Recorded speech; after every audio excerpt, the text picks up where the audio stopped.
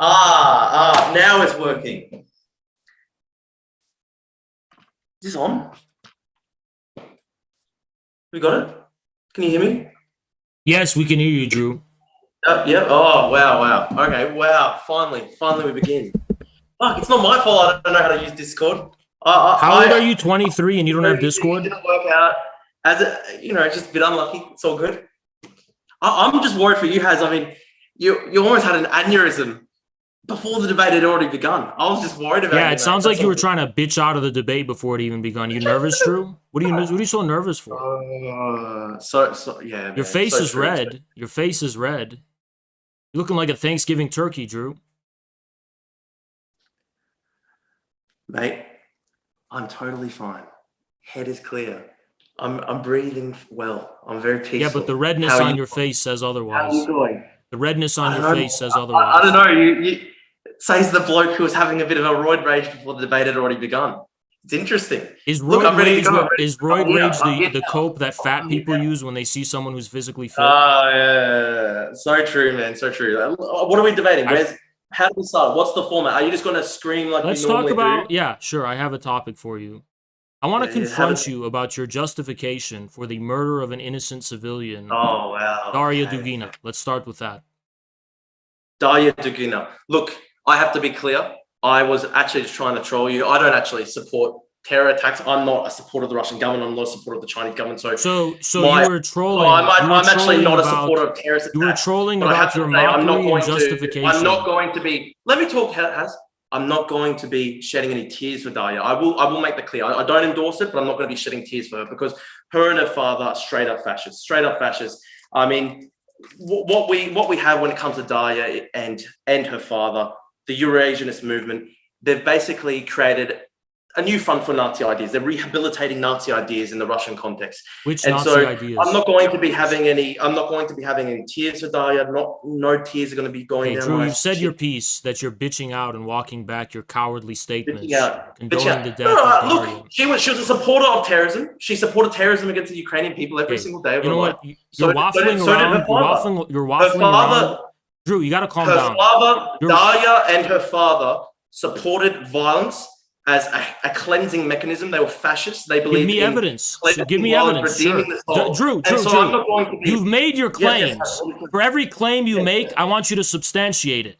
First, you called them fascists. I would like you to substantiate that. Then you're claiming that they support violence against civilians who want to cleanse people. I want you to substantiate that. We'll begin with the history of Dugin. So Dugin was inspired by Miguel Serrano, author of Hitler, the Last Avatar, which claims Aryans owed their superiority to extraterrestrial origins. Dugin originally wrote under a pet name of Sievers, reference to Wolfram Sievers, a German Nazi executed for war crimes in 1947, a man who kept the bones of his I'm not interested in bringing up Dugin's past in the 1980s. In 1997, Dugin himself is very explicit. Dugin himself is very explicit about how Eurasianism... This is something you always do. You're speaking over the guest. Because you're bringing up some irrelevant jibber-jabber when Dugin was a kid. Calls for fascism, borderless and red. That's his quote. We want fascism, borderless and red. That's what Dugin calls for. Drew. I actually made a full...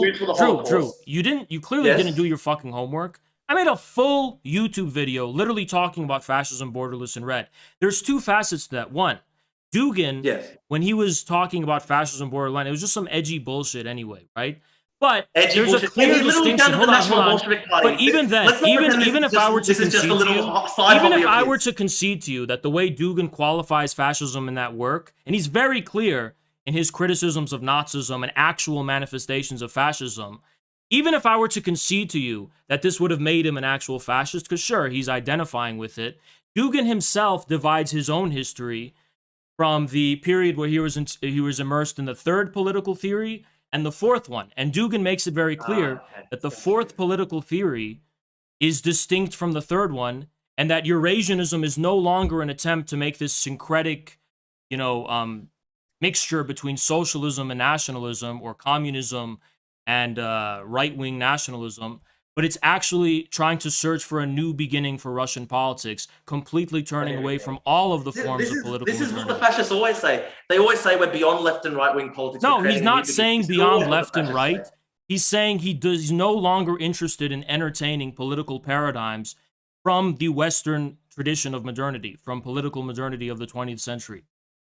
This is like straight up exactly Beyond what the left and Nazis, right. exactly what I have to the explain this to you. Australian fascists I have did. to, boy, I have to educate you, Australian boy. Beyond left and right, that's Oh my the God, syncretism of the third this way. is- That's third way This politics. is just the most it's schizofascism. It's a schizophrenic ideology. It's schizophrenic. That's just that's an ad hoc. Drew, I'm sure you've not prepared for this what does he debate. say? What If you're does just he going say? to call things As early schizophrenic. as 2005, as early as 2005, is calling for the destruction of Ukraine. He's give me the exact quote and citation. The Eurasian ideas. Basically, what he's talking about is the empty, abstract sea peoples of the maritime empires, corrupted by Jewish decadence and. Where does he say Jewish decadence? Where does he say that? I mean, but that's always the subtext. That's always the code. Where is it the subtext? Because Dugin is clear about his relationship. Hold on, but Dugin is clear about his relationship to Jewish people and Judaism, and how much he respects and venerates the tradition of Kabbalah and so on and so forth. So where can you actually justify concretely that Dugin is in any meaningful sense a fascist? If you want to cite Fascism Borderless in Red, which was written in his state of political immaturity, please read me the content of that work and show me how it has any similarity to actual fascism. Everything Dugin talks about, it is fascist. Name one thing. Name one thing he talks about that's fascist. Name one thing. Listen to what he talks about. He talks about sacrificial, redemptive violence. He describes the West as the place where Walter Benjamin. Hold on, Walter Benjamin. I'm gonna explain because you're a fucking retard who doesn't know anything about the history. You don't know anything about the history of thought. Walter Benjamin was a Jewish Marxist from the 1930s who talked about something called divine violence. And the meaning of violence has been very clear in the Marxist tradition. So Dugin saying words about violence in the abstract, that doesn't indict him as a fascist at all. So give me a concrete example of him being a fascist, concretely. We'll talk about what he wants in concrete reality. What he wants in concrete reality is a Russian imperial state that expands. He talks about destroying Europe. He says we must destroy Europe. And he called in 2014 for the unification of the far right to destroy Europe. So what does Dugin mean? A few things. When you say Dugin wants a Russian imperial state, it's not so much that he wants one, it's that he recognizes what he calls the Russian big space as a space of common civilization. And yes, he wants a state to reflect that fact. But he doesn't dream of the Hitlerite adventurism of just building something out of nothing because might is right. It's not where he's coming from. And then second of all, you say Dugin wants to destroy Europe. I'm sorry, even if he did say that in the context you're trying to say he did, that doesn't make him a fascist. There's a lot of anti-colonial people who also have grievances and resentments over European imperialism and European colonialism, which, mind you, actually forms the concrete context of where fascism came from. There would be no fascism without European modernity. There's no fascism without European colonialism. There's no fascism without European slavery. There's no fascism without the genocides in Africa and elsewhere and the internment camps that the Europeans pioneered. Hitler's camps wouldn't have been possible were it not for those camps. So saying that he has hostile views toward Europe doesn't mean he's a fascist. But here's the better thing. By destroying Europe, all Dugin means is destroying NATO and the European Union. He doesn't actually mean destroying European civilization. And why does he want to destroy NATO and the European Union? Because he says that the West is controlled by shadowy forces, by which he means the Jews. He's talking about gays subverting traditional values. Can you give me a single shred of evidence that justifies the assumption that he means Jews? I mean, it's common. I mean, by the way, what you're saying doesn't even reflect. Hold on, Drew. What you're saying doesn't even reflect Dugin's point of view. Dugin doesn't need to talk about shadowy forces because Dugin is grounding his understanding of the difference between West and East in a more broader philosophical or even metaphysical difference. It has nothing to do with necessarily any conspiratorial cabal. It's more about how the West and Russia have diverging and differing histories owing to fundamentally different, what he calls logos, which are metaphysical differences or ontic differences. So what you're saying is complete ignorance when you're saying that he's saying the Jews control the world. There's no evidence for that, right? In 2014, his quote is, only a united far right can save Europe from gay Satan. This is what he's talking about. Only a united far right can save Europe from gay Satan. This is basically what he's discussing the whole time. He believes there's this Dugin is referring to the Dugin is referring, because you have to understand Dugin is actually referring to the manifestations of yes, right-wing populism that existed in Europe, which at the time were the only manifestations of opposition toward the European Union that had a mass popular basis in Europe. But regardless, Dugin has been explicit. We don't have to waffle around and hermeneutically interpret the meaning of Dugin's words in relation to fascism. We just quote Dugin himself on his understanding of Nazism and fascism, and Dugin completely rejects them explicitly, and he actually gives independent reasoning for his rejection of these things that is consistent with his philosophy and his worldview. This is a key element. This is a key element of schizo-fascism, by which they claim to reject and deny fascism, and yet their methods are fascist themselves. So what methods are those? First of all, let's not get off track. Hold on. Let's just stop getting off track. The cult of the dead, the dream of cleansing violence. I don't want to hear your 14 your retarded 14 signs of fascism that could be applied to Joe Biden too. But I want to ask you a question. Oh my God! This is not what I'm What methods? Hold on. What methods? This is the problem with fascism, because it's always a movement of the primacy of the will over the intellect over reason. It's always going to be internally contradictory. Hold on, you're talking about matters of which you're talking about matters of which you have no understanding. Speak about how he opposes fascism while supporting You're fascist speaking goals and about movements things themselves. that Dugin outclasses you when it comes to. You're talking about will. But for example, the people that he allies with in Russia,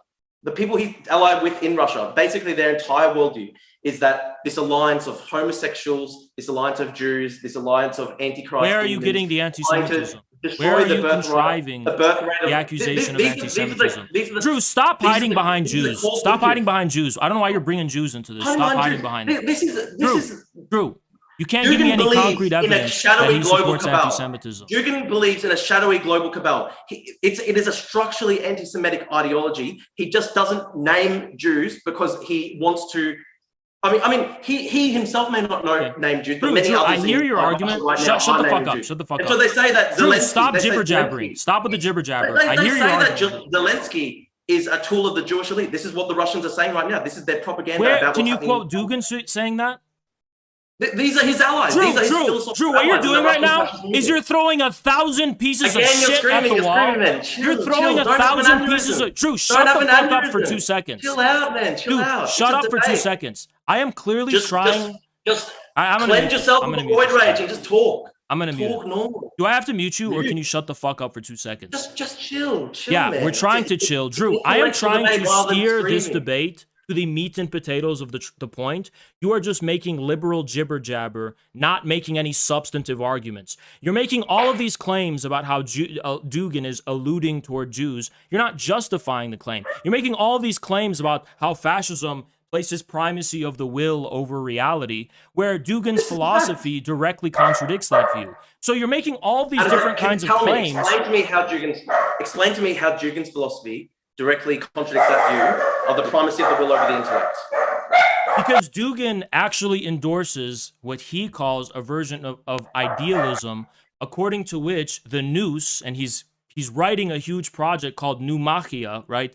The origins in the nous, which is the foundations of civilization, come from what he calls the noosphere, which is actually from the mind. And it's through the intellect that one can actually interface with this and come to actually reflect this, right? So Dugin doesn't believe in voluntarism. He actually ascribes to a kind of metaphysical idealism, according to which, and this is in his own words, the idea has primacy. So you're wrong. Dugin does respect the intellectual traditions of the world, including the intellectual traditions of Europe. Dugin has engaged with just about every single intellectual of the European canon in the 20th century, including from the far left and the left. So what you're saying is completely wrong. Dugin is first and foremost, and this is what I'm trying to drive the debate back to the point of, a philosopher. He's not calling for violence. He's not calling for the extermination of peoples. He's not calling for massacring anyone. He's first and foremost a philosopher. And you justified the murder of his daughter. Even if you said that his philosophy, if taken to its, even if you were to make the claim that his philosophy, taken to its logical conclusion, would be a replication of Hitler's Germany, something you couldn't even justify if you were pressed on it. Even if you were to make that claim, you can't actually show me how Dugin, in his capacity as an intellectual and a philosopher, is responsible for that. He's not. He's just a philosopher, and you're justifying the murder of anyone you deem fit just because you call them a fascist. Drew, this is an extrajudicial. This is exactly what the Russians are doing inside Ukraine. They claim anyone who opposes the idea of Ukraine's That's a perfect example, Drew. That's a perfect example. Because that's a perfect example. Sure. You're not letting me speak. You're just running, yelling. They claim that anyone who denies that Ukraine should be a subordinated colonial state to Russia, they say that anyone who believes in that is a Nazi Banderovite. This is what they claim. And then, so this is how they justify the violence against Ukrainian citizens, including the use of an anti-carrier missile against residential buildings just days ago. We're talking about the slaughter of children. I have to preface something for the sake of YouTube. YouTube has actually made it against its terms of service to discuss events of that nature. So we're not going to be mentioning things like that on YouTube. What events of that nature? What are you talking about? YouTube has made it against their terms of service to question what the mainstream media says about Russia's that's a very easy cop-out. But since you made, but I can address the other things you said. I'm still allowed to address the other things you said, just not the stuff about the residential building. So regarding the other stuff, we know what you're saying. We know what you're going to be arguing. Regarding the other stuff that you were saying.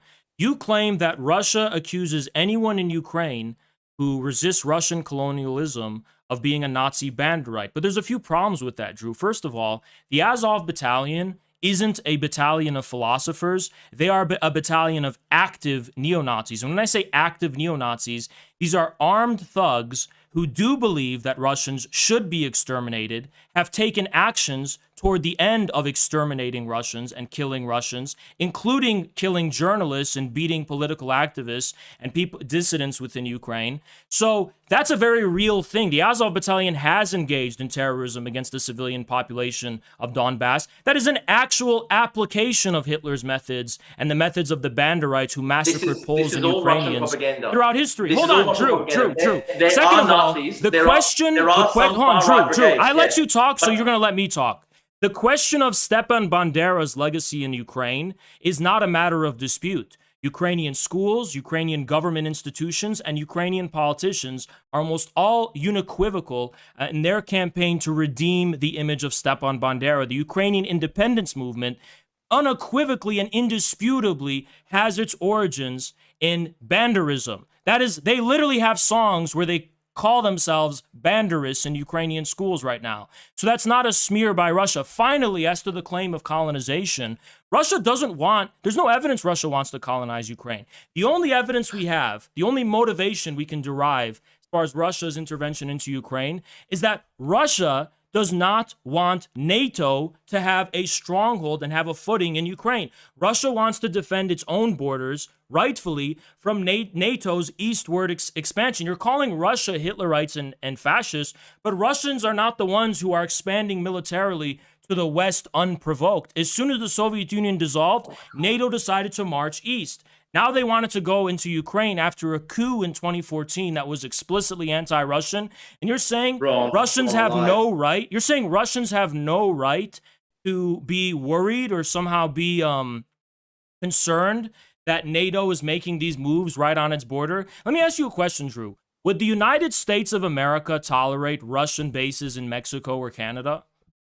This is all the easy propaganda narrative perpetuated by the Russians. They claim it's all to do with NATO, when in fact they don't care that Sweden and Finland are joining NATO. They were talking about, you had Dugin saying that Ukraine is not a legitimate state, that it should be destroyed. He was talking about that as early as 2005. People talked about this for decades prior to NATO. Why might countries in Eastern Europe want to join NATO? Why might they want to join NATO? Maybe perhaps because of the history, the decades of Russian imperial expansion across Eastern Europe. Let's not forget that World War II started when the Soviet Union signed a secret alliance pact with Nazi Germany. They had secret provisions under the Molotov-Ribbentrop Pact to invade and divide Eastern Europe together.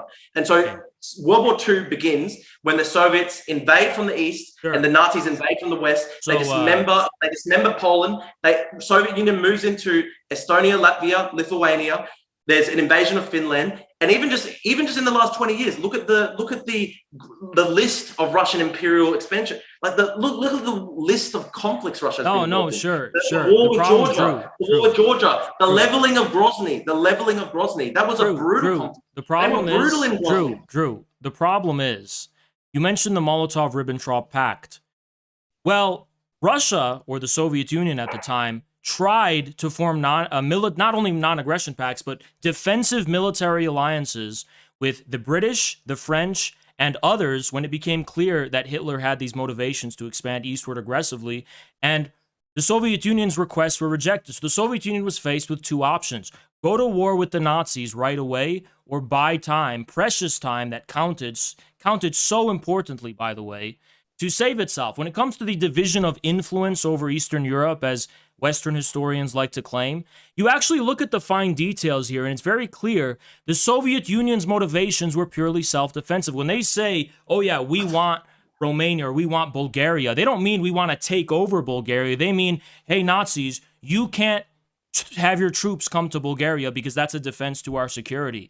They had no intention What do you call the invasion of Hungary in 1956? What do you call the repression Hungary, of together with Romania and other Eastern European countries, actually invaded the Soviet Union alongside Nazi Germany. So when Hungary, I know this. When a communist government came to perhaps power, this would not have happened. Has you say, oh well, they were looking for a pact against Nazi Germany with the West. Yes. You can go all the way back to the start, Hitler's rise to power, and the Soviet Union, Stalin forbid the communists inside Germany from working with the Social Democrats to contain Hitler's rise. No, he didn't. That's a complete lie.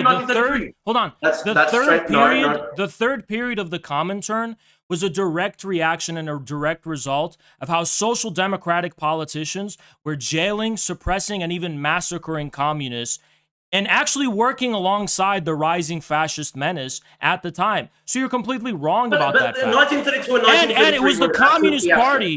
It was the Communist Party who wanted to form a bloc with the Social Democrats, and they were the ones who were rebuffed. So you're just revising history right now. If you're going to pull it all the way back to the end of World War I, yes. But if we're talking about the rise of in the early 30s, yes, the Soviet Union forbid the communists from working with the Social Democrats. That's not true. And so this was part of Hitler's rise. That's not true. That's not true. That's not true. The Soviet Union blocking off. No, the Soviet Union adopted the theory.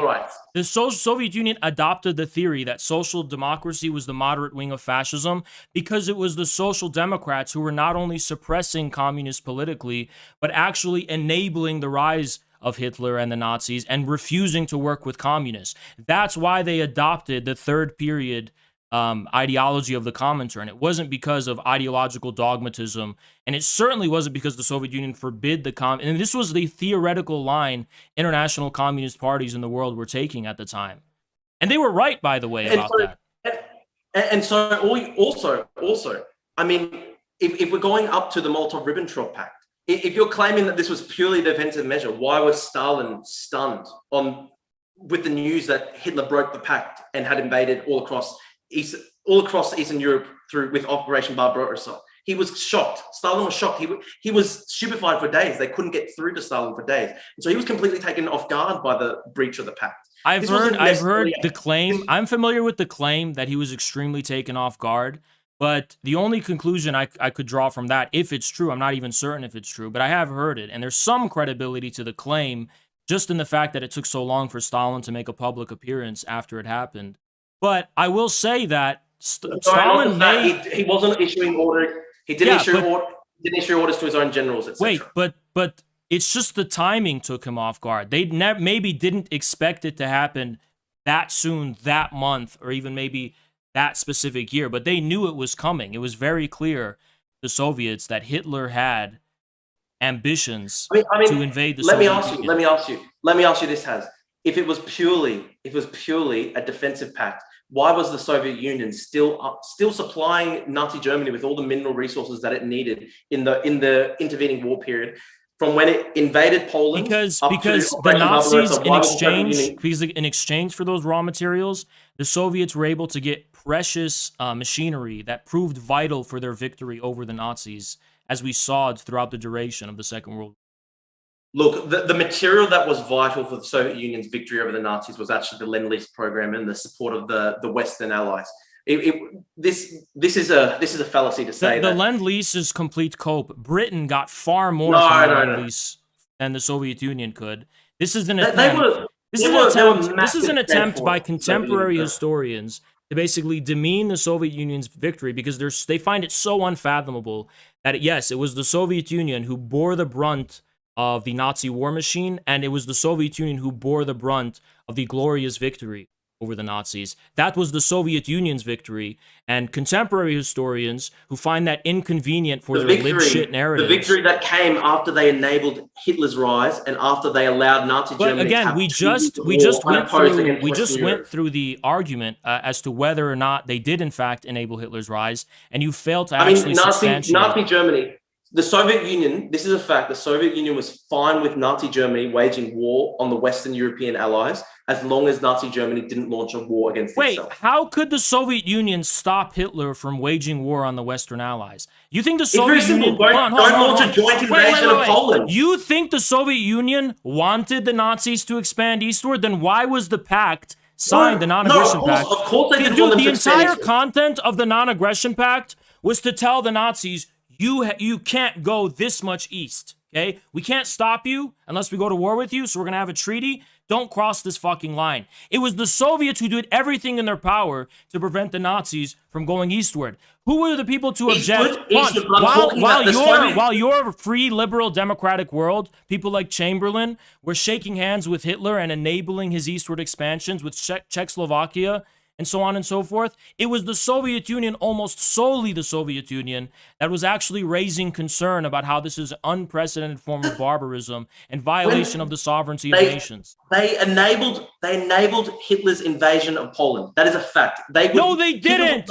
By the time the Nazis were planning on... If he knew that the Soviets could have intervened. True. By the time the Nazis were planning on invading Poland, the Soviet Union had exhausted its choices and exhausted its ability of trying to convince the Western powers after the invasion of Czechoslovakia, after the invasion eastward, that, hey, this Hitler guy's dangerous, we need to form a military defensive alliance against him. They rejected all of the Soviet Union's calls for one. So when the Soviet Union... This is true. If this is true, why was Nazi propaganda republished in Soviet papers at the time? There was actually a concerted effort to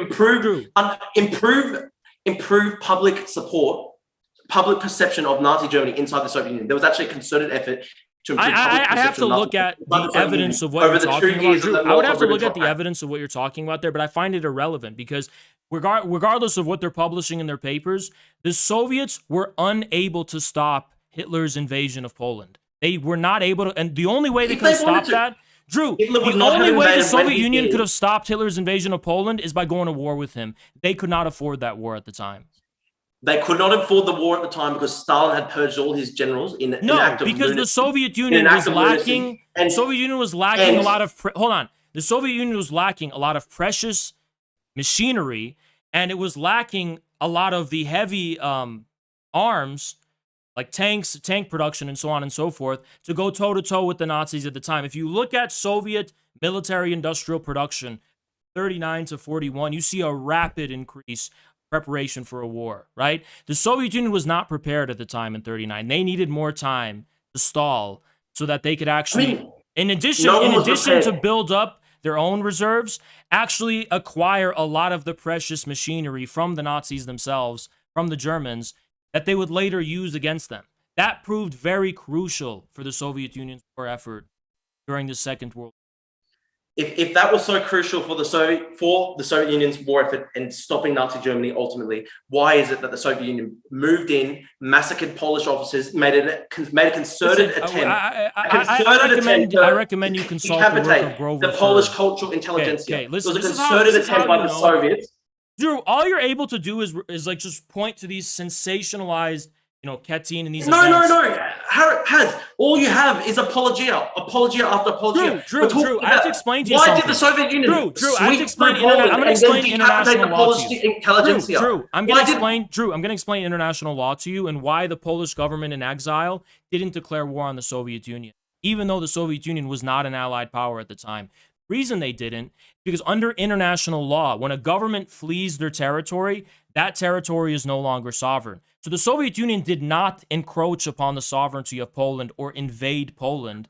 The Polish government had already fled by the time the Soviets came. So what the Soviets actually did, Drew, what the Soviets actually did was they set up defensive outposts in Poland to halt. Yes, that actually also. Holy shit. Defensive outposts. They just had to deport 10,000 Polish officers to the Katyn forest to decapitate. Again, YouTube's terms of service will not allow me to refer to the works of Grover Ford on this matter. God, my friend. Holy shit. Drew. It's just, when it comes to the logic and facts around this, all you really have are these specific events that somehow contradict the wider context. But I'll give you those specific events because on YouTube you can't contradict them. But I just don't understand. It doesn't boggle. The mind boggles because according to your narrative, the Soviet Union was actually was not invading Poland. There was no secret under international law. They were not. Oh my God! So there were no secret provisions in the Molotov-Ribbentrop Pact to divide Poland between Nazi Germany and the Soviets. There was no plan to invade Poland. Where they gave the Baltic states to the Soviets. There were secret provisions. Yeah, Baltic states that were ceded. Baltic states that were ceded. If this was a purely defensive operation, why is it that the Soviet Union deported so many Poles to the gulags? There was a concerted effort to establish a decades-long occupation of Poland. Listen. The Soviet Union military. You can talk about your gripes with the Soviets' political system. There was a lot of internal repression against enemies of the state, even among the Russians themselves. It's by no means exclusive to the Poles, but the Soviets the Soviets would have justified mass roundups of Poles, mass roundups of Russians. The Soviets would have justified the Soviets would have justified said deportations under the pretext of security concerns, not because they're Polish. They have a problem with the Polish ethnicity because 10,000. That's why they have to deport Polish children. First of all, 10,000 people is not the entirety of the Polish population. There's no. The Polish culture, they rounded up. So you're trying to say the Soviets engaged? Polish politicians, Polish statesmen, diplomats. Yeah, I have to look at the. I would have to look at the facts, but I'm open to the idea. This is a quote. I'm open to the fact. I'm open to accepting the fact that the Soviets probably did engage in some political repression against the Polish political elite. It wasn't just political repression. It was. What I'm saying. What was it if not political repression? I'm trying to explain, this is actually crucial to my argument. This is the pivot point on which my argument is.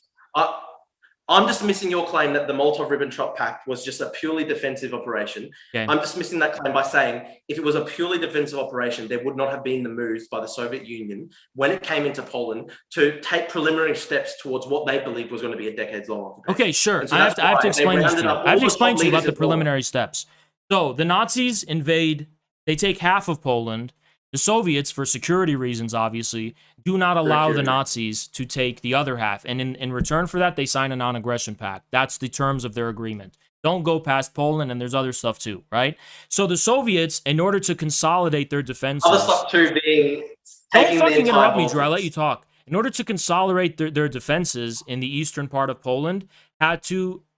establish the political supremacy of the Soviet state. Well, if there's going to be resistance to the military and logistic authority of the Soviet state, that's going to undermine their ability to defend themselves. So the fact that the Soviets were engaging in political repression in the western half of Poland, in the eastern half of Poland, is in no way an indictment on the self-defensive nature of the Molotov-Ribbentrop Pact on the Soviet side. I mean, it's just cope. I'm sorry, it's just cope because these were secret talks between the Soviet Union and Hitler's Germany. So what's your point? Who cares if they were secret? Who cares if they were secret? The Soviets? So what was the alternative for the Soviet Union? Just admit, Drew, for you, your alternative is always, the alternative is that the Soviet state should have gotten destroyed. They didn't want to have their state No. destroyed. That's not the alternative. So what was their alternative? I have to say to you, Haz, of course, if it's the Soviet Union versus Nazi Germany, of course I'm against Nazi Germany. I don't want to hear that. I want to tell, what is the Soviet Union's alternative? 1938, 39. What is their alternative? What is their alternative besides? Let's just go through. Oh my God, like the Soviet Union assisted German air forces by allowing them to use signals broadcast by the Soviet radio station at Minsk. Like, holy fuck. Like, they were actually aiding the Nazi German invasion of Poland. And you're saying the Soviet Union was the crucial... They had a non-aggression pact. They had a non-aggression pact. They had a non-aggression pact. A non-aggression pact that actually extends to facilitating I want you to stop waffling around. I want you to stop waffling around. It's not waffling. This is crucial. This is crucial to the whole thing. Drew, this is crucial. Russia, the Soviet Union, and then Russia listen, have never had a problem with fascism. What was the alternative for the Soviets? The alternative for the Soviets? Not invading Poland, not decapitating the Polish cultural elite. Let's do that. Let's do that, Drew. So Hitler's going to invade Poland. The Soviets are not going to take the eastern half of Poland, so the Nazis are. Is that what you think would have been wiser? No, this is the alternative. This is the alternative. If the Soviet Union had said explicitly to Nazi Germany, no, we will not countenance a Nazi German invasion to the east, Hitler would not have invaded in 1939. That is a fact. You're saying if the Soviets told Hitler, Poland is our red line, that Hitler would have said, okay, we won't invade Poland. He wouldn't have in 1939. That's how stupid you sound. Hitler was... But it's a fact. Hitler was maniacally... Let me explain to you what have actually happened. Yeah. Hitler was maniacally war-driven. He would have pressed into Poland, he would have pressed into Ukraine, and he would have invaded the whole of the Soviet Union. And here's the best part. Yes, I agree with you. He would have been able to make the case, which is what his dream was, a better case to the Western powers. Hey, although I'm invading Poland just like I took Czechoslovakia, I'm also going to destroy the Soviet Union for you. How could Stalin predict whether or not Britain and France are going to join along and clap along and aid Hitler's endeavors? These are unpredictables. Why should he have taken that risk? I'm saying to you, there was a war going on in Western Europe at the time. There was an internal war. Hold on, there was an internal war. We had the whole saga of appeasement with Chamberlain. There's an internal war going on. The Nazis are trying to convince the populations of Western Europe, hey, we're the defenders of Western civilization. The real enemy are the Soviets. We're not bad guys. We're good guys. And there were appeaser politicians in Britain, in France, throughout the whole of Western Europe that had Hitler's ear, and they were listening to the things Hitler was saying. So why should Stalin risk all of the Western powers teaming up to destroy and dismember the Soviet Union as they tried to do 2 decades earlier during the Russian Civil War when the Allied powers and Germany invaded the Soviet Union to destroy the first proletarian dictatorship in history?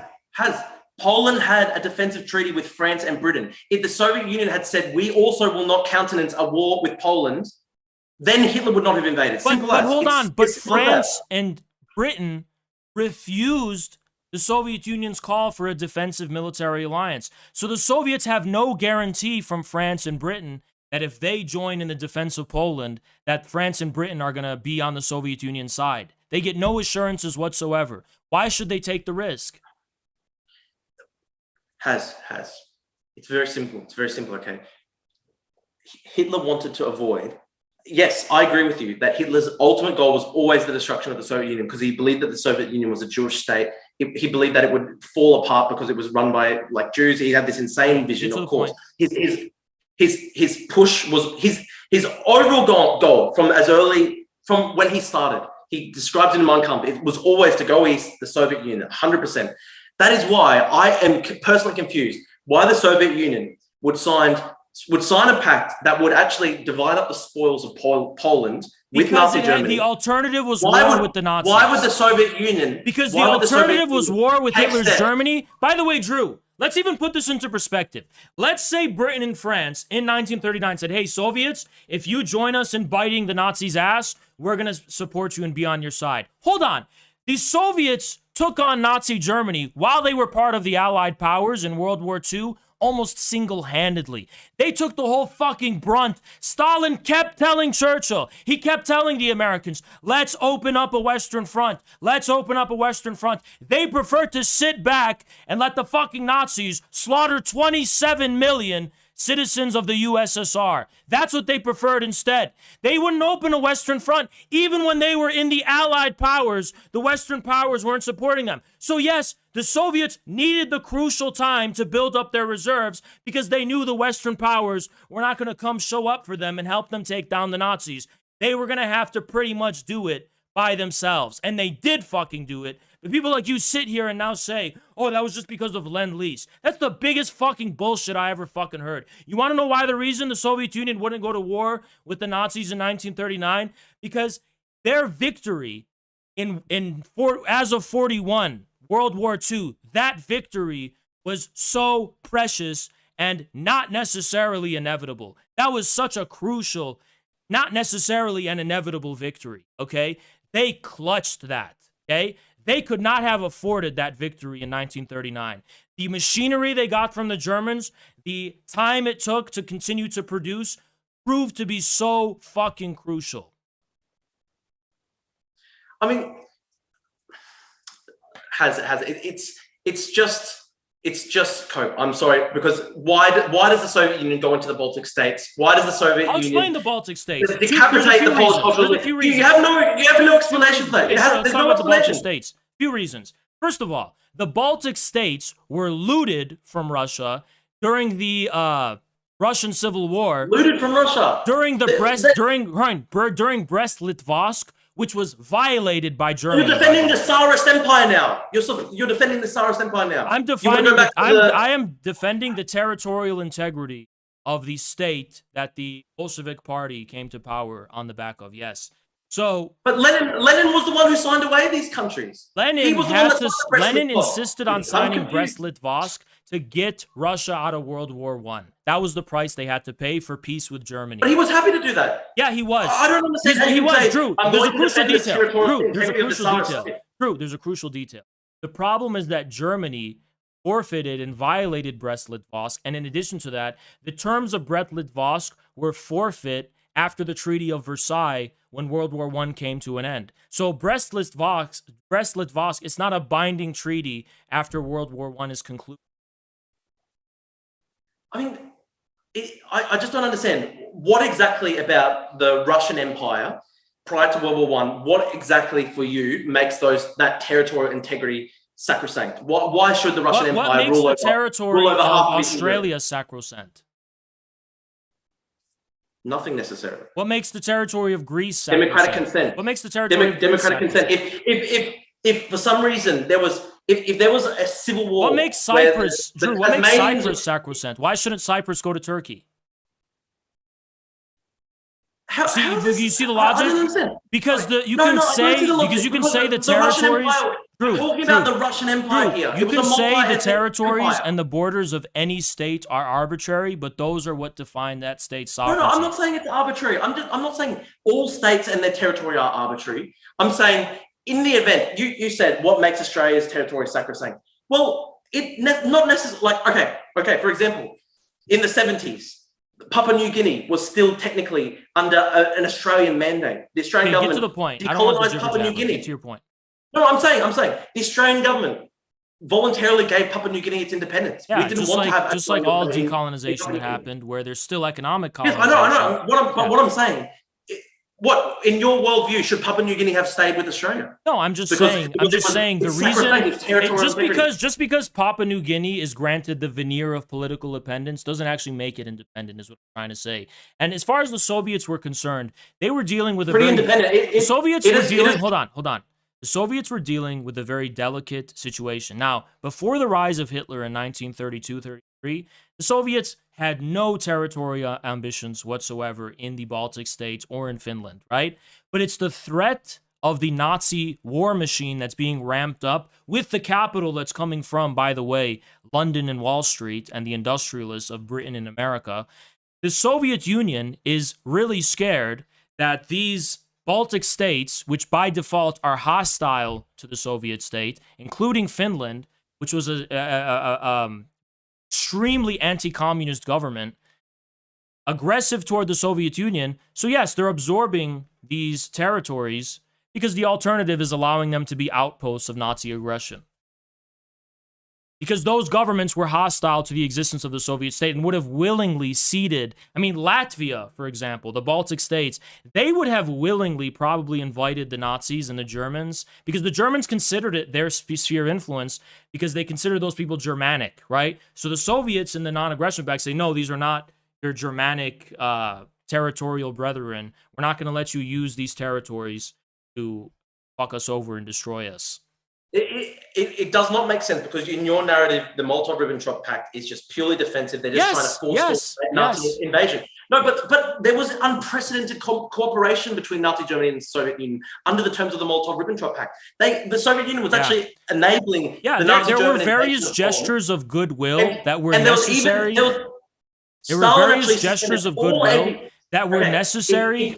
Stalin was preparing an ultimate long war to defend the Soviet Union and its territorial integrity against Nazi Germany. Why do they suspend all anti-Nazi, all anti-fascist, because it would have been seen by the Nazis, because it would have been seen by the fucking Germans as a form of geopolitical aggression, and would have provoked the Germans into actually preemptively suspending the terms of the non-aggression pact and invading the Soviets. You think Stalin trusted a crazy man like Hitler?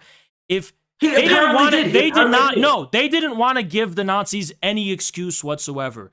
And that kind of information, that of anti-Nazi stuff, that would have signaled to the Nazi Germans, it would have gave them any kind of excuse, right? They don't want to give them any kind of excuse. If they're reading Mein Kampf, they know from the early 20s. They do know. They do know. Dude, Drew, they do know. But if they know, why do they not take any steps? Because it's an extremely delicate situation, and every month that they can save time on counts.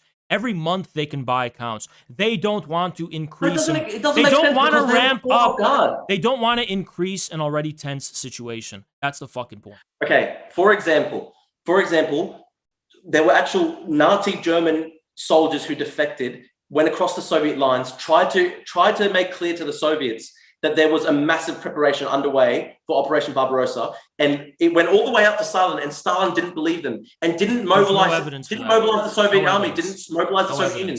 That's why the initial evidence for that claim. There is no evidence for the claim. There's no evidence for the claim that Stalin did not believe reports of Nazi troop movement, nor consider that moves of aggression. Then why was the Soviet Union completely taken off guard for the first 6 months of Operation Barbarossa? Because even the evidence for that claim is very flimsy. I mean, the evidence is right there for you in this fact that there were massive amounts of Soviet troops who were captured, who were encircled needlessly, like millions upon millions of Soviet prisoners. The Soviets were not necessarily prepared. The Soviets were not necessarily prepared for the unprecedented Nazi war tactics that were deployed in Operation Barbarossa. They should have been. They should have been, because if they were serious about combating the fascist menace, the Soviet Union had no history of going toe-to-toe symmetrically with another industrial power, ever. They had no, the last time Russia was in a war was World War I. World War II vastly differed from World War I in terms of the tactics employed. There was the Russo-Japanese War, and then there was the Russian Civil War, which was highly irregular nature. They know that Hitler is planning a genocidal war to completely subjugate all Slavs in Russia, and yet they actually signed an agreement with him to buy time. Again, Drew, my argument is that they were buying time. But even if we're talking, if we accept your argument that they're just biding time, why are they not prepared when the initial Nazi raids occur at the start of Operation Barbarossa?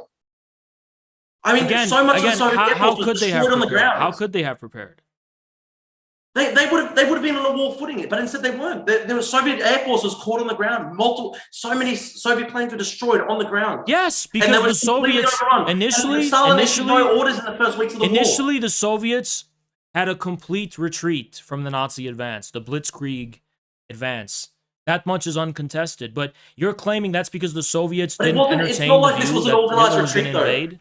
But this is the thing, it's not like it was an organized retreat. It was total chaos. The first months of the war, it didn't have to be so destructive for the Soviet Union. It wouldn't have been if they hadn't initially enabled the Soviet Union to get right up to the Soviet border. This is one thing I never understand. You mean enabled the... Let me ask this, right? Let me ask this, Haz, right? Okay. If they're trying to forestall a Nazi war against the Soviet Union, why would they not want Poland to remain as a neutral buffer state? Why would they want It's not their choice. They don't have a... Drew, we're looping. We're fucking looping.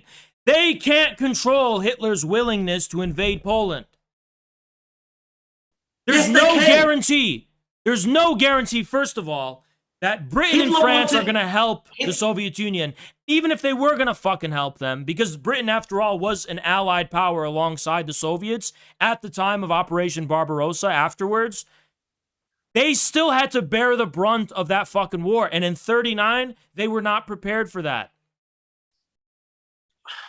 Those 2 years were so fucking crucial, Drew. But just explain to me, Haz. Explain to me, if you want to forestall a Nazi war of aggression against the Soviet Union. Don't repeat the same argument. Why do you take the Nazi German army right up to the border of the Soviet Union? Because you're looping. You're fucking looping. Okay? You're looping. It doesn't make sense, though. It doesn't make sense according to the narrative.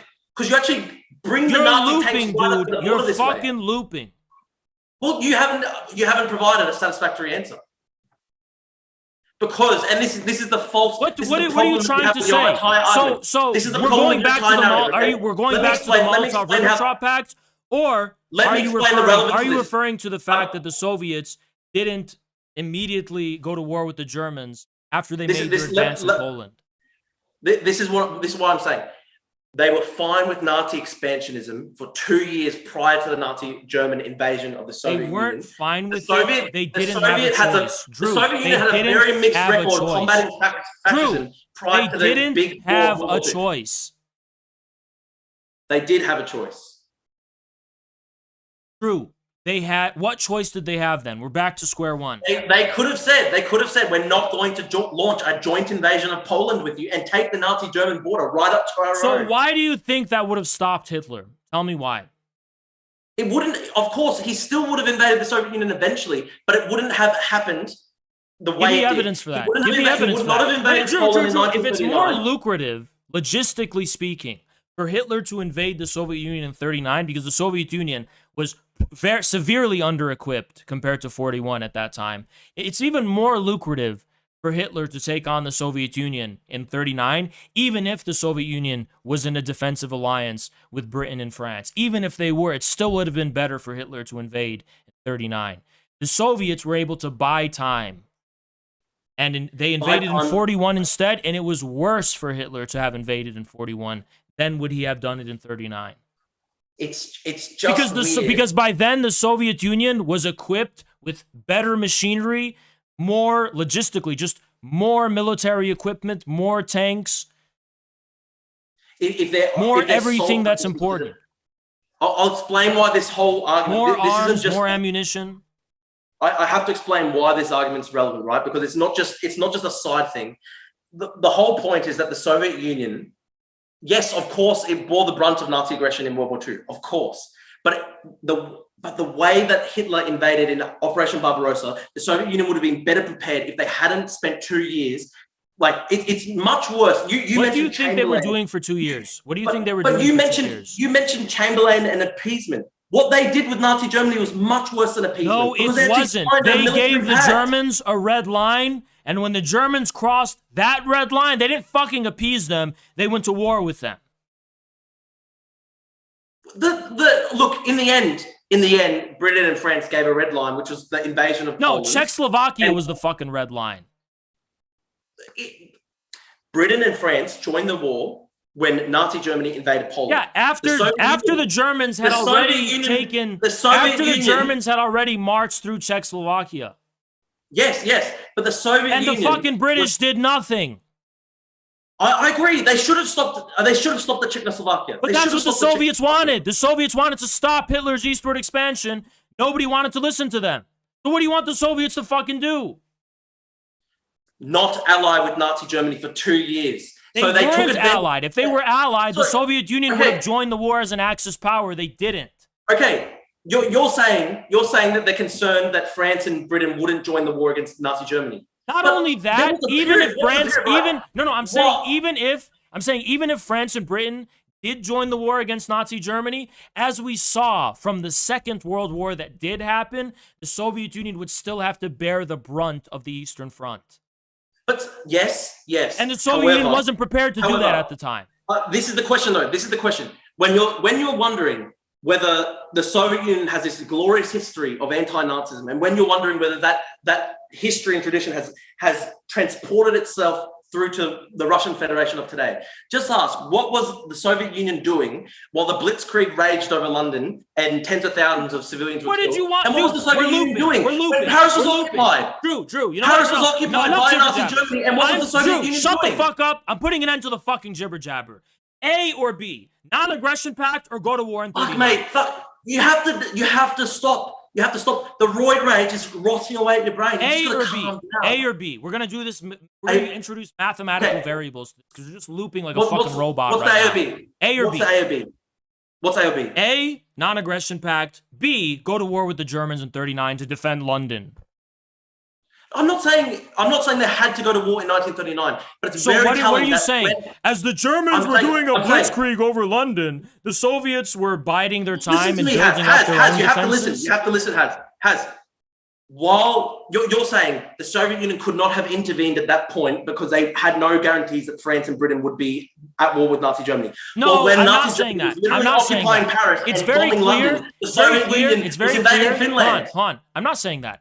There's so many different variables. First of all, even if France and Britain were in a defensive pact with the Soviet Union and did actively defend the Soviet Union, which the Soviet Union needed, even if they did that, which they didn't because they rejected every fucking overture by the Soviet Union to enter into a defensive pact several times throughout the 1930s, by the way, several times. But even if they did do that, it's still clear from how World War II actually played out that the Soviets would still have to bear the brunt of the Eastern Front and that they wouldn't open up a second front. What did France do? France completely capitulated. I agree. France was bad in World War II. I agree. Yeah. I'm not gonna so it's clear in retrospect. Stalin was very wise to not go to war with the Germans in 39. But what I'm saying is, Hitler would not have invaded Poland in 1939 if he knew that the Soviet Union wasn't just going. Then why did Hitler invade in 41? He invaded in 41 because he felt that the balance of power was in his favor. Why? He was at war with Britain. Yes, and he thought that he could contain Britain and invade Soviet Union. Look, this is a question. So why couldn't he have done that in 39? Why couldn't he have done that in 39? Because okay, it's very simple. Why couldn't he have done that in 39? And it makes no fucking sense. Look, it doesn't even look. None of Hitler's overall Nazi military plans makes any sense, really. Historians don't even know the exact. So you've conceded the argument. No, I haven't. Because you used Hitler's rationality as the basis of your initial premise. Now you have to concede that because your conclusion doesn't follow the premise. Now you have to say Hitler's just irrational. No. Let me explain. Hitler was always going to go to the east. I agree with you on that. But would he have gone as early as 39 if he knew that the Soviet Union wasn't? Why not? Why not? Give me, since Hitler's irrational, he's just arbitrarily making choices for no reason. Can you tell me why you think that? Why do you think that? Why do you think he wouldn't have invaded the Soviet Union in 39? Why did he invade Poland in 39? I'm going to repeat the question. Why do you think that Hitler would not have invaded the Soviet Union in 39? I don't know. Why didn't Hitler invade Poland? Why did Hitler choose to invade Poland in 1939? I have to remind you of geography. So in order to invade the Soviet Union, you have to go through Poland. So Hitler's going east. He's going east. Why do you think he's going to stop in Poland if the Soviet Union is not making it clear they're going to have a non-aggression pact with a red line? Why do you think Hitler would have stopped at Poland? Well, he stopped at Poland because he concluded a pact with the Soviet Union. No, dude, Drew, I'm going to ask you the question again. Drew, why do you think, let's say there's no pact, what makes you think that Hitler would have stopped at Poland? I understand. I understand that this is one of those counterfactuals of history. However, if he knew that the Soviet Union provided a potential third countervailing force, look, he looked at the balance of forces, right? And Britain and France had said we will go to war with Nazi Germany if there is an invasion of Poland. But for some reason, he felt secure in invading Poland in 1939. Why is that? Could it have been? All right, sure. So if Hitler was so what I'm saying is, Drew, I want to explain to you the irrationality. In 39, if there were three countervailing forces. Drew, I want to explain to you the irrationality of that point. Okay, if Hitler was, let me explain. There's so much facets of how that's stupid, right? The first one is this, and you're gonna let me do both of these. The first point is this: if Hitler's scared the Soviet Union's gonna enter the ring, why does Hitler invade the Soviet Union in 41 when the Soviet Union was more prepared and more powerful than it was in 39, having a lot of the crucial machinery transferred over by the Germans themselves that they did not have in 39? Clearly, that wouldn't have been a deterrent to Hitler in 39, that he's scared the Soviet Unions are going to throw their hat in the ring when he invades them in 41. Now, the second reason it's a stupid point is because actually, Hitler, one way or another, needed the oil that was coming from the Soviet Union. He would have had to invade the Soviet Union to sustain his Western campaign and defeat the British. He would have no chance with Britain without that oil. So yeah, you want to ask if he would have taken the risk? You want to ask if he would have taken the risk and plunged his sword through Poland and continually plunging east to get the crucial resources from the Soviet Union necessary to face the Western powers? He would have done it. Look, this was Hitler's war plan, right? He would take out Poland, then swing east, take out France and Britain, and then upon defeating France and Britain, that's when he wanted to have his apocalyptic war with the Soviet Union. So at best, with your argument, why did he change his plan? Okay, Drew, but clearly he changed his plan. So at best, all I'm saying is, at best, with your argument, at best, what Stalin thinks then is, well, we'll let Drew, Hitler clearly he changed. You just said something wrong. Clearly he changed this plan because in the middle of his war that was not concluded, he still invaded the Soviet Union. Yes, because he concluded that he couldn't take out Britain alone. Dude, so you think the Soviet Union is going to help him? He invaded the Soviet Union. He can't take Britain alone, so he's going to take both Britain and No. Sorry. Let me rephrase that. This is his war aim, right? His war aim is occupy Poland, then swing west and occupy France, and then take out Britain. He came very close to doing that. He then concluded that he couldn't defeat Britain, so he thought, okay, I'll keep them quarantined from the rest of the continent, and we'll go east. So this is what Hitler ultimately did in World War II. And what I'm saying is, at best, what you're describing, that makes no sense. That makes no sense. It makes no sense. Even if we, what makes no sense? Why, if he can't defeat Britain, why would he divert his forces east and not, continue to fight Britain to defeat Britain? We don't know. Because in his fucking psycho head, he had this dream of the apocalyptic race war on the Eastern Front. Dude, you can't. Okay, so if you're saying Hitler's an irrational person, you can't say, oh, here's the rational reason Hitler wouldn't have invaded the Soviet Union in 39. He still would have invaded the Soviet Union, but I'm just saying, at best, with the scenario you're presenting to me, that the Soviet Union even if we're dismissing what the Soviet Union did inside Poland, inside the Baltics, when it actually occupied these countries, planning for decades-long occupation, even if we put that all to the side, which is a massive point, and you're asking me to not even go into that, we push that to the side, you're saying basically what Nazi Germany was happy with was, what the Soviet Union was happy with was allow Nazi Germany to go to war with both Poland, the alternative France, being going to war themselves. Consume all of European flames. The alternative being the Soviet Union. And they ultimately know Hitler's going to go for the East because this is his apocalyptic vision. Yeah. But they're happy with Europe being consumed in flames and millions of Jews being killed inside Europe. The difference in the variable here is, dude, again, we're looping. The variable here is time. 39, the Soviet Union was not prepared to fight the Nazis. No one was in 39. But the Soviet Union was especially not prepared. Even Britain and France was. No, we're not ready. Okay, no one was well, ready. the Soviet Union is concerned with its own interests to defend itself. Britain conspired, France conspired to destroy the Soviet Union from its inception by invading Russia during the Russian Civil War. So the Soviets, why is the government of Britain and France the Soviets' responsibility to defend when they can barely defend themselves? That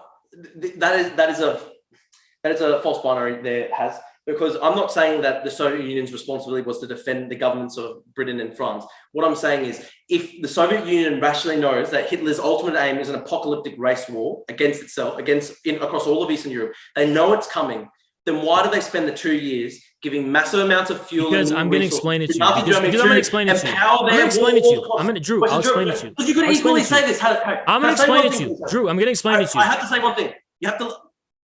It doesn't make sense, because if the Soviet Union was not prepared in 1939, what makes it think that they will be better prepared in 1941 when Nazi Germany is actually stronger? Because at that point, it's occupying all of Europe. There is no indication or guarantee the Nazis would have been stronger in 1941. There's no guarantee of that. But even if I grant you, but by that point, they occupied all of shut the fuck up. Shut the fuck up. Even if I were to grant you that the Nazis would have inevitably been stronger in 41, the difference is this. It's risk. The Soviet Union is almost certain it cannot win in 39. They have a chance if they buy time. They have a chance. They don't have a chance if they fight in 39. And the reason for that, and we're looping, is because as the events of World War II actually proved, the Soviets knew they were going to have to face the brunt of the Nazi war machine. And they were not prepared to do that. And then there's another variable you're conveniently brushing to the side here, which is really convenient you're ignoring, because it's actually not true that Hitler commenced Operation Barbarossa because he's an irrational madman. Hitler believed, and honestly, this belief was well-grounded, and it was a belief, or at least a suspicion, the Soviets also shared, that if he were to have battered down the English into submission, there was a chance that the already existing pro-Nazi elements ruling England, among the English ruling class, among their nobility and aristocracy and their bloodline ruling families, and their royal family, where there was pro-Nazi sympathies that existed, right? There was a chance that if Hitler just directs all of his attention to the Soviets, hey, maybe the Western powers like Britain will just be like, you know what? Yeah, let's just take on the Soviets and destroy them. We'll join you, Hitler. We'll join you.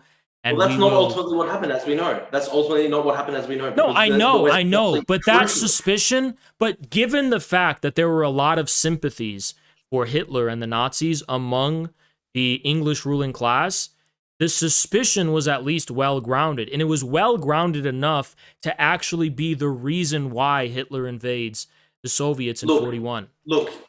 In the end, at the end of the day, if it's well-grounded enough to like enable Hitler to do this thing of we're going to invade the Soviets in 41, you don't think the Soviet Union was also entertaining that possibility? Of course they were. And even if they're saying, oh, they shouldn't have believed it was guaranteed to happen, they didn't. It's just why put yourself in their shoes. Why would they take that risk?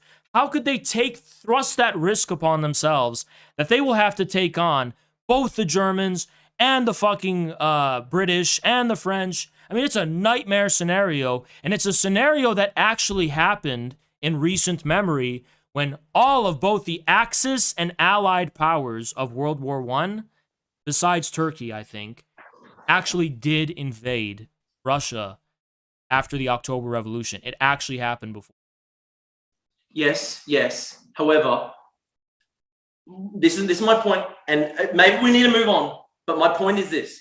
None of their actions for that 2 years were consistent with the idea that they're building up their forces, that they're actually preparing for a massive war with the Okay, you've constantly made that claim, but you have not made arguments to substantiate. I have made arguments. I've tried to give you many arguments. I've said they deported the populations of Baltic. I have responded to all of your arguments, Drew. Unless you're going to make a new argument here, every argument you made, I have responded to. Do you have a new argument? Well, no, not really, because you just say, oh, well, the YouTube terms and conditions, I can't respond to that argument. Okay, what do you want to bring up? I'm saying it doesn't make sense that the Soviet Union was simply, conducting a defensive operation. Okay, if you wanted to talk about the deportations that happened after the deportations, the tens of thousands, sure, of Polish cultural leaders. I'm going to fold that. I'm going to put that into the folder of the argument I already made about the political repression that was necessary for the Soviet Union to maintain military logistical supremacy. But in fact, the repression didn't actually help the Soviet Union, because at many stages, like through the 30s, they were weakening their military capacity with these ridiculous purges. Like, as we all know, so hold on, dude, a million things at once. First, you're talking about the deportations of nationalities that happens after the Molotov. Yeah, and then you bundle that up as just repression. But now you're pivoting. Now you're pivoting. Oh, you're the one that pivoting. No, Drew. You bracket off. You're now pivoting. Harry. Drew, you're now pivoting. You bracket it off. Drew, you're now pivoting to the great purges that happened in 36, 38 that were within the Soviet Union. The great purges. Let's talk about. It's a new argument, sure. The great purges. No. You bracketed off the deportations under the head, just the broader heading of just repression. And I'm saying, and you're saying it was necessary, the repression was necessary. Yes, it may have been about the repression was necessary so that they could uphold their military logistical supremacy. And I'm saying, well, okay, not only is the repression morally wrong, secondly, it didn't actually help the Soviet Union's military logistical supremacy. Why? It didn't help them because... through the 30s, they were destroying their military capacity through these ridiculous... Shut up for a second. I'm literally trying to address this, and you keep interrupting me. You are saying something stupid right now. You're saying that your argument has that their political repression, I'm not condoning it, by the way, because it's not allowed on YouTube, so I would never condone it. But you're saying that repression didn't actually aid in their military logistical supremacy because 2 years earlier, they purged their military during the Great Purges. You see how that's like an incoherent argument and B does not follow from A here? You see how you're not actually making a coherent there's no logical structure to this argument. If you want to talk about the question of whether the Great Purge harmed or helped the Soviet Union's military abilities, it's a separate argument as to the question of whether or not a year or two later, the political repressions were necessary for the Soviet Union to maintain a hold on the territories gained after the Molotov-Ribbentrop Pact. Sorry, just say that very quickly again. Say it again. The logical structure of your argument is incoherent because you're saying, you're wrong that the political repressions were necessary for its military logistical supremacy. The reason you're wrong is because the Soviet Union had internal great purges that had nothing to do with those repressions 2 years earlier. How does that follow? I'm saying, okay, even if we push the morality to the side, because how many just card-carrying communists were purged for no reason during these ridiculous Stalinist purges? Okay, well, if you want to talk about the great purges now, I'm fine doing that. But I have to tell you, you're pivoting. Harry, you're just pivoting. No, I'm not pivoting. We're talking about the Molotov-Ribbentrop Pact, and you want to talk about something that happened earlier. No, because I'll talk the about reason that. we have to go backwards. I have to explain why we're going backwards. You say, can't talk about the deportation, can't talk about Katyn massacre because I'm going to get banned from YouTube. Okay, we just push No, that I to the can side talk. I can broadly talk about them. I just can't. Okay. Anyway, the problem is, so you do condone it? No, I'm not allowed to under YouTube's terms of service. So I can just neutrally describe what the Soviet Union was doing. Okay, but in your heart of hearts, you can just... Drew, I know you're a pussy and you're trying to get me banned and censorship is your only I'm not tool. trying to get you banned. What the fuck? So why are you asking me if I condone it or not? It's irrelevant. Because it's fucking crucial to the argument. It's crucial to the argument. What's crucial to the argument is whether... My whole argument is that the Soviet Union allied itself with Nazi Germany and it was fine with upholding Nazi Germany. Whether or not I condone... Hold on. But whether or not I condone the repressions that I've argued were, according from the Soviets' perspective, necessary for them to maintain a hold on these regions... Why wasn't it? Okay. That's not relevant to the question of whether they were allied to the Germans or not. It's immaterial. How does that prove they were allied to the Germans? Fucking hell, mate. The roid rage. I'm just saying. Okay, I'm just saying, Harry. For fuck's sake. Yeah, should I start saying fat rage? You're the one. Fucking hell. You're pushing the deportations to the side. You're sweating. Fuck, mate. You can't even talk without fucking having aneurysms. You're having aneurysms. All right, and you're having obesity, diabetes sweats. So let's just not get into the ad homs and talk about roid rage. Wow, man. Harry. I'm bulking, my friend. I'm bulking. Okay, get to your point. The beautiful thing about bulking season, Harry, the beautiful thing about bulking season, that I can always shred at the end of the day. I can always cut a few kilos. At the end of the day, I'm not going to have the same schizophrenic fascist ideas bulking as you. for 5 years. I'm actually coming out ahead of you. I'm actually coming out ahead of you in the end of the day. But all I'm saying, you're pushing the deportation to the side. You're saying it's coming under the broader category of repression. Well, what else would it be? What else would it be? The broader category of repression. Okay, what else would it be? Drew. No, sure. Let's talk about Clausewitz. So, war is an extension of politics. It's just simple. War is an extension of politics. So, why would these repressions have occurred if not for the fact that the Soviet Union is trying to assert political supremacy, which is ultimately military supremacy? What other reason for the repressions or deportations is there that in your mind are an indictment on the Soviet Union being an ally of the Germans? Because they wanted to commit cultural genocide in Poland. They wanted to commit cultural genocide in the Baltic states. Dude, you know what? So even if I entertain that, dude, even if I... But this is what they do. Drew, if you eliminate the cultural leaders, if you eliminate the political leaders, if you eliminate the officers in the military, what they plan to do was establish decades-long occupations and subordinate them. They wanted to recreate the same borders of the pre-1918 Russian Empire. Okay, Drew. That's a whole lot of jibber-jabber, and even if I got into a separate argument with you entertaining that, because you're pivoting to something different now, but even if I were to have conceded all of those things to you, which I'm not, by the way, that still does not indict the Soviet Union as being an ally of the Nazis. The reason is because the Soviet Union can have its own reasons for doing that. To let's say I'm an anti-communist. Drew, I'll be like you right now. I'll be like you. Let's say I was an anti-communist. Drew, shut up for a second. Drew. All one would have to say, dude, just shut up for a second. All you'd have to be like is like, yeah, the Soviet Union did a cultural genocide and they, all these people, it was the worst monsters in the world because the Soviets wanted to increase their own power. But where do we get from this that this is because they're allies with the Germans? What does it have to do with being allies of the Nazis? Because there's actually, read Timothy Snyder's books, The Bloodlands. Read them. You'll see that the Nazi Germans... let's throw out books. Read Grover Furr. Why don't you read Grover Furr's takedown of... Read some books. Why would I read a book? Why would I read a book that Grover Furr... Why would I read a book that Grover Furr dispelled? The Nazis were actually admiring the Soviet efficiency in deportations. They were admiring that during that 2-year period where they were fucking allies. Dude, even if all I have to say... Drew, hold on, Drew. You know what? It's so stupid. First of all, Timothy Snyder's Bloodlands was destroyed and refuted by Grover Furr in his book Blood Lies. He destroyed it. But okay, separate, because you want to throw out books, I'll throw out my books too. Grover, blah, blah, blah. Drew, you want to throw your books, I'll throw out my books too. But as to the material point, even if it's true that the Nazis learned the methods of deportation, it's extremely generous that I'm telling you that, because you're just saying, oh, vaguely they were inspired. But even if I were to grant you that they learned the Soviets' methods in terms of deporting people, that doesn't mean they were for the same reasons. The Nazis were deporting people because they had this doctrine of racial supremacy and subhumans that they need to enslave. Whereas the Soviets are just deporting people because they consider them class enemies or enemies of the state. So it's a completely different reason. And that's being extremely generous with the concession that what you're saying is true, and it's not true. It's like, let's read Grover Furr's Wikipedia. He's an American professor of medieval English literature. I'm going to cut you off. Drew. So it's a medieval English literature. Drew, Why? I'm going to cut you off. But we are not, Drew. I don't know if you thought I was Vosh or something, as if I'm going to entertain Wikipedia as a scholarly or somehow credible source that would be material to a debate. No, Drew, you can't just cite Wikipedia. What source should I read? What source should I read? You should actually just read his book Blood Lies, taking down Timothy Snyder's claims.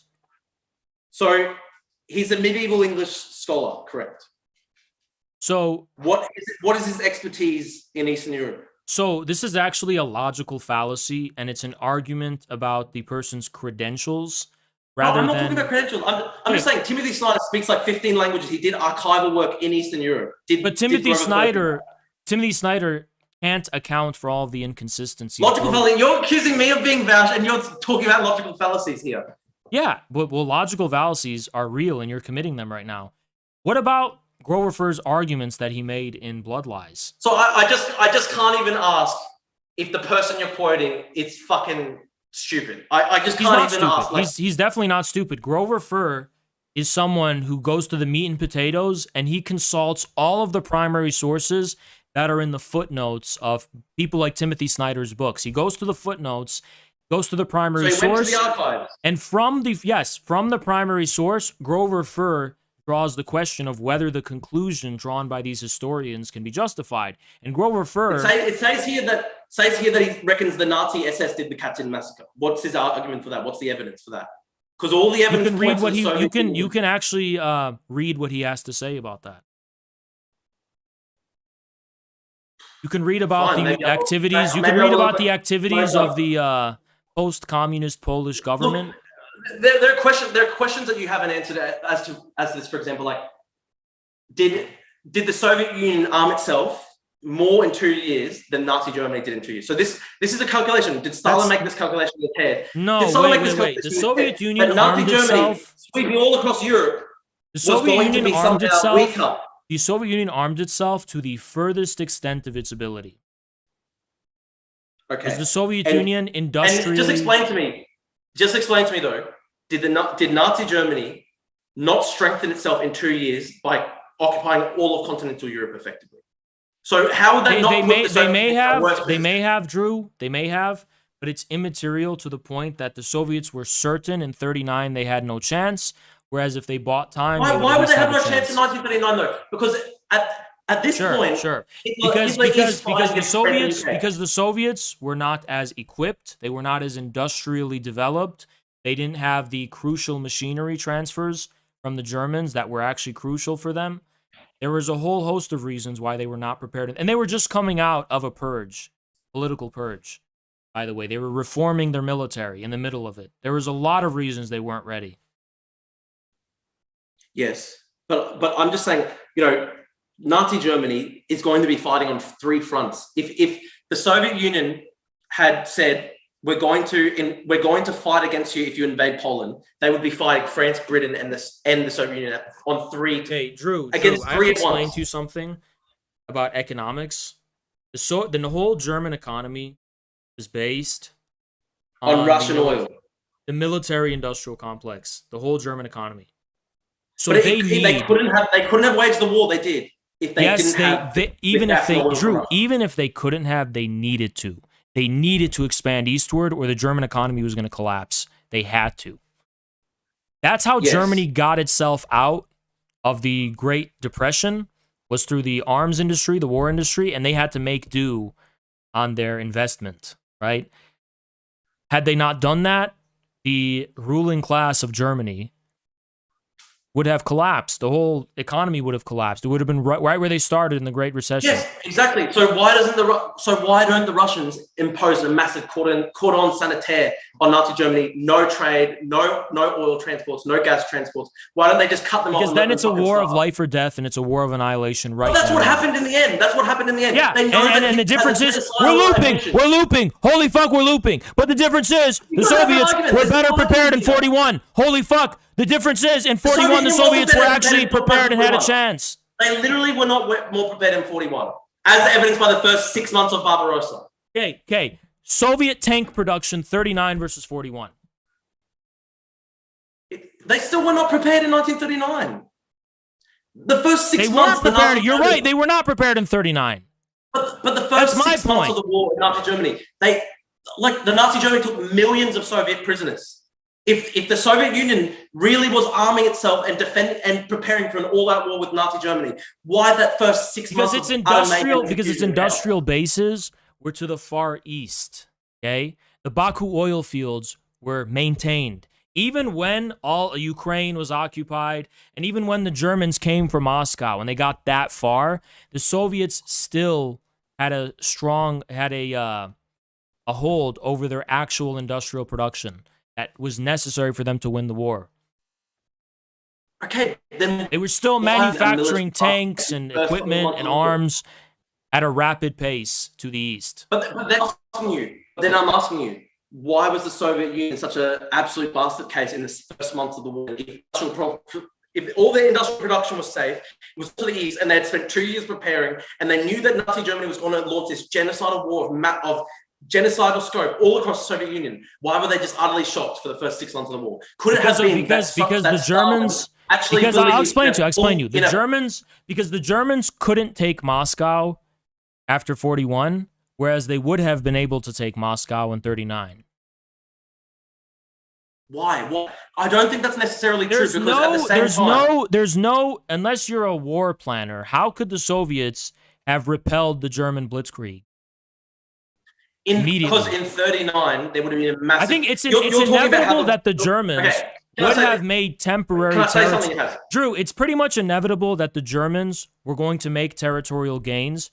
The question is, was the Soviet state going to survive and be able to have a base of operations with which to regain those territories? Because in 39, there was no chance for it to survive.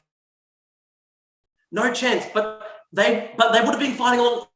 Okay, this is what you said before. You said... Dude, they wouldn't have been fighting on two fronts, because they weren't fighting on two fronts in 41. There was one Eastern Front. There wasn't a Western Front. Holy fuck! But there would have been a Western Front in 1939. No, there wouldn't have. France got rolled over. The fucking French just surrendered right away. But why didn't Britain, dude? Why didn't Britain open up a Western Front after 41? There would have been a Western Front if the Soviet Union had been involved. Why didn't they open one during the actual fucking Second World War? They did open a Western Front in the end. Yeah, by the time the fucking Russians are in Berlin, what a stupid thing to say. By the time the fucking Russians are about to take Berlin, yeah, they opened a Western Front. After all the fighting is over, bro, what are you talking about? It's stupid. This is not, Harry, this is dumb. Because listen to this, right? If the Soviet Union had intervened in 1939 to stop the invasion of Poland, France and Britain would have been fighting alongside it. Based on what evidence? They refused a fucking defensive pact with the fucking Soviets. Dude, you're looping. My argument is they refused defensive pacts with the fucking Soviet Union. Holy fuck, even during World War II, they wouldn't open a fucking Western Front. What fucking indication is there that this wouldn't have fucking happened if the Soviets threw their ring in? What fucking evidence do you have? Based on what? Why are you making this claim? Where are you fucking getting it from? What is in Australia that you're getting this fucking claim from? Do you have fucking kangaroo pouches you're getting this shit from that I can't fucking see? Where are you getting this fucking claim? Back it up with something, dude. Back it up with something. You're actually just... I think you're actually dumb, man, because do you realize that France and the UK were fighting Nazi Germany in 1939? France got rolled over in like a week. They didn't stand a chance. You're saying France would have fought better if the Soviet Union was there from the beginning? Okay, dude. Well, then that begs the question. Then why didn't France join a fucking self-defense pact with the Soviets? Why did they continue to reject overtures by the Soviet Union to do that? This is what you don't understand. This is just what you're not countenancing in your brain, and I don't understand. Because I hope what you're about to say addresses the argument. Okay. The reason why Nazi Germany was able to overwhelm France in like 1 week was because they launched this massive blitzkrieg across Belgium, across the Netherlands and Belgium. They were able to loop around French defenses. The Germans were able to concentrate their forces in a way that completely overwhelmed France. My point is, would the Germans have been able to overwhelm their forces if they had a whole fucking massive Eastern Front to contend with? Based on what? Drew, based on what? How would Nazi Germany have been able to concentrate its forces to the extent of completely encircling the French and destroying them in a week? Because the Germans didn't need to throw everything they had to take France. They just needed their rapid blitzkrieg tactics to fucking roll over France. It didn't require them. But by the way, this happened in a very short amount of time. So they could have actually taken their forces afterwards and just confronted the Soviets. But even if I were to grant you this little argument, I grant you it is a new argument you're making. Even if I were to grant you this argument, which I don't, it begs the question, what guarantee does the Soviet Union have that France is going to help the Soviet Union when France rejected a self-defense pact with the Soviet Union, not once, but multiple times before. Why would the Soviets take the risk of the French not just capitulating to the Germans, as they actually did, by the way, and teaming up with them against the Soviets? You see the problem? There's a lack of trust. There's a lack of trust. There's a lack of certainty, and there's a lack of an ability to properly calculate the risk, so you can't take the risk, right? Yeah, I understand that there's a lack of trust. Maybe that lack of trust is even valid. But what I'm saying is this: if Nazi Germany was fighting against both Poland and the Soviet Union on the Eastern Front, would they have been able to also somehow get together all of its tank divisions and encircle all the French and the British in the West at the exact same time? No, that would be a three-front war. So if the Soviet Union was not intent... The war happened. The war with Britain was mostly an aerial war. If you didn't know that, there was a war in North Africa afterwards. Do you know about Dunkirk? There was a massive British force inside France. And they had to be evacuated. Yeah, I'm aware. But what I'm saying is, that didn't last. But the Germans very quickly repelled that, and they confined Britain to the island of Britain, the British Isles. Okay, so it didn't really take. What I'm saying is, they would not have been able to. Let me explain to you the logic of your argument. According to your logic, then when Hitler did divert his forces to the Soviet Union, France should have easily been able.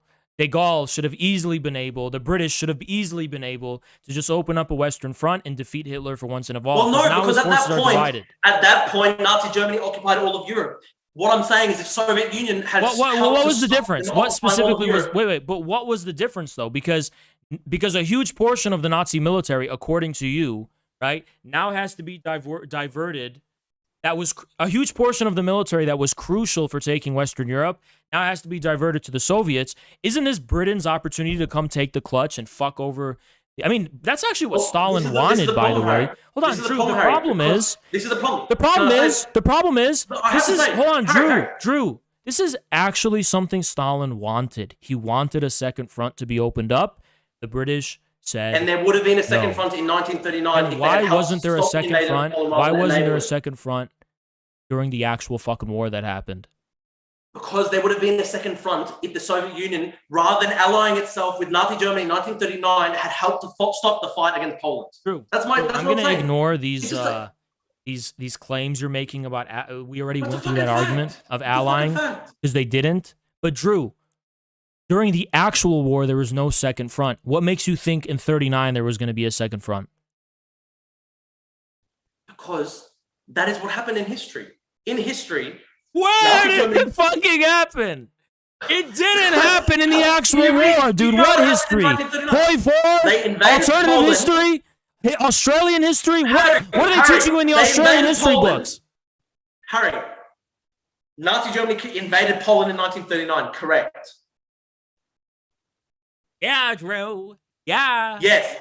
Yeah. And then the Soviets also invaded Poland in 1939. Is this correct? Not according to international law, no.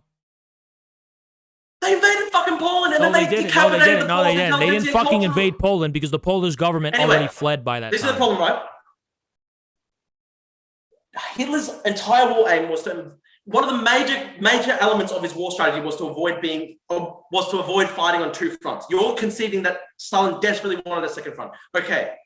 Well, one of the ways that he was able to avoid a two-front war was by signing the Molotov-Ribbentrop Pact, which put Soviet Union into neutral territory. It allowed him to defeat... You know what, Drew? Drew, what about the time that Britain and France said no to a fucking defensive pact, military pact with the Soviets? Why did they reject that? It doesn't matter. That's what you're avoiding. They're fighting against... Drew. If the Soviets wanted to count on a two-front war where they have Britain and France as their allies, what they would have rationally done is say, hey, Britain and France, want to join a self-defense pact? I wonder why they didn't do that, Drew. Wait. Drew. Oh, crikey, mate. I have to talk like you now so you can fucking understand this because you haven't responded to this argument. Drew, where the kangaroos hop in Australia, Drew. They did do that.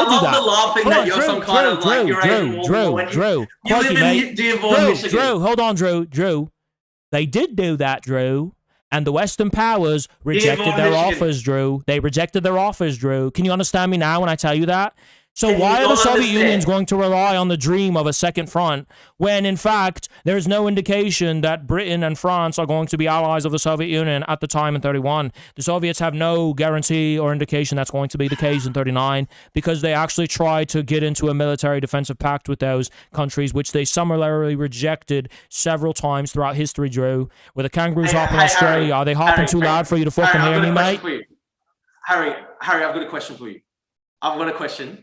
Just answer it if you can. On what date did France and Britain declare war on Nazi Germany? Just fucking answer it. September 1939, am I correct? Yeah. So there would have been a two-front war, you fucking idiots. Based on what? Because France and Britain declared war on Nazi Germany in September 1939. Drew.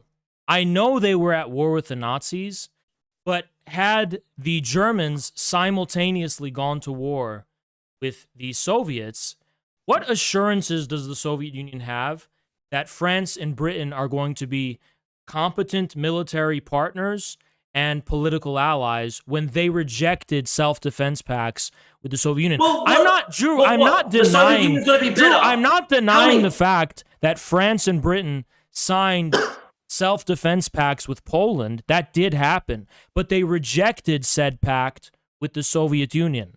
So you see the problem? Tell me, okay, if you're Stalin, would you prefer to fight Nazi Germany, its borders pre the invasion of Poland, or would you prefer to fight Nazi Germany when it already controls the entire continent of Europe? What happened, Drew? I have to explain to you what happened because you don't understand. What world? You don't understand. You don't understand. You actually don't understand basic facts. No, I have to explain it to you. I have to explain it to you. So, the French never stood a chance against the Germans, whether there was two fronts or one front, and the reason was because France's ground forces were no match for the German blitzkrieg strategy. They were not prepared for it. French military doctrine was extremely backward. They were totally fucked when it comes to anything logistically. They had no chance. The reason the British were able to resist the Germans was because of the Royal Air Force. Not because the British were going toe-to-toe with the Nazis in a ground war. Ground war, the Germans had an immense advantage over both France and Britain. But the war the Soviets were going to have to engage with the Germans in was a ground war. Primarily a ground war, okay? So, just speaking pragmatically, even if there's two fronts at that time, there's no guarantee as far as the Soviet Union's concerned, because it's still going to have to bear the brunt of the ground war.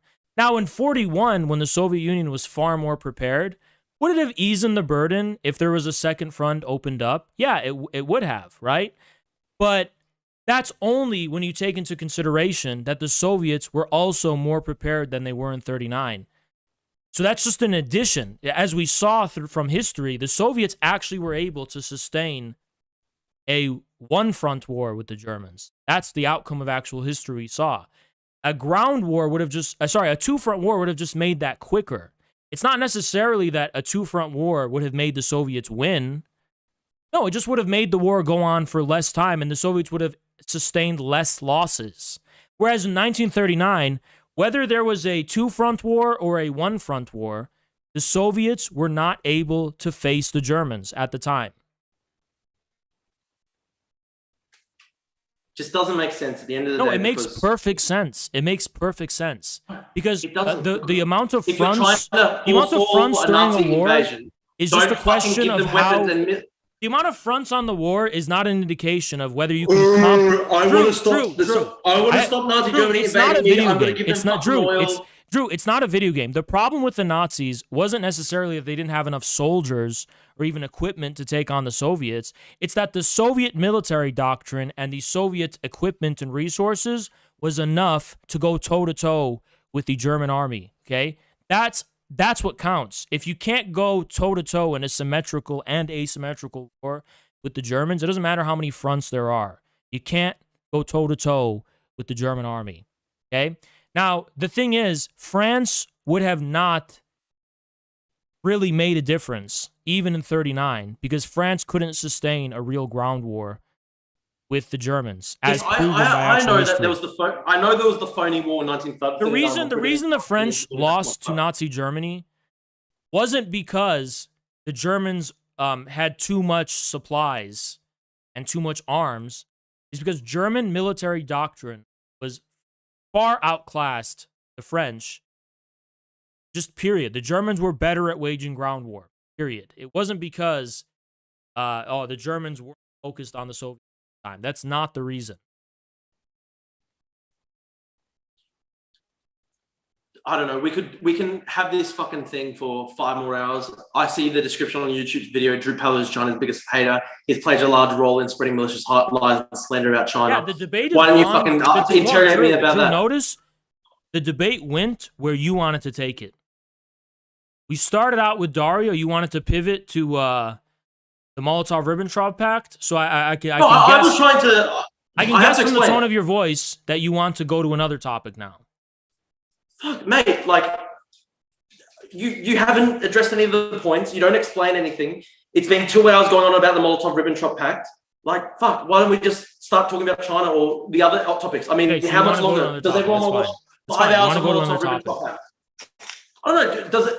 You're acting like I'm conceding defeat, etc. Like, yeah, I'm asserting that you're conceding defeat. I'm asserting. Yeah, it's asserting because it's a fucking lie. Do your listeners want to listen to 5 more hours of Molotov-Ribbentrop well, Pact? clearly, because I make cogent points and you don't fucking address them. Yeah, that's what you're telling yourself. It doesn't reflect the record or the facts. What we can keep fucking talking about the Molotov-Ribbentrop Pact all day, or we can talk about something else. So make whatever argument you want.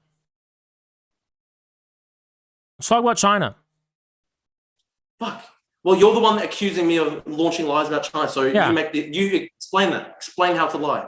What I lie about China? What's the lie? Oh, let's begin. You've lied and called China a fascist state. Hang on, before we begin, I am going to get a water. One second. We have been yelling at each other for 2 hours straight. I'm going to get a water. I don't need water. Oh wow. Fucking tough, mate. Wow.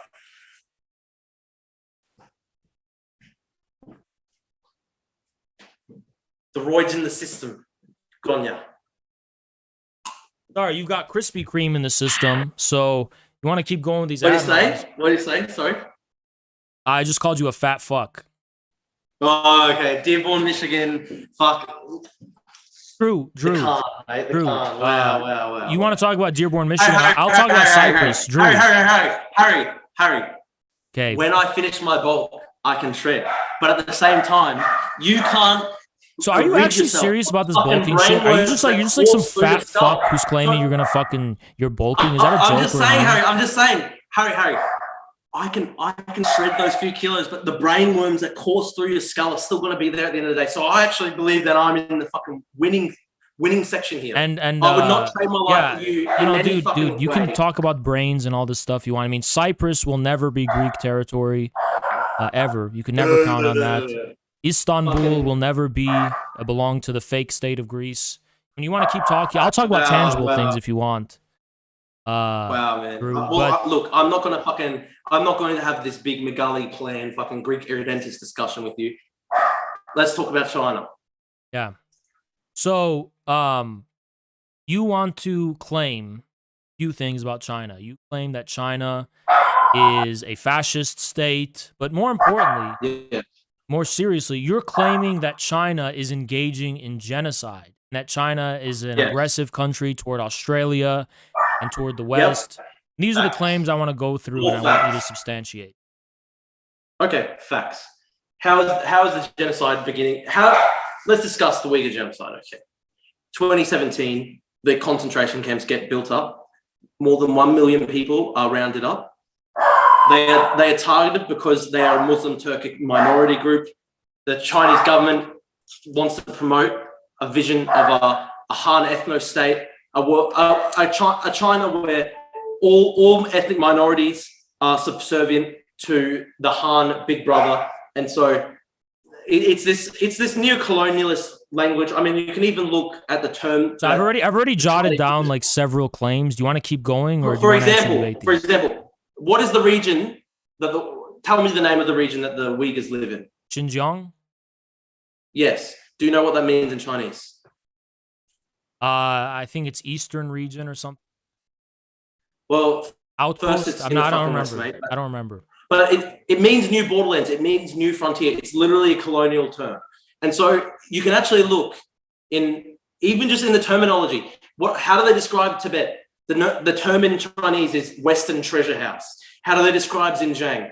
New frontier, new borderland. Are these new borderlands if it's the, okay, there's the several. indigenous Hold on, no, minority who lived there for hundreds of Drew. years? We're not gonna do this thing where you're gonna make thousands of claims and then I'm gonna have to unpack all of them in 2 hours. Let's go claim by claim, okay? Because Claim by claim. let's start backwards. Let's work backwards based on all of the claims you have already made. The last claim I heard you make was that China is a colonial power. How could China be a colonial power when Xinjiang has always been a tributary territory of the Chinese for fucking thousands false. of years? It's just straight up fucking false. It has not been a tributary territory of China for thousands of years. In fact, it was actually independent as late as the years directly after World War II. So there was an independent East Turkestan state. No, there was no independence of Turkestan except during the warlord years of It China. came under Chinese. Drew, I have to explain something to you. Under. Drew. In the 20th Don't century. you don't fucking know what you're talking about? Simple In as. the 20th century. In the 20th century, China was divided. There is a tangible civilizational territory and a bloc called China. It was divided. Part of that division was also East Turkestan, which was under the influence of pan-Turkic and pan-Islamic ideas. That doesn't negate the thousands of years in which Xinjiang... It literally was not thousands of years, though. It literally was not thousands of years. It came under the rule of the Qing dynasty. So the Qing dynasty was the dynasty that was responsible for... That's not true. That's actually not true. It's a fucking fact. Prior to that, China did not control it. The Ming dynasty did not control it. What do you... Hold on. China's method of all Chinese dynasties and empires never directly controlled. They were never that centralized, but it was always it always did have to pay tribute to the Chinese emperor. Yes, but my point is, it came under the control of the Qing dynasty.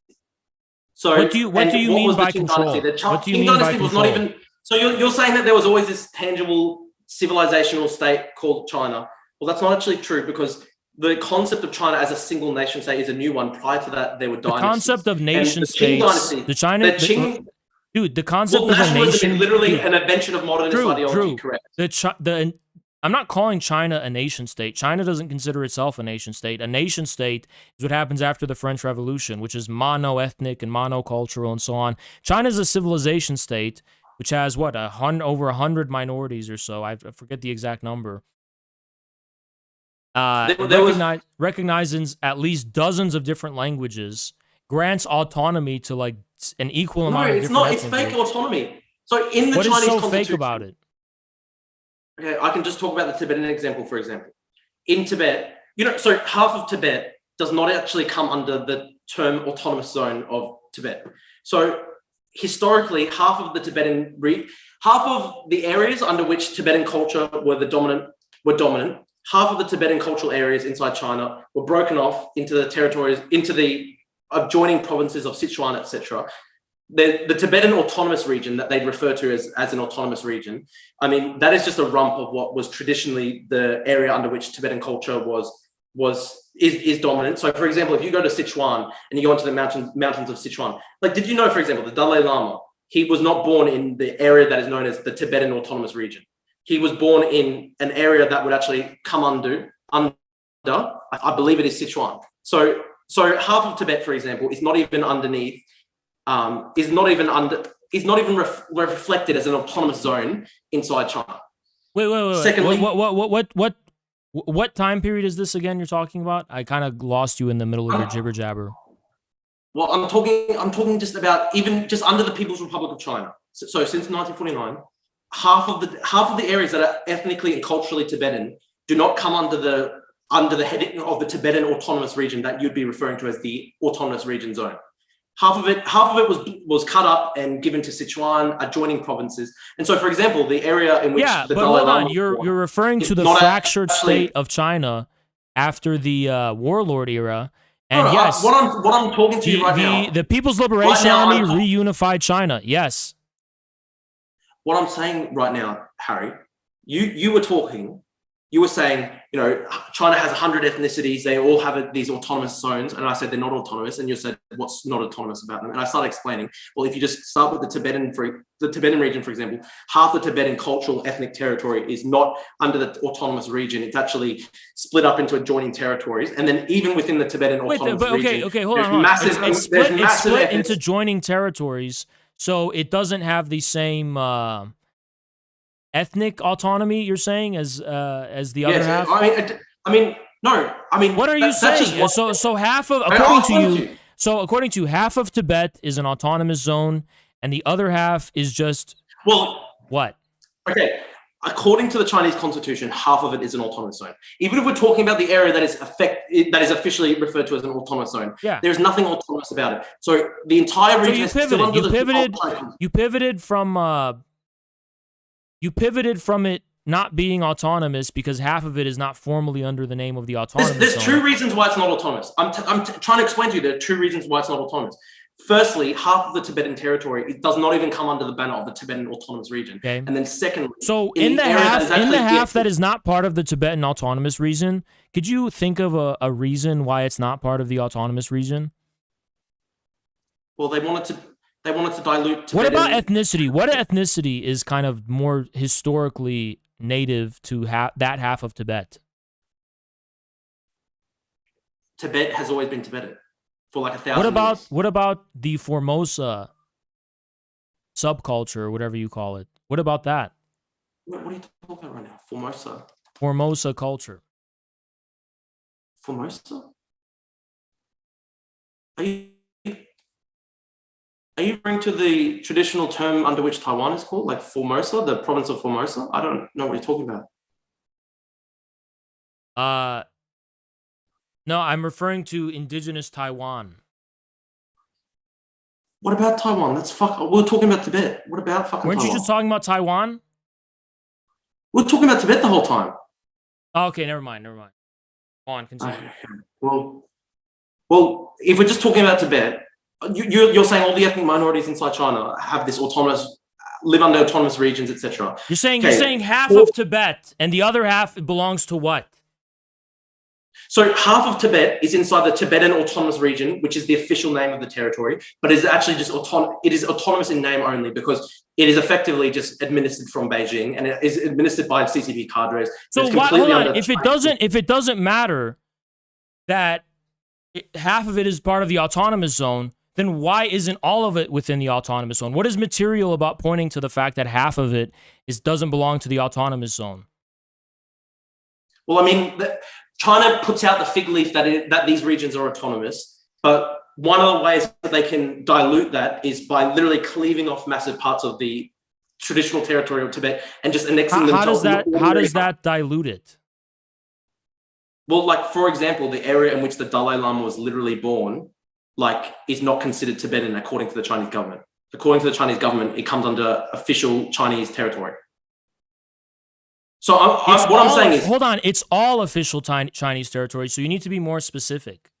Okay, no, what I'm referring to, Harry, you were talking about the fact that all these ethnic groups in China have autonomy.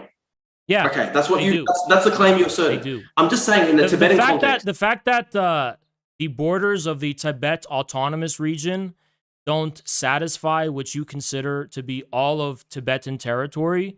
I mean, so are you saying half of Tibetans, what I was trying to get at earlier when I confused it with... Literally, a majority of Tibetans live outside the Tibetan autonomous region. That's just a fact. According to the Chinese government states that as a fact. The majority of Tibetans live outside the Tibetan autonomous region. So there's no ethnic reason as to why the other half of what you call Tibet, there's no other reason why that's not part of the Tibet autonomous zone. Well, the idea is to split up the Tibetans and to make sure that they're divided. So they split them off. They come on. Some of them don't even get to be under the... Maybe it's because half of those Tibetans are more integrated and infused with the dominant Chinese culture, or I should say the Han Chinese Harry, culture. that's just like fucking not true though. It's like literally the end. Then like, how would it have divided them? Then how could it possibly have divided them? Okay, like for example, the majority of Tibetan self-immolations over the past 10 years or so have occurred outside the Tibetan autonomous Has region. there been is there any external causes as far as Tibetan separatism are concerned that are not necessarily rooted in the indigenous Tibetan people's aspirations? Has the CIA and the state of India collaborated toward the end of fomenting Tibetan separatism? The Dalai Lama himself has said, like, I have someone who's from China. Read the book Drew, I have someone from China. Granted, I'm going to grant you, I am not extremely familiar with Tibet. I'm more familiar with Xinjiang. But I do have someone from China who is saying you're wrong that most Tibetans don't live in the Tibet Autonomous Zone. Where are you getting the claim that most of them live outside of the Autonomous Zone? Can you, like, source that? Because I've actually, like, granted you a lot of sources. Okay, I'll literally source it. Tibetan... Oh, fuck, 1 second.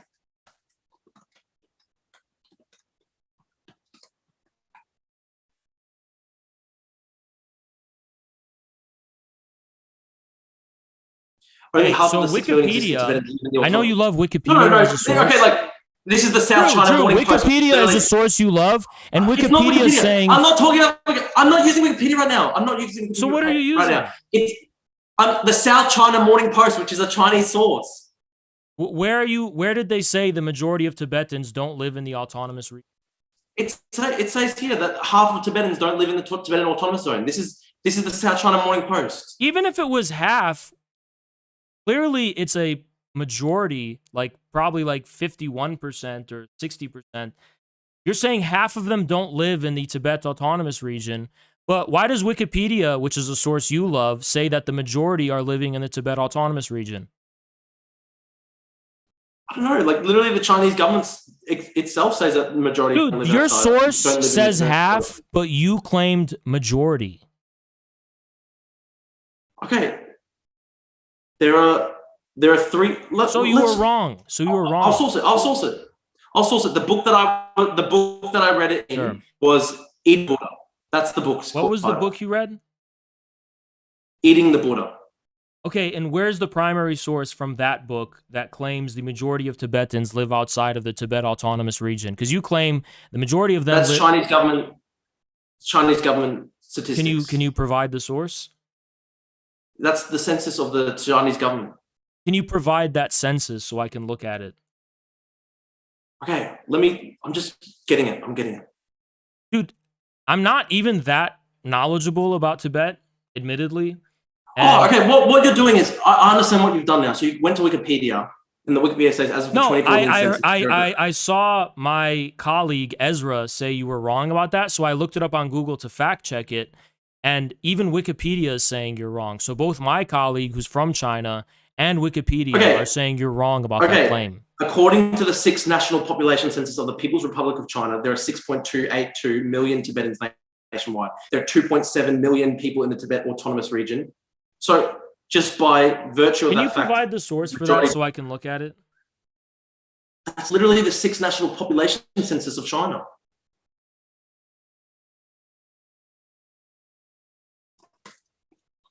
Can you provide the source in the Zoom? Okay, 1 second.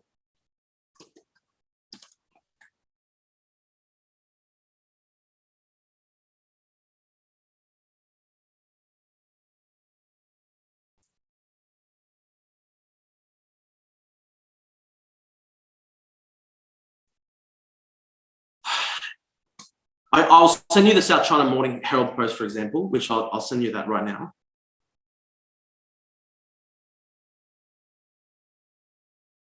Hang on. Chat.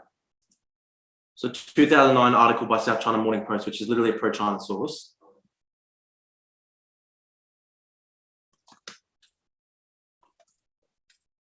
And then it There's a paywall behind this. What do you say? Where's the census you're getting that, only a minority of Tibetans live in the Tibet Autonomous Okay, I'm getting it, but you can just literally go to the just There's Google a paywall, Chinese and this is the source you claimed said half of them live there. Just fucking Okay, Google. so it's clearly beyond the point. Okay, China Daily. I'm using China Daily. This is literally the Chinese government state media. I'll send this to you right now. This is the problem, right? So, okay, this is daily. Tibetan populous region nearly doubled within 6 decades, blah, blah, blah. Where is this? Well, the problem is that it refers, the Chinese government says that all Tibetans live in the Tibetan Autonomous Region. So that's the problem. But you just said China's official census contradicts that. If you Google Tibetan population China. You said China's government is claiming all of them live in the Tibetan Autonomous Region. Not sure where you're getting that from. No, that's not. If you can't get these elementary facts right, I don't think you're really credible enough to even talk about the China Daily article that I was referencing. It said 3 million people live in Tibet, but when it says Tibet, it's talking about the Tibetan Autonomous Region. So that's not a minority of Tibetans, is it? No. This is actually getting a bit dumb, man. Like, okay, so you were wrong to say that majority of no, Tibetans... I'm not, because literally, fact. I'll send you the 2010 census. Do a majority of Tibetans live outside of the Tibet Autonomous Zone? Okay. No, can you answer my question directly so we just move on? Do a majority of Tibetans... Yes, they do. The majority live outside. Okay, well... It's outside the autonomous region. But 3.6 million people live in the autonomous region. Yes. But 3 million live in the Tibetan autonomous prefectures of Sichuan and adjoining That's provinces. not the Tibet autonomous region then, is it? Or is no, it it's a separate... So, the 2014 census, there are 6 million Tibetans living across the Tibet autonomous region. And didn't you just say 3 million live in the autonomous region? Let me say. Okay. 6 million Tibetans living in both the Tibet Autonomous Region and the Tibetan Autonomous Prefectures, the provinces of Gansu, Qinghai, Sichuan, Yunnan. But you will find there are about 2.5, 3 million Tibetans inside the Tibet Autonomous Region. And where are you getting 2.5? Where are you getting that? The fucking 2010 Chinese census, for fuck's sake. I'll send it to you. I'll send you the census. Yeah, send it to me. Fucking hell. Send it to me. Well, in any case, that even if that was true in 2010, it's no longer true anymore. Okay, we will find it. I know I'm actually fact. Okay, well, we haven't found it, so I'm just going to assume you're wrong about that point. No, I've got it here. Chinese government census data. Okay. So in the chat. So the last one is the 2010. So okay, let's But this is just like getting bogged down in like pointless details. The overall census details is inaccessible. This is an inaccessible census. I can't. Yeah, because it's in fucking like Mandarin or whatever. Because you weren't okay. No, there's nothing here. It's an empty blank page. The Wikipedia summarizes in English the Chinese census results, but you think that Wikipedia says most of them are in the Tibet Autonomous Region. And the Tibetan prefecture. No, it doesn't. It says the autonomous region. Fuck, I've got it here. According to the official data from the 2020 estimate of the National Bureau of Statistics in China, the total population in the TAR is 3.6 million, and Tibetans make up 90%. So that's a majority. Okay, even if you look at Wikipedia, China says that there's 6 million. All right, Harry wins, Drew takes it out. Let's move on to the next thing about Tibet. For fuck's sake, Harry, there are 6 million Tibetans. Just admit you were wrong. It's just basic math. It's fucking basic math. There are 6 million Tibetans across China. Drew, listen, you were wrong. But the difference is, I'm not, bro, for fuck's sake. It's not Harry, like you made a mistake. Dude, you're still doubling down. Dude, you're doubling down and you're wrong. Stop, you're wrong, dude. You're just wrong. You're just wrong. You're just wrong. You're actually fucking, I'm actually not, though. Because no, Drew, you're actually wrong, okay? A majority of Tibetans live in the Tibet Autonomous Zone. 3.6 million people live there, 90% of which are Tibetan. Okay? But, okay, according to Wikipedia, how much Tibetans are there in China does the Chinese government claim? Okay, 3.24 million Tibetans live in the Tibet Autonomous Zone. It's a majority. Okay. I'm sending you the Wikipedia page on the Tibetan people, okay? Okay. China claims that there are 6.3 million Tibetans across China, okay? What was the population of the Tibetan Autonomous Region that you just read out? 6.2 or 3.2 or 3.3. Okay, so if there are 6.3 million Tibetans across China, and you're telling me the Tibetan Autonomous Region's overall population, including Han, is 3 million, clearly... No, including Han is 3.6 million. Tibetans is 3.24. Okay, if there's 3.24 million Tibetans in the Tibetan Autonomous Region, and China says that there's 6.3 million Tibetans across China, would not 50% or more Tibetans be living outside the Tibetan Autonomous Region? 3.24 times 2 would be 6.48, right? So what? So more than 50%. So what? Like 50, so 45%. So what? 45% of Tibetans. All right, so you were wrong with your original claim. That's it. By like what? Because you were trying to make it seem like most of them live outside of it, when at best you could I could charitably grant you half. Well, look. Okay, look.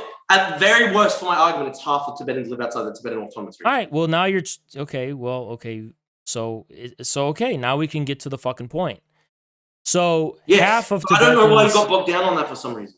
Okay, I'm gonna grant you. I don't know the exact reason why, the Sichuan province, the Qinghai province, and the Gansu province are so heavily concentrated with Tibetan people. I think, but for example, even Wikipedia is giving us. You're saying there's no ethnic autonomy, and this was the argument. You're saying this means there's no ethnic autonomy. Well, I mean, even if you look at Wikipedia, take the Gansu province for example. Within the Gansu province, although it's not part of the Tibet Autonomous Region, it has the Ganan Tibetan Autonomous Prefecture and the Beri Tibetan Autonomous County. So there are territories even within those provinces that are autonomous for Tibetans. I said that about 10 minutes ago. I said there are autonomous prefectures in these states. But Clearly there is recognition of the rights of ethnic autonomy. It's just that they probably don't. Explain to me. Drew, think logically. Why should the Tibet Autonomous Zone include all of the Sichuan province, for example, or the Gansu province? I'm not saying all of them. No, why should the Tibet? You're saying the reason China. You're saying the reason half of historical Tibet is not part of the Tibet Autonomous Zone because the Chinese want to divide the Tibetan people, when the actual reason probably has more to do with the fact that those other regions are more ethnically diverse. But the areas in which the Tibetans are living in these regions are the high mountainous plateaus where no one else is living.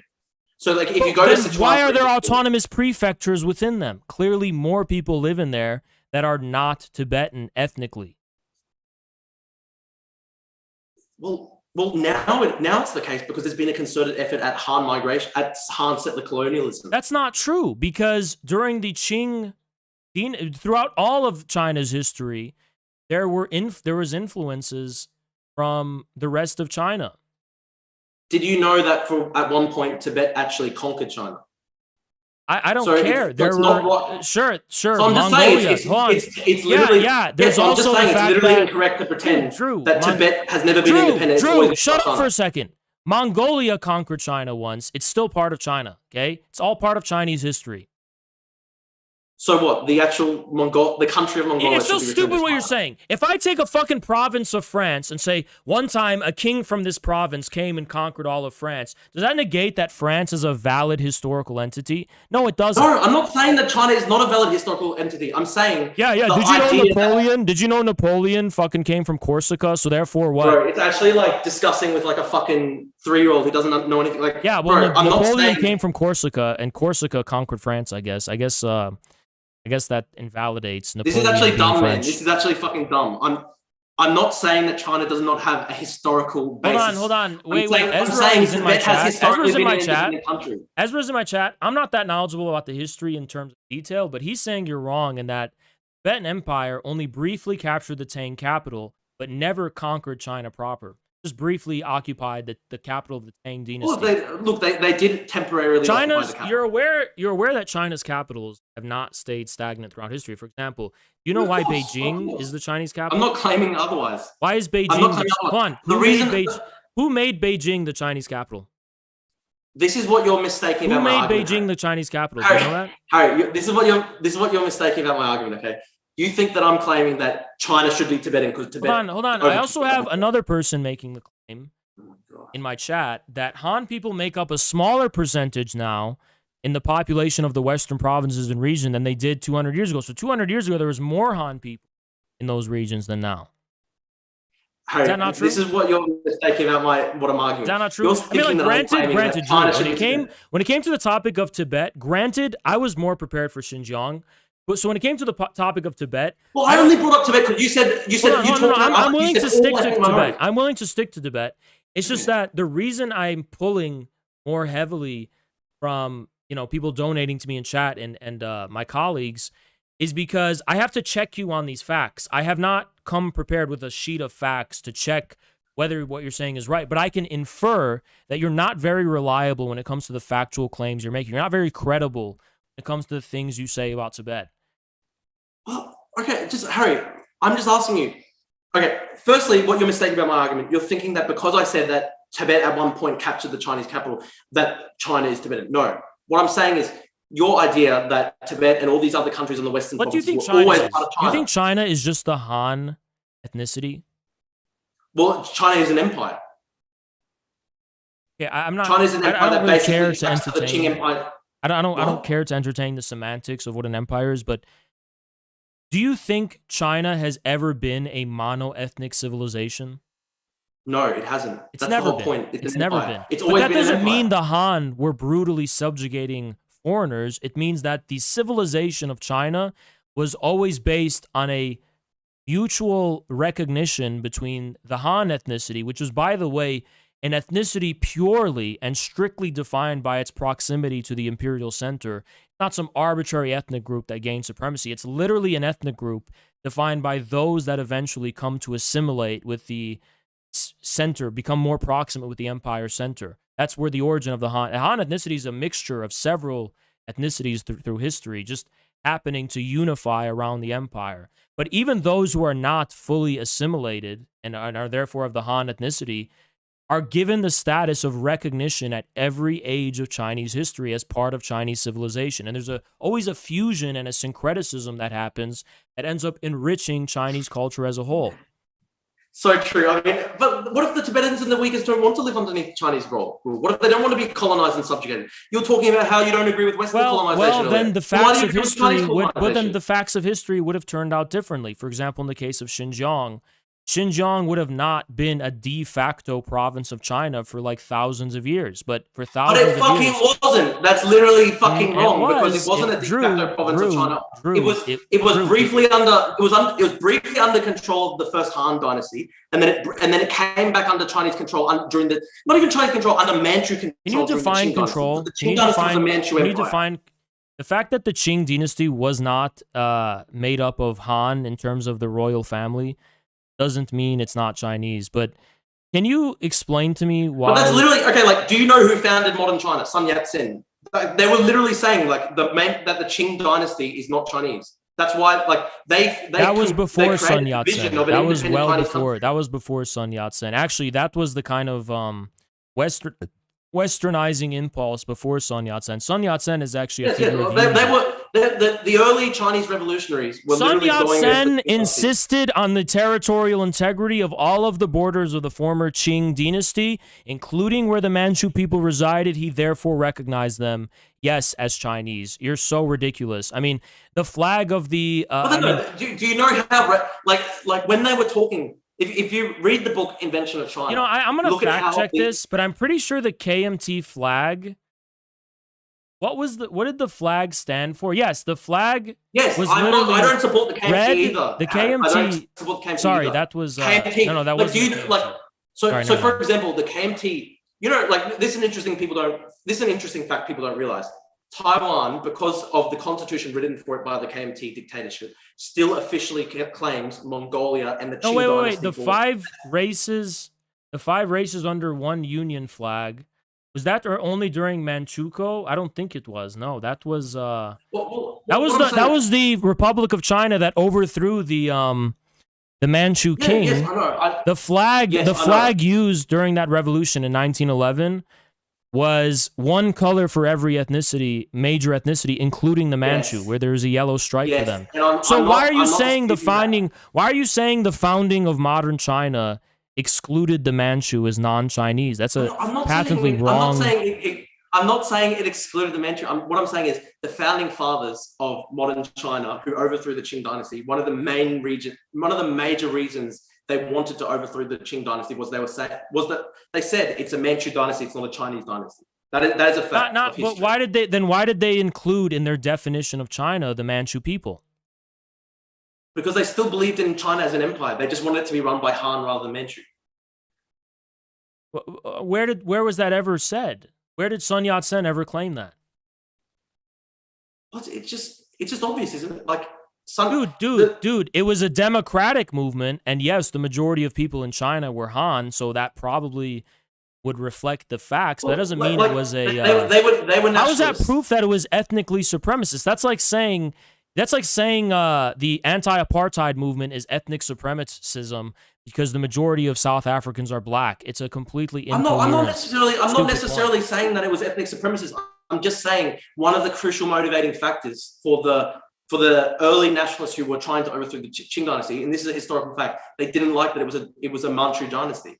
And so one of the constant even if that was true, even if that was true, that's not true for Sun Yat-sen, because Sun Yat-sen didn't blame the Manchu for China's troubles. He blamed the West. Sun Yat-sen wanted to return to China as a civilization. He wasn't some ethno-nationalist. So what point? That's the founder of modern China, according to you, by the way. So, I mean, like, what? I'm not saying he was. I'm not saying that he was. Dude, can we? Okay, let's get to the meat and potatoes of the point, because you're waffling around. You go from Tibet to the Manchu. It's like, it's very clear China is a multi-ethnic civilization. It's very clear China doesn't mirror the practices of European colonialism, because it's an empire or a civilization founded on mutual recognition rather than apartheid. It's not founded on mutual recognition. They are explicitly inspired by the colonialism of the European powers. If you look at the state-run colonial boarding schools, like China, okay, look what they're doing to the Uyghurs and the Tibetans right now. They've created colonial-style boarding schools, which they take children from their parents and then they're banned. So you're saying universal education? And that's literally inspired by the you're saying standard education institutions, which are mainly run by Uyghurs, by the way. They're not. They're fucking not. Yes, they are. In Uyghur majority. It's a fucking lie. In Uyghur majority. Yes, it is a fact. No, it is a fact that in Uyghur territory. No, it's fucking not. You're actually fucking lying. In Chinese, Drew, where Uyghurs live, the majority of people in both the Communist Party and the people running the state institutions are also Uyghur. It actually reflects the people that live in that local region. Actually fucking dumb. That's not true. That's literally not true. The boarding schools I'm referring to, these are Han boarding schools where the children, Tibetan and Uyghur, are taken away from their parents. They're schooled intensely in Mandarin. Can we explore this is the first time I'm hearing about them, so let's like, can I look at these schools? This is the point, Harry. This is the point. You're making really strong claims. Show me the schools. Can you show me the schools? Show me the boarding schools, dude. What is this? Matilda? Okay. Show me the boarding schools with a Han Miss Trenchbull from Matilda, where she grabs their fucking pigtails and spins around. Just show with me what's going on, dude. Show me the boarding schools. What's going on? Colonial boarding schools. Nearly 1 million Tibetan children today live in colonial boarding and preschools. Okay, can you send me that? Sure. It's CIA because Tibetans have. Okay, I'm gonna just look at what you're saying, because I'm not familiar with this claim. TibetAction.net. No bias here. It's called the Tibet Action Institute. The Tibet Action. Okay, no, this is beautiful. This is beautiful. All right. I was in Durham. Okay. Okay. No, I'm just showing the chat. Briefly, I'm going to show the chat this source of yours because I think everyone should see it. Stop colonial boarding schools, and it's the Tibet Action Institute. So this says nearly 1 million Tibetan children today live in colonial boarding schools and preschools. It's making a lot of claims. Is the primary source, like, if I keep scrolling, I find it, or what? Where do I find the primary source? So just scroll down, and then it'll have the full report, which is like a 60-page report. Methodology. Sure, let's do this. Methodology. Research constrained by the extreme control. If you don't agree, I just went through this. Our report relies on a combination of sources. First-hand. Here's a good source you wouldn't agree with. The Chinese government has it. Dude, can you shut up for a second while I read this? Dude, can I just this? Okay. What I was going to say, though, is I can give you... Dude, shut up. It sounds like you're guilty and you're trying to do damage control before I even read this. Okay? So this really unbiased report from a Tibetan separatist organization.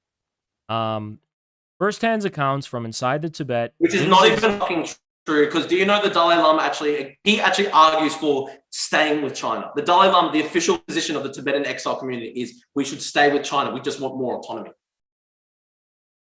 Okay, well, let's go to the about. That's the official position of the Tibetan government in exile. Tibetan is supporting resistance with the goal of helping Tibetans inside and out. 62nd Tibetan National Uprising Day that happened in... So you're saying this is not a separatist organization, but they commemorate the separatist Tibetan National Uprising in 1959? All Tibetans in diaspora do it. So is this a separatist? China out of Tibet now. Tibet is for Tibetans. China out of Tibet now. So it's not separatist, or is it separatist?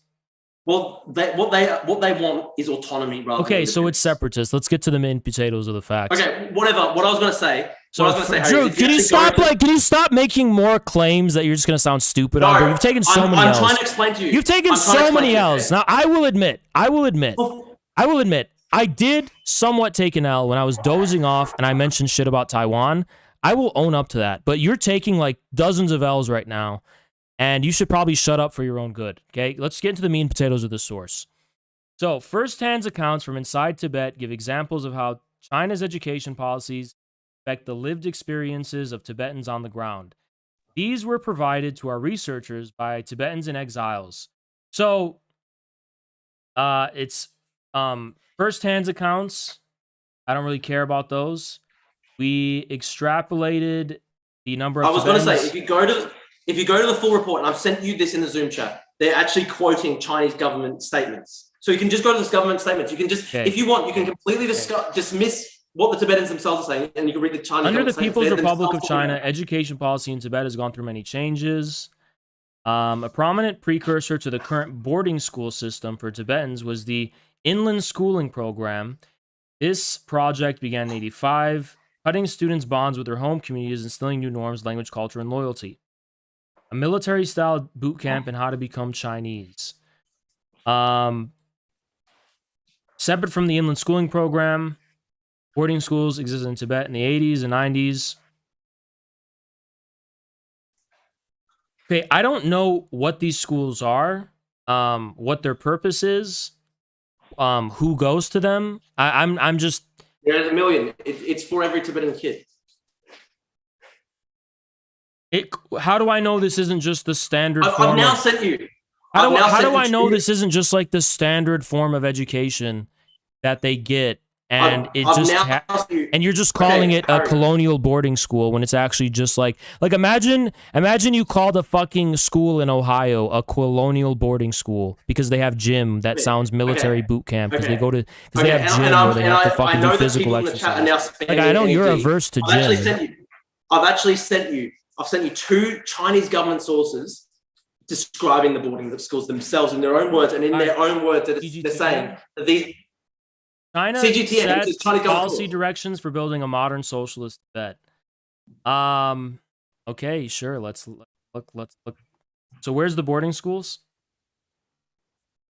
I've given you two sources. One of them Where's the even has colonial videos. schools? Where's the colonial schools? The second source actually has a video showing life as a Tibetan high school. What about in the these first? We're doing one by one. So what about the? I don't see it. Can you show me the first source, colonial boarding schools, in the first source?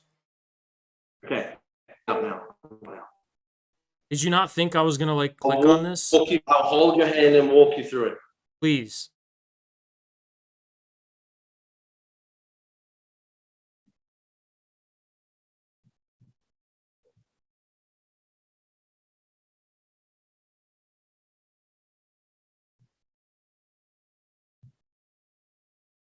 I'm guessing there's nothing here, right? No.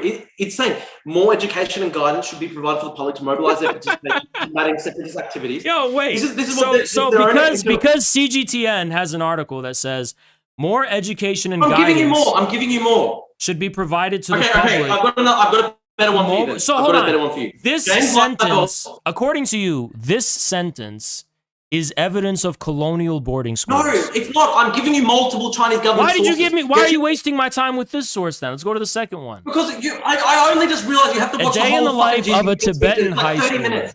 So this is a Tibetan high schooler, and where's the colonial boarding school? We take the school bus home about one day and one night.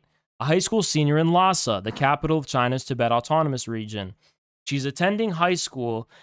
So what? Because China has mandatory education like we do in America? No, they're taken away from their families. Did you not read? Dude, what do you mean? I'm an Arab living in fucking Michigan. 1,500 kilometers away from her fucking family. Drew. I'm an Arab who lives in Michigan. When I go to high school, am I being taken away from my family? That's fucking stupid. What are you talking about? Okay, if you can't read, the 20-year-old girl who lives in Lhasa, yeah, she's actually taken 1,500 kilometers away. So her family is 1,500 kilometers away. That probably speaks to the lack of infrastructure. And I'm sure they're building more schools. Like, I don't know. What do you mean? These are remote and extreme areas where you probably can't build schools. It's probably harder to build schools there. They're taken for the express purpose of splitting them away from their families. Where are you getting that? It's an article. It's Rural the Chinese Tibet government is suffering from a severe shortage of workers. Kilometers away from their family. Rural Tibet suffers a severe shortage of workers. Most parents have to leave their kids at home to tend the farms. China's one policy didn't affect the Tibet region. Central government exempted tuition fees and offered free accommodation. Okay, so let me explain to the audience what's going on here, according to CGTN, okay? Now, you can say CGTN is an unreliable I'm actually letting you use Chinese government sources, which I know. obviously... Drew, shut up for a second, okay? So these are extreme rural areas in Tibet where there's a shortage of infrastructure, there's a shortage of workers, there's a shortage of, modern, what we call modern civilization there. And China wants to do everything in its power to, despite the geographic inequalities and despite the geographic disparities, allow these... Do they fucking pay you for this? It's beautiful. So China is criminal for allowing rural Tibetans to get an education? Is that what you're saying? Oh, that's exactly how I would describe it. Taking kids 1,500 kilometers away from their families, and they're not allowed to see their families, and they're not allowed to speak in Tibetan at these high schools. That's exactly how I describe it. Just benevolent, wanting to help the Tibetan children. Wait, we'll take the school bus home about one day and one night.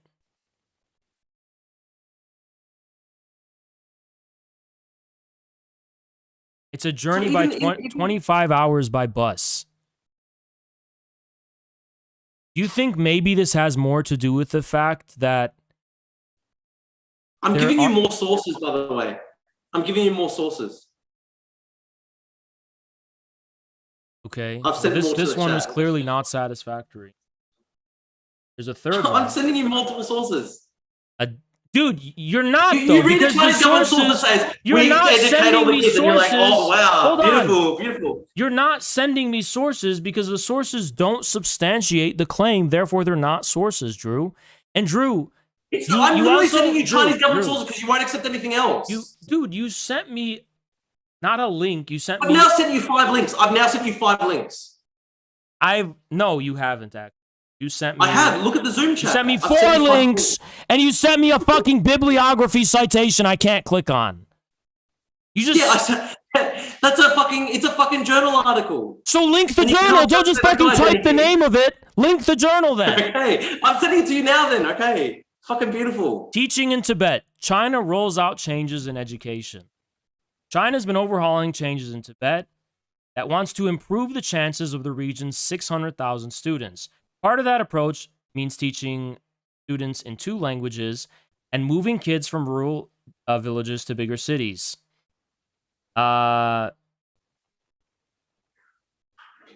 Okay, beautiful. Let's go through the source. I've just got the PDF up. Dude, this can is I do one at a time? On the one hand, you're like, I gave you 5 sources, and then on the other hand, you don't want me to look through the sources you actually give me to scrutinize whether they sustain or substantiate your claims. Okay, fine. What makes these colonial? I don't see what makes these colonial. Because they're taken away from They're their from families. a rural district called Ali. It's a remote area. It's difficult to breathe. Can't eat properly. They can't sleep properly. Really, really difficult, let alone study. These are like extreme remote areas in the fucking mountains where it's probably hard to build standard educational institutions.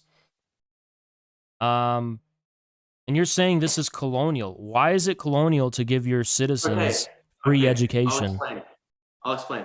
Since 1985, the ruling Chinese Communist Party has uprooted minority children as young as 10 years old from their communities in Tibet and Xinjiang in order to school them in the language, culture, and values of the Han ethnic majority in eastern and coastal cities thousands of kilometers away.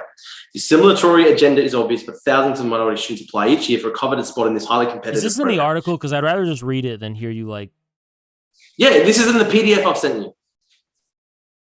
Okay, so And this actually says, let's go through this. And China this one actually has says, uprooted minority children from their communities in order to school them in the language, culture, and values of the Han ethnic majority. Okay, then why are they taught their own language primarily and only Mandarin? They literally aren't. That's part of the fucking lie. The Chinese government. But your own source that you sent me says they're taught in 2 languages, Tibetan and Mandarin. No, yeah. Which one are you talking about right now? Because that's CGTN. If it's CGTN, obviously. Then why did you send it to me? I'm just going off what you sent me. Because you're not accepting any other source other than the fucking Chinese government. So I'm sending you Chinese government propaganda sources. Okay, well, the Chinese government is saying that they're taught 2 languages. I want to know where the claim is. Of course it's going to say that. Where are you contriving the claim that they're only taught Han? Read this one. This is where you get the claim. Well, I don't see a source for this claim in this document. I don't see a source for that. The assimilatory agenda is... See, like, here's the thing. I think it could be misleading because it's saying they're taught the language, culture, and values of the Han. But it doesn't mention, are they also taught the language, culture, and values of Tibetans? To what extent are they taught the values of the Han relative to the Tibetans? It's all Han. Where are you getting that information that it's all Han? Reading this. Students are permitted to perform their ethnic cultures at carefully choreographed events to mark major ethnic holidays, but the language and cultural norms of the Han majority are the daily habitus of these residential schools. As a result, native language and cultural proficiency remains, and this is page 6 of the PDF. And many Tibetan and Uyghur students lose their ability to read and write in their first language after spending up to 11 years studying schools. Students are perform their ethnic cultures, but the language and cultural norms of the Han majority are the daily habitus of these residential schools. They lose their ability to read and write in their first language. Okay, that's quite a bold claim. Well, it's sourced to 2016. No, I think this claim is sourced. That's actually a Chinese source. That's actually a Chinese source. He's basing it on Chinese source. Drew. Okay. Due to the intense focus on language learning and patriotic education, some educators complain that Naidban graduates possess poor academic skills when compared to their Han peers, especially in math and sciences. That's what seems to be sourced here. But the claim that they're only taught the language and cultural norms, or mainly taught the language and norms of the Han majority, I don't see a source for that. Is there a primary source for that claim? Yeah. Yeah. Where? There's 4. If you go up higher, Chen 2008, Gross 2013, Yang and Nima 2015, Zhu 2007. Where is the claim that they're mainly taught the Han language? It's right there. Where? In the journal article. Which primary source? Okay, we'll go through it. I'm going through it right now.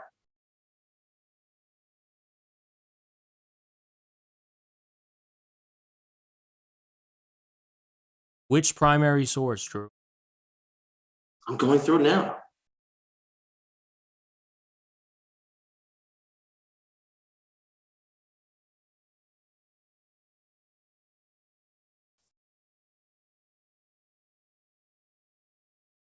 So, for example, Wang and Zhao, 2003, page 102, argue that not only do Tibetan students struggle to keep up academically, but the dislodgement process results in cultural erosion and social stratification.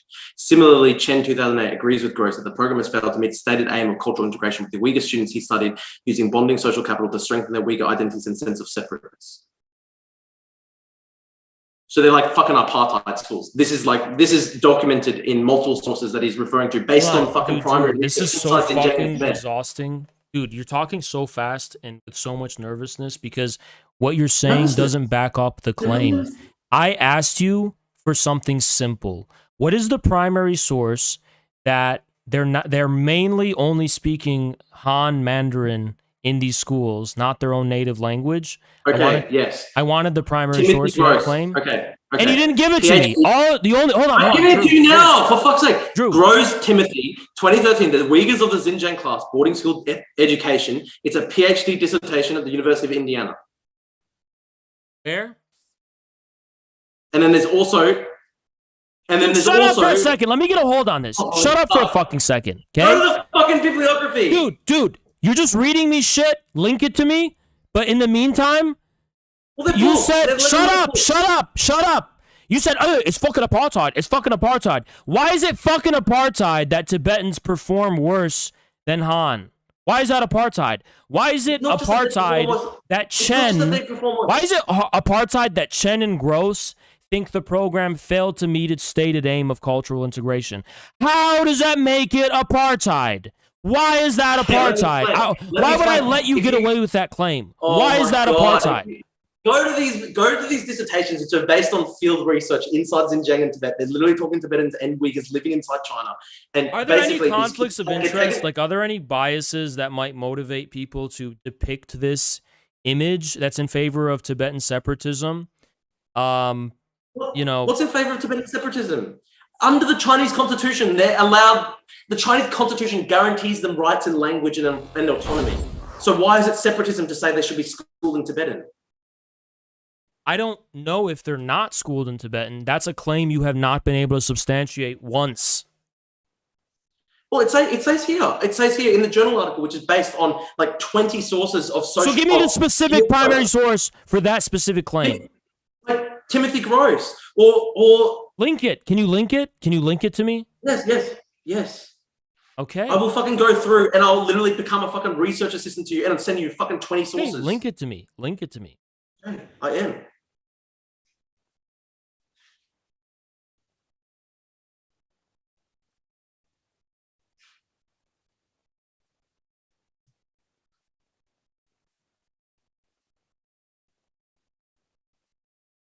Okay, I'm trying to get one right now.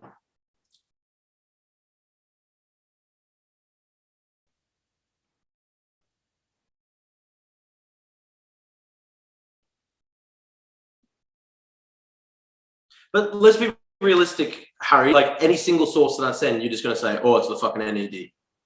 I haven't actually made that argument once. But like that's any source. Is there any like what source I think What that's a source would you valid accept? question because in the absence of you being able to provide primary source evidence, I have to ask what if there's potentially conflicting reasons as to why they're making this claim. Otherwise, I would like you to disclose why they're making this claim if it can't be backed up with primary sources.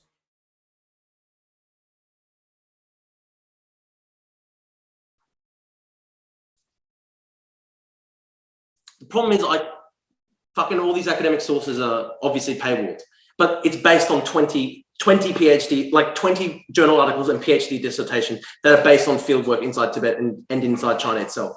And as I said, Drew, the reason I brought up conflicting interests is because just because these scholars are saying this doesn't make it fucking true, because there could be multiple reasons as to why the fucking Western academic institutions are spinning the fucking narrative that China's colonizing Tibet and being chauvinistic, okay? So just being a cocksucker saying, oh, this guy has a diploma, he's a smart guy. I don't give a fuck if he's a professor. I don't give a fuck if he's a scholar. I don't give a fuck if there's a bibliography. Show me the primary source that I am supposed to rationally contrive an agreed conclusion from. That's what I want you to do. I want you to convince me why I should agree with them. I don't want you to dick wave their fucking credentials in my face. Okay. I don't care about their credentials. They've all interviewed Tibetans themselves and Uyghurs. Fucking dogs. Okay, so can you just say the only primary source evidence you have is testimonies from certain Tibetans and Uyghurs? Well, it's literally like thousands upon thousands of testimonies. Show me the thousands of testimonies that agree with this specific claim. I can. Then why should I believe thousands of testimonies exist of people claiming they can't speak Tibetans in these schools? Why should I believe that? Okay, I'll get this. I'll get this.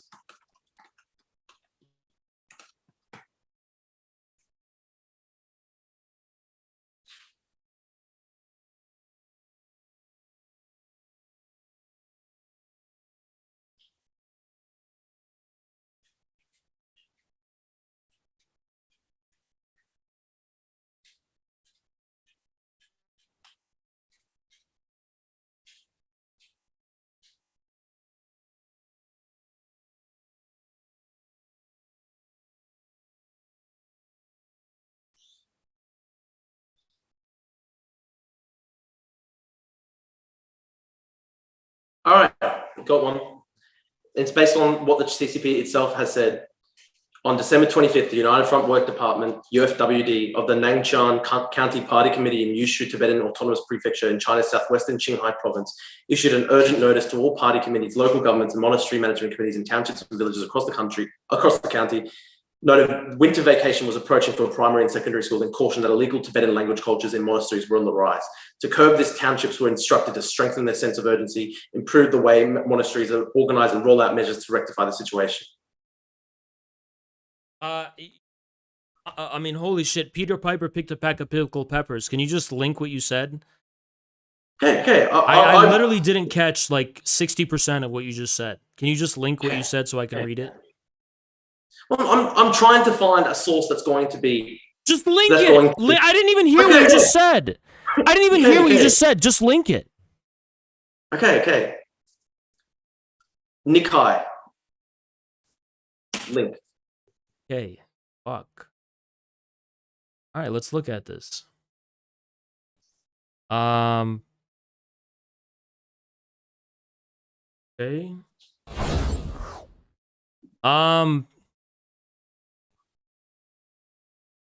Well, this isn't a Chinese government source, so... Well, let's continue to look at it. Chinese government policies are actually, forcing... No, this is circular, because this is back to the report. This is back to the report. It's not, you're going to obviously say that's not... Would you accept the source from Human Rights Watch, or are you going to say that's a shield? Shut up and let me read this. Okay. A report calls the practice of sending Tibetan children... Okay, this is their report. What did you read out that is of very material significance? Like, about how they're not allowed to speak Tibetan? I'm saying this is not a worthwhile source. I just realized, because it's just linking back to the original report that I sent you. and you're obviously not going to accept it. So I'm saying I'm going to push that to the side. I'll keep looking for better sources. No, you did say something where you were like, "Oh, there's a threat of." What did you read off? What did you read? Where did that come from? Oh, that one. Okay, I'll get that. But again, it's a Tibetan NGO, so you're not going to believe it. But okay, I'll well, I want to read it still. Okay. Because I didn't even hear what you said. I just want to read it and show it to the audience so they can actually intelligibly fucking read it. Okay. Drew, you're not really good at compiling evidence. It might just be better if you concede you can't provide a primary source and go to a... I think the primary source, in that original report that you're dismissing as NGO, NED, or your fans are dismissing as NED, whatever, it has literal primary sources in there, like Tibetans that they're speaking to inside Tibet. I have not been shown the thousands of testimonies you claim exist. I haven't been shown evidence that those testimonies, the thousands of them, exist. You've had every opportunity to show them to me. I haven't seen them. There's thousands of Tibetan first-hand primary sources. Thousands of Tibetan what? But you're going to dismiss them all because you're going to say they're all Tibetan. Can you show me the thousands of Tibetan primary sources? Okay, I will actually go away, compile the primary evidence for the next debate. I'll bring them. So you don't have it. Well, not on this. Not in right the now, absence of primary sources. I don't have to entertain. I don't have to entertain the claims. Sources. I don't have to entertain your claims. The Chinese government states its intentions. I have no reason to believe it's not fulfilling those intentions. Okay. For example, let's go through. Here are some testimonies that I can read out right now. This is based on the original report. I don't want you to read out a testimony. I don't doubt they can find a Tibetan who can say this. You said there's thousands of them corroborating that. I want that data. Okay, I can get that data, but at the moment I've got literal conversations with Tibetans. I don't care. Inside I'm going to interview. I'm going to interview Xiong Yu right now, and he literally lives in China. And you want me to interview him for a primary source? What does he know about Tibet? Does he live in Tibet? He lives in China. Do you want me to get a Communist Party member who lives in Tibet and interview him? Yeah, bring him on. And that to you will be an equal source to your source? Well, I'm obviously not going to agree with what he's saying, but bring him on. Okay, then I'm not going to agree with what the Tibetan separatist is saying. How about that? Okay. Okay, but bring on the CCP member inside China, and we'll talk about it. It's a debate between me and you, but I'm just trying to give you the rhetorical point that he probably can't even be seen in one person. You know, this is the sad thing. We're talking about censorship in China. Even if you just debate me, one person who makes a claim is not a reliable source. I have no reason to believe that there are colonial schools in Tibet. You can call them colonial. I don't think they're colonial. I think you're actually dealing with a situation where I was 12 years old when I went to the boarding school. I attended from grade 7 to 12, from 1997 to 2003. The school was 2 hours walking distance from my home. I was able to go home on the weekend. But in my school, there were students who were far off. They couldn't go home on the weekend. So usually they just stayed back and went home only if there was some emergency. There was no phone facility. You had to buy your own food and bedding. There were separate schools for Chinese and Tibetans. We had no free time. The schedule started at 6 a.m. with exercise. True. Extreme beatings from teachers. I live in Michigan, and I'm going to talk about how Gretchen Whitmer is Hitler. So when I go outside every single day, when I drive my car, Gretchen pulls me over, and she puts me at gunpoint and tells me to renounce my Islamic faith at gunpoint, or else I die. And she put me in camps and all these things. Drew, I don't care. Reading me off something one guy says. I'm reading out testimonies for you. You're saying, give me the testimonies. I'm reading out the testimonies. I'll give you a standard of evidence I want you to conform to. It's macro data. I want thousands of people in Tibet to be surveyed. There are studies like that, and I can literally get them. Well, that's what you're going to have to give me. Okay. Well, let's do that for the next one, rather than getting bogged down. Okay, well, you don't have it here. You don't have it here, so I don't have to entertain your claim. If you don't have it here... I was just going to say, though. Okay, if you don't have it here, I don't have to entertain the claim. I was just going to say, though, it is actually sad that your friend who lives in China, who's a CCP member, he probably couldn't even come on the stream and debate me without being in trouble. Like, this is how bad the censorship is in China. I've had people from China come on stream and indeed debate Westerners, and it's on my channel. Yes, but I'm not. But you understand the Chinese government has literally like sent death threats against my family. They've put out Chinese government news articles condemning me as one of the worst. Drew, if you want to talk about that, you are serially harassing Chinese people. You are engaging in inflammatory behavior. Lie. Yeah, Drew. That is an absolute lie. Drew, you are harassing Chinese people in Australia.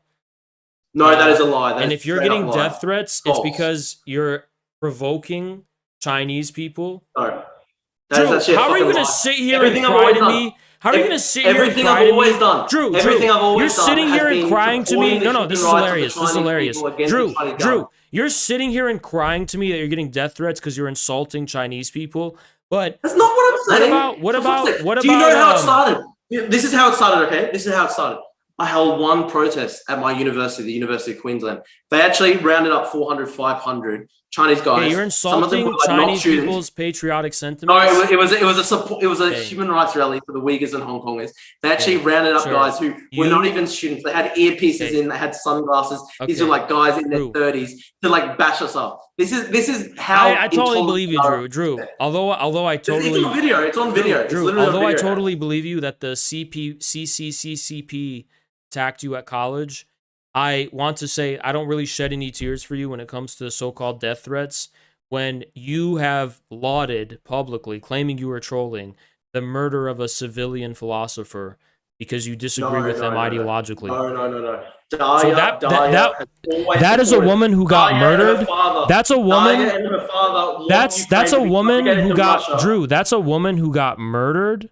And you're sitting here crying about death threats? When are you going to shed a tear for the Ukrainians who are murdered every day because of the ideology she supports? You know what? I lament the murder of the death of any innocent civilian, be they Ukrainian, be they in the Donbass. I think war is bad. Is that true? Because the Russians I think war is a bad thing.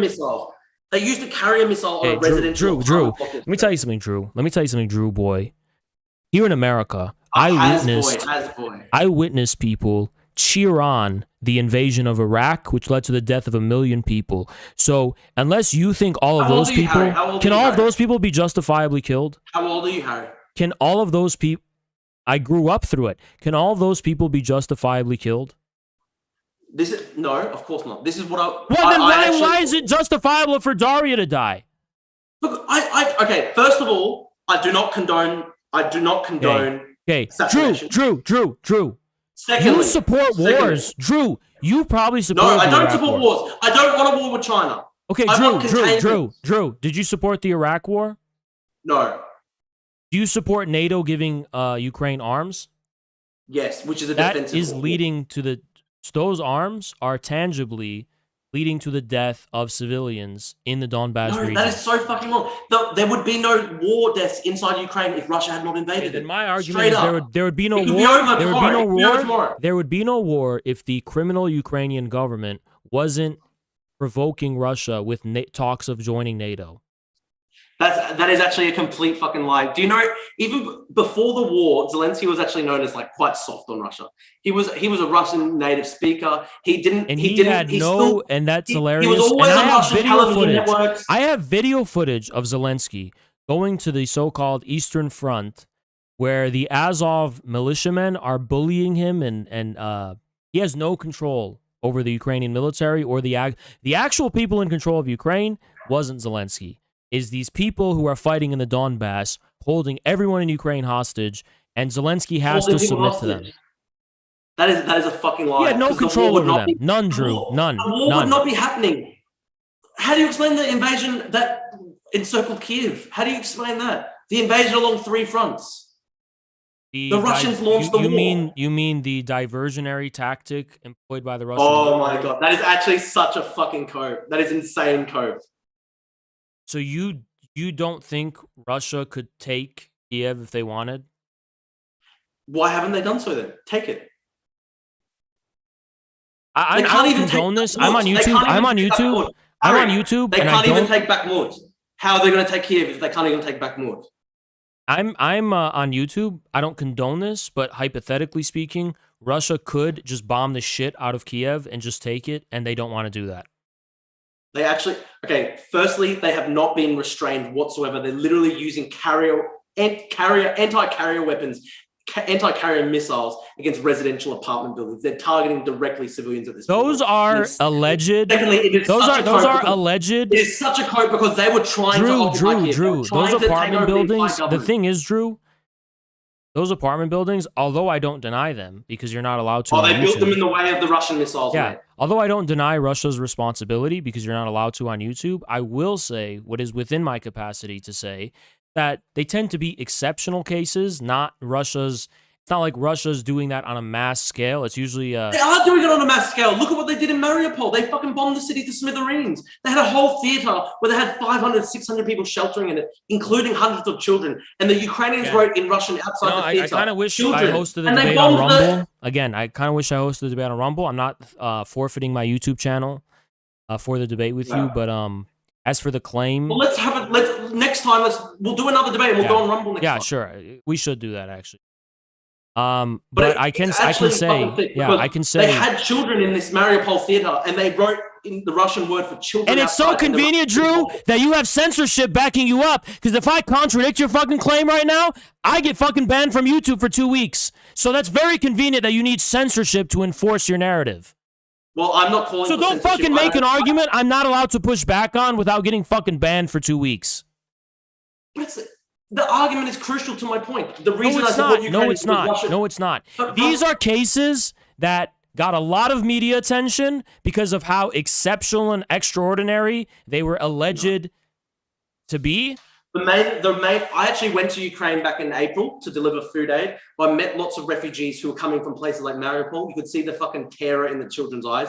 People who had 1,000-yard stares and they're like 6 years old. It's fucked. Mariupol was a city that underwent extensive evacuation, and it's not. So true. It's not. There was so many civilians. It's not beyond the pale. It's not beyond the pale to be allowed to say that this civilian infrastructure was utilized by the Ukrainian military and the literal Azov battalion to hold out against the Russian army. The Russians didn't care. Look at what they did to Grozny. It's always been a part of Russian military warfare doctrine. Just level cities. This is what they do. That's not what we don't see them doing that. We don't see them doing that. We always see them doing that. That is what they did. We don't see them doing that on a mass scale. They did it to Aleppo as well. Their tactic always is to make civilian life impossible in a city. Let me explain this to you. To guarantee that they will take it. In Mariupol, there was a last holdout. This is a perfect example to epitomize this. There was a holdout of Azov militia members who were held out in the... What was that place called again? It was... what was it called? Oh, I forget the name of it. It was like the last holdout. Azovstal. Yeah, that's what it was. It was Azovstal. In Azovstal, why did the Russian military wait to attack? Why didn't they just like level the whole thing, destroy it?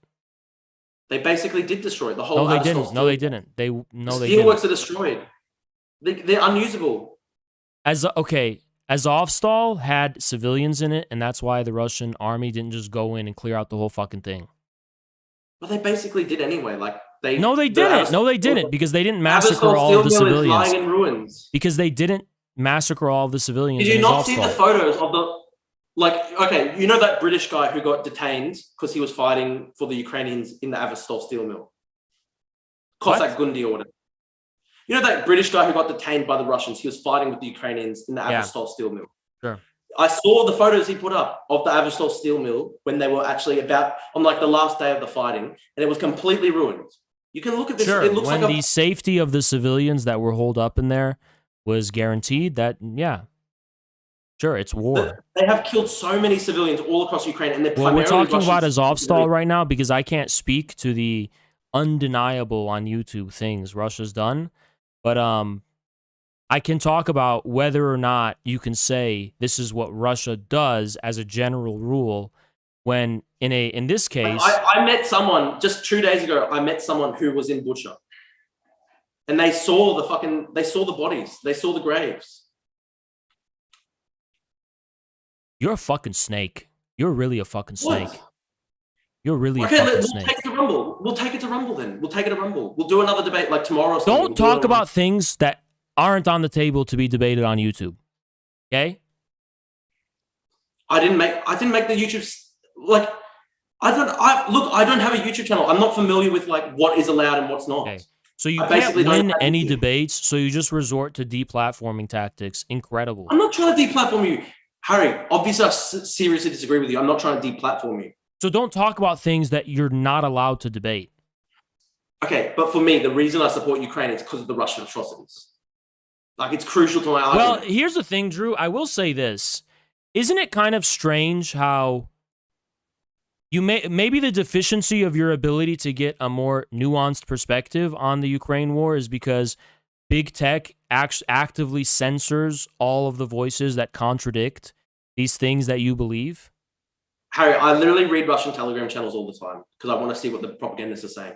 And I'm familiar with all their claims and the biolines. Well, I mean, I just find it convenient that censorship enforces your opinion. It doesn't though, because I read the. Yes, it fucking does, Russian because if I were to push back or contradict you in any capacity, I would be banned for 2 weeks right now. Okay, well, we'll do that next one on Rumble then. I'm not necessarily saying. I would be happy to. I seriously disagree with you. At the same time, I think that people should push back on these opinions like you. People should push back against the false conspiracy theories you're pushing. Your support rather than just for Ukraine has to do with atrocities. Has the Azov battalion committed atrocities? I do not support the Azov battalion. Straight up, I do not support the Azov battalion. I do not support any of the far-right militias. That forms the vanguard and the backbone of the Ukrainian military. No. Yes, it does. Yes, it Azov does. was actually completely decapitated in Mariupol. No, 100%. it wasn't. No, it wasn't. Azov. They lost like 90% of their military fighting capacity. Azov battalion and the ideology it represents is completely dominant within the Ukrainian military. That is false. If the Ukrainian far right was dominant, why could they not even win more than 1%, 2% at the Ukrainian elections year after year? Because just because you're a force of military dominance doesn't mean you're getting the popular vote. What a stupid thing. You think people with guns have to be necessarily the people who are popular? It's not true. I'm not saying that. I'm just saying the far right is a marginal force inside Ukraine. When it comes to the military, it's not. When it comes to the people who are allowed to be the face of the Ukrainian government, that's not true. By the way, the Ukrainian government, Ukraine isn't even a democracy. They banned the communist parties there well before the war. They censored opposition. They've silenced journalists. They shut down literally fronts for the Russian government. That's all they've done. Fronts. But this was before the war. But this was before the war. Yeah, there was a war going on from 2014 onwards, Harry. 10,000 people died in the Donbass. So the war began in 2014. I agree. It did begin in 2014. So, well, and obviously a massive increase in intensity this year with the invasion in 2022. So you're saying the Ukrainian government's anti-democratic actions were justified because of the... It's not anti-democratic. Because the people in the Donbass were resisting the junta government. That is a complete lie. Like even in the Donbass, like the Donetsk Republic, like these little shitty statelets set up by Russia, they were set up by neo-Nazis and fucking Russian like Kremlin fronts. It was all an AstroTurf operation. There were actual like pro-Maidan demonstrations in these cities, and they were absolutely brutally shut down by the fucking. Okay, that's not true. That's not true. It's absolutely clear that in the Russian-speaking regions, which overwhelmingly voted for Yanukovych, the Russian-speaking regions are the ones being bombed by Russia right now. Zelensky is a Russian native because they're being occupied by the Azov battalion and the Ukrainian military. But what I want to explain to you is that these are the regions that voted for the president who was illegally gotten rid of in a coup. So, he fled the country himself. We already had this debate with Adam Something in Destiny. He fled the country after there were attempts. To a country that was invading Ukraine. No, so he fled the country after there were already attempts on his life, and it was very clear he He wasn't going to fled get the country. The pro-Russian president of He Ukraine. fled the country after country there to were Russia already while Russia was attempts on invading his Ukraine. life. After there were already attempts on his life, and it was very clear he was not going to get a fair trial. Bro, he was sending his security forces to murder people in the streets. He was sending his snipers to murder people into the streets. Well, we're going to go back to we're going to go back to what Jackson already explained. Okay, if we go back to 1939, No, we're not going back to 1939. no, but if Chamberlain had immediately fled to Berlin on the start, there's no comparison, dude, because Ukraine had a coup. They wasn't about to be invaded by fucking Russia. It had a coup. How is it a coup when you leave the country yourself? You're saying. I told you why he had to flee the country, because there were attempts on his life. He wasn't going to fair trial. You say that's justified because his police force was massacring civilians. I'm not saying it's justified that he wouldn't get a fair trial. Well, the investigations that were conducted did not corroborate the claims of the Maidan junta. What investigations? Fascists. The investigation into the claims that his police force there were only 300 engaged in a sniper fire massacre of protests. You know, during Maidan, like the whole lie, it was all the Nazis. Like the Nazis were like the fucking far right. Yes, there were a couple far right people there. They were marginal in the Maidan. They were very marginal element. It wasn't a couple. The banner of Stepan Bandera prevailed in Kiev. Bandera was a Nazi collaborator. They were marginal. They were marginal at these. They weren't marginal, dude. They weren't marginal. Bandera was officiated by the Ukrainian government as a hero. No, these were marginal. Fucking right. How is it marginal when Bandera is being officiated? Let's go through the facts. Right sector could only put 300 people on the Maidan. So you're saying the whole Maidan was Nazi. Right sector could only put 300 people. Even if I concede to you that that's just what. And then they held elections straight after, and the far right couldn't even make 2%. Shut the fuck up for a second. Even if I conceded to you that right sector only had 300 people, that just refers to the organized far right and neo-Nazis. It doesn't refer to the more ambiguous, ultra-nationalist, Banderist, neo-Nazi sentiment. Finally, so fucking bro, they're waving EU flags. This was a liberal. These people were supporting a liberal revolution. The 90%. Why do you think there's a contradiction between Western liberalism and Nazism? There isn't. Exactly. No, they're not. There isn't. No. Western exactly, liberalism. There isn't. No. Sorry, I misheard you. The Western liberalism and Nazism are completely opposed. Not in Ukraine. They are opposing. Not in Ukraine, because it's very simple. It's very simple. The Nazis in Ukraine. I'll explain to you the logic. Russia is like you can't explain to me why the Wagner leader groups, the leaders of Wagner, have SS tattoo runes on their neck. Just explain that to me. Even if that's true, Wagner is not it's not a neo-Nazi organization. Period. It's a private military company. But why do the leaders of Wagner all have Nazi tattoos? I don't know if that's true, and I don't know why they. It is. I don't know. But Wagner is a private military. Wagner is a private military contractor. Right now. It's not a paramilitary. Okay, the Wagner Group is not a paramilitary political force. It's a private military company. Dmitry Yudkin, the guy I'm talking about is Dmitry Yudkin, and yes, it's completely embedded within the Kremlin. Dmitry Yudkin. Okay, well, they're mercenaries. They're He founded the Wagner Group. Okay, and he's got SS tattoos yeah, on his neck. Those are mercenaries. And the Kremlin fucking relies on Nazis to fight the war in Ukraine. They rely on a group that happens to have a prominent figure who has some questionable tattoos. It's not the same thing as actual paramilitary. That's such a cope. Dude, no, it's not a cope. It's not a cope because there's a difference between paramilitary neo-Nazi organizations and a private mercenary group that has a prominent figure who has these tattoos. And yes, I've seen the photos. The founder of Wagner has Nazi tattoos on himself, on his neck. The founder of Wagner. It's a Nazi group. It's one guy. So oh my God. So if you find me, okay, but if we're talking about Azov, you'd be like, this guy has a Nazi tattoo. It's a Nazi The problem is that with Azov, Yeah, and he's not the founder. He's not the founder, by the way. Yudkin is the founder. He's Who? one of the co-founders. Can you name him? Wagner. What's his name? Dmitry Yudkin is one of the co-founders of Wagner. He's not the founder. He's not the founder. Yes, he's not the founder. Alongside, he founded it alongside. Yeah, exactly. Keep shifting the fucking goalposts. He's not the founder nor the leader. He's neither the founder nor the leader. He's one guy. Dude, Drew. It's one guy. If you're saying, oh, if I found an Azov guy, the problem, Drew, is that we don't just find one guy in the Ukrainian military who's got these tattoos. We find dozens of them. We find hundreds of them. Dozens of Wagner guys with Nazi tattoos. Dozens. Show me the dozens. Okay, Go ahead. Yes, I will. Great. I'll show you. Show me the dozens. Holy fuck, there's so many.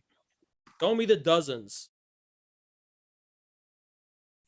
I'm literally going to send them to you. I'm going to send them to you over Twitter DM. In what? You're going to send them to me where? On Twitter DM. Okay.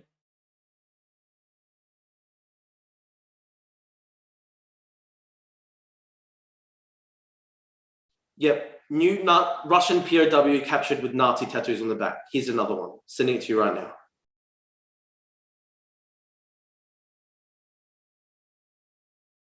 Sent.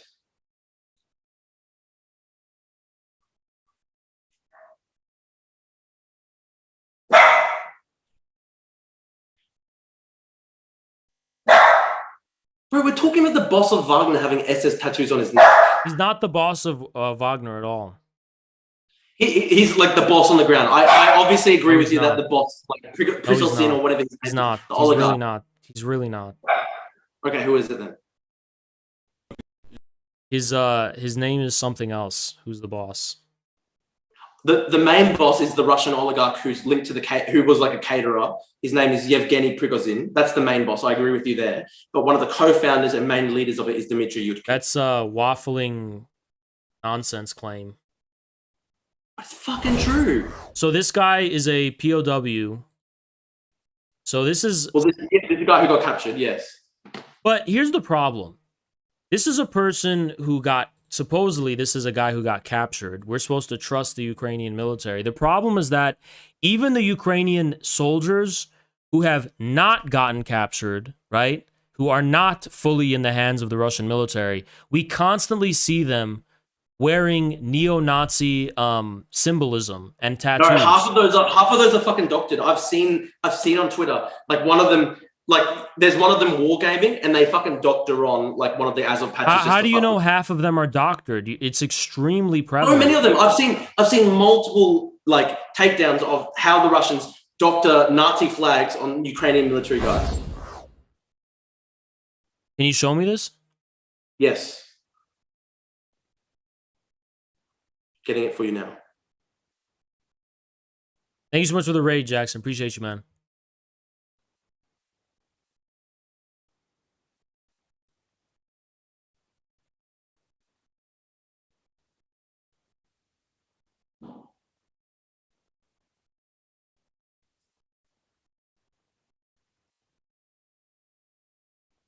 Fine.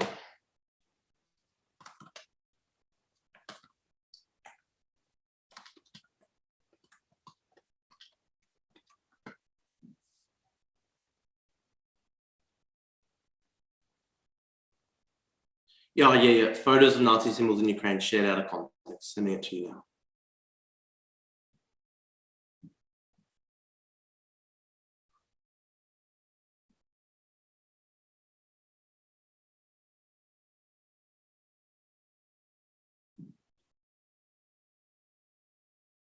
Like there's a doctored one where Zelensky supposedly holding up like a soccer jersey that has a swastika on it. A Zelensky one is one thing, but you're trying to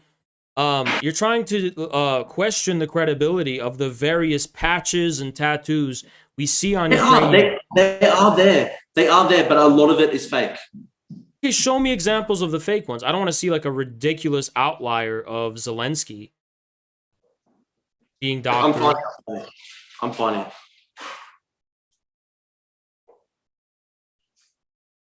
Okay, well, in any case, a paramilitary neo-Nazi group is not the same as a private military company that has. Wagner's not private. It's used as an arm of the Russian state. But it's not a paramilitary neo-Nazi organization. It is a paramilitary, and its founder has Nazi tattoos on his neck. That is not the founder. It's one guy. And if you actually look at a lot of the Wagner iconography is so Nazi. Like, for example, they use the sledgehammer as one of their symbols. Do you know what that is from? When they fucking beheaded and sledgehammered one of these Assad army deserters. Like, and they posted the gore video. Okay. I mean, I don't know what that has to do with Nazism.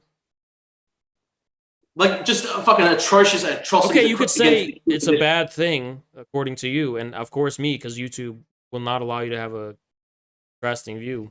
So, of course, I agree with you. That's a horrible thing. It's a horrible thing, but it's not Nazi. I'm trying to find this debunking thing. Debunking.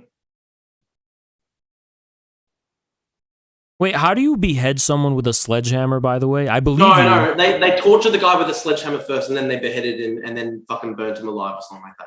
It was. And that's the origin of Wagner? No, that's not the origin of Wagner, but they always use the sledgehammer symbol, and that's where are you getting that? I would never deny the credibility of that claim, because you're not allowed to on YouTube, but I want to read more on that. They posted it themselves. I would love to read more on that claim. Okay, I'll send you the link then. Sure. Wagner. There's just so many claims you make that you can't substantiate. It's just crazy. I'm actually shocked that you don't know about it. Yeah, I don't know. I would never question that, because you can't. But it just sounds like such a riveting, horrible story, honestly. Anyway. Wow, and then you're Drew, actually like Drew. We're focusing on specifics here. I'm asking you to bring sources. You're not. I've just sent you the fucking link. I've just sent you the link. Hang on. Okay. Guess I'll end. A Syrian deserter was savagely killed by Putin's. Again, we're gonna have to get into the fucking primary source. I mean, what is this? There's literally a video of it, man. I haven't seen it because I'm not sick, but if you go... And Wagner did this? Yes, it's one of those videos that are very popular on the gore internet. I don't look at that shit because it's disgusting, but everyone knows about it. Bro, the fucking Wagner guys promote it themselves. They think it makes them look brutal and sick. Okay. They cut off his hands. Yeah, okay, well, the article is certainly making that claim, and the videos, they're saying the video's there, but, I'm sure if you wanted to, I don't know if you're into the gore shit, Harry. I'm not, I'm really not. Okay, but, you're saying it was a deserter? Of course, I don't support torture at all, so. Yeah, neither do I. It's disgusting, so. Yeah, but hold on, Drew. You're saying that's the origin of the use of the sledgehammer as well? Not sure. Yes. Oh, no. That's the origin of their use of the sledgehammer as a key symbol of Wagner. Okay, well, I can't really get into the details of that source. They did it again the other day. Apparently, I'm looking at Reuters, and they literally put out the video on like. All right. Sure. But it's not for the recent Reuters shit, but the thing of the Assad deserter. I mean, I can't really refute the source, so I guess I'll just grant it for purposes of argument. But it still doesn't make them Nazi. Still doesn't make them Nazi, even if it's horrible. But you just said that a lot of them are doctored. They're carrying out just Hold on, what's the source? What's the source of this? Can you click this link? I don't know. I think Samir Khan's blocked me. Let me see. I'm pretty sure I'm blocked by Samir Khan. So this is a video from the Ukrainian military. Was this doctored? Samir Khan blocks me, so I cannot see this. Okay, so I'll just tell you. What is it? There is an official source from the Ukrainian military of blood rituals going on by the Azov battalion. They clearly have the sun wheel, swastikas all over their arms. I just want to know if this is doctored. Can you send me the link on. Fuck, I'm just trying to think how to get it, how I can see it with that. I'll just log out of Twitter and quickly log in. The link is on YouTube. I'll send it to you right Hang on, I logged out of Twitter so I can just look at it. now. No, I'll give it to you on YouTube. Sure, no problem. Blood rituals. This comes back to what, look, certainly sounds like the kind of schizo-fascist rhetoric where they're saying, oh, you know, all the Ukrainians are making blood sacrifices for the devil, and it's all part of the transgender. This is the Azov Battalion. This is a paramilitary organization that is a key part of the Ukrainian military. No such equivalent exists among the Russians. I'm watching the video. So what is it?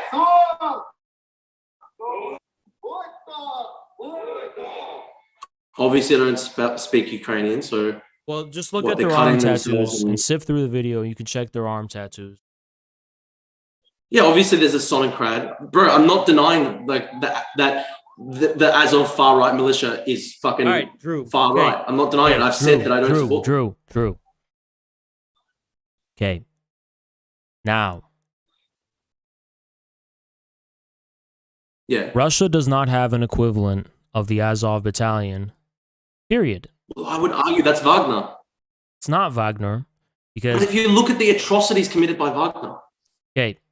I'm not going to entertain. I'm not going to entertain a discussion about Wagner's atrocities unless they are uniquely Nazi in nature. Atrocities.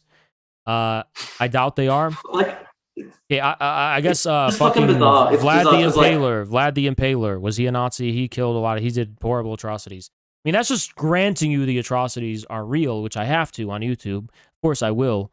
But it doesn't make them Nazi. Okay, it doesn't. Key members of the Azov Battalion, key members of the Wagner Group are Nazi. One person who happens to be the fucking he's not commander. The founder, but he's not the founder. That's the problem. He's the not the founder. But the problem is he's not the founder. Oh wow, Task Force Rusic linked to the Wagner Group.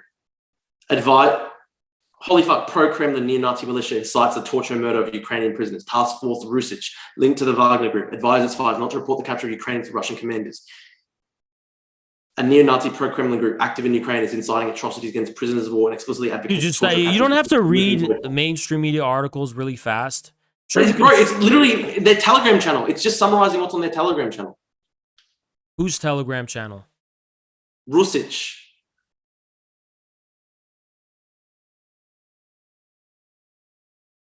So go to Task Force Rusic's Telegram channel. It's a neo-Nazi group linked to the Wagner. So there's a Telegram group of a neo-Nazi group. Russian. That's inciting atrocities on their Telegram. Yeah. So, which proves that there are fucking neo-Nazi elements in the Russian military.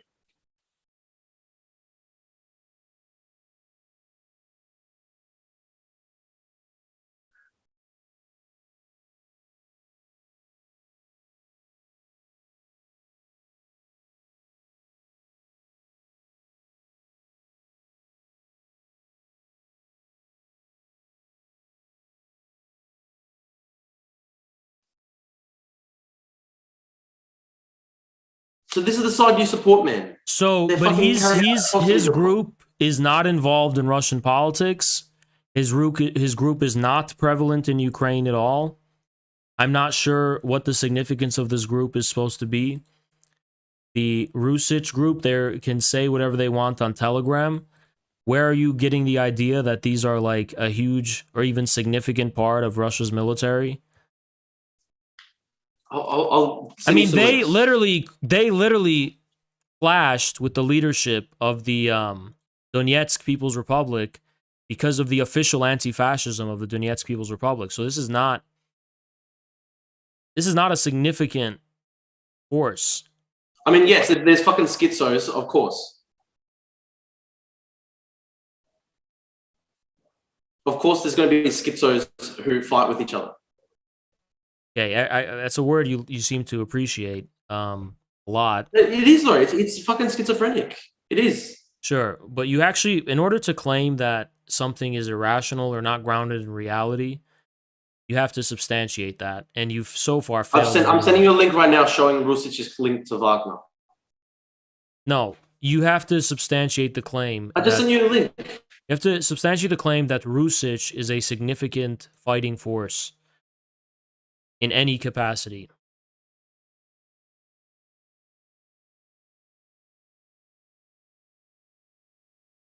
New America claims it's a Wagner Group contingent. I don't care if they claim that. They claim it themselves. Rusic Group, they claim it themselves. Does Wagner claim that? I don't know. Obviously, a lot of Wagner's operations are clouded in secrecy. All I see is a post saying making claims and not substantiating them. Where are the tangible connections to Wagner? Where are they? I mean, I don't even see these. I'm getting them for you now. All right.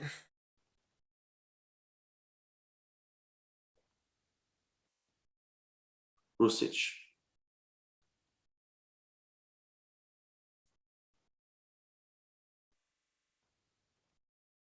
Yeah, they've literally been fighting inside Ukraine for since 2014. And you can see some of their insignia. They've got Nazi symbols on them, and they're all got Nazi tattoos. I'm not denying there's Nazis in Russia, but I just don't think that they are a significant phenomena. In contrast to Azov, who actually are a hugely significant force as far as the Ukrainian military is concerned. Holy shit, so many. Holy fuck, that's so bad. One of these guys, his name is Alexei Milchakov. He says he enjoyed cutting off the ears of Ukrainian soldiers and smelling the scent of burning human flesh. And then there's photos of him cutting off the ears of the Ukrainian soldiers. And then he's holding up fucking swastikas, and he's part of their fucking detachment. Okay, you know what? We're going to go back and forth having to corroborate all of these various claims. I'd rather just get to the fucking point. You just it's like every time you make a claim, we have to spend 45 minutes going down to the rabbit hole until you just basically come up short with nothing. So let's get to the fucking point. Let's get to the fucking point. I'll send you some of the photos. Here's the photo. You can see the photos. This guy with the Rusic group. I don't know what you're okay, you're sending me a Twitter DM. Okay.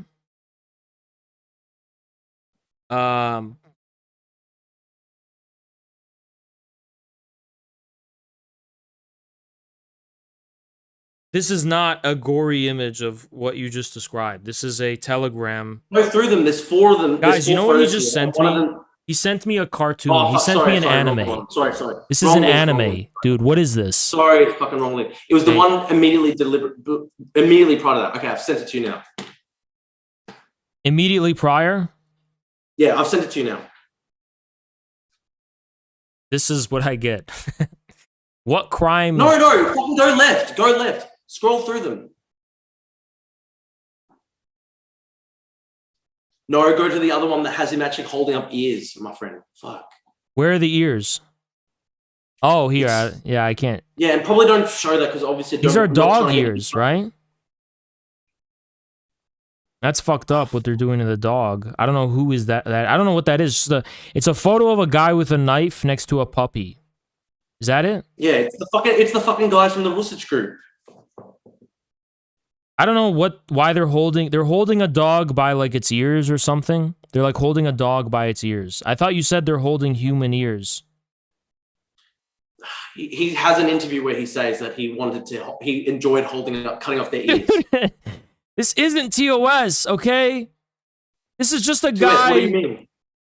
Because he's literally just the dog is its head is like this, and he's just holding its ear like this. It's not even suspended in midair. It's just he's holding it by the ear. It's not even in the middle of the air. He's cutting off the ears, my friend.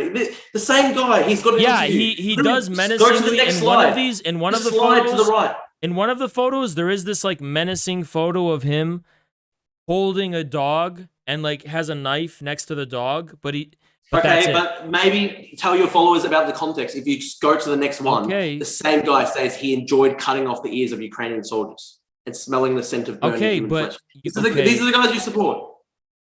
Notorious interview where he said, well, okay, but I don't know why you said there's photographic evidence of this, because there isn't. Look, like the problem, Drew, it would be just better if you just said this guy admitted to doing these horrible things.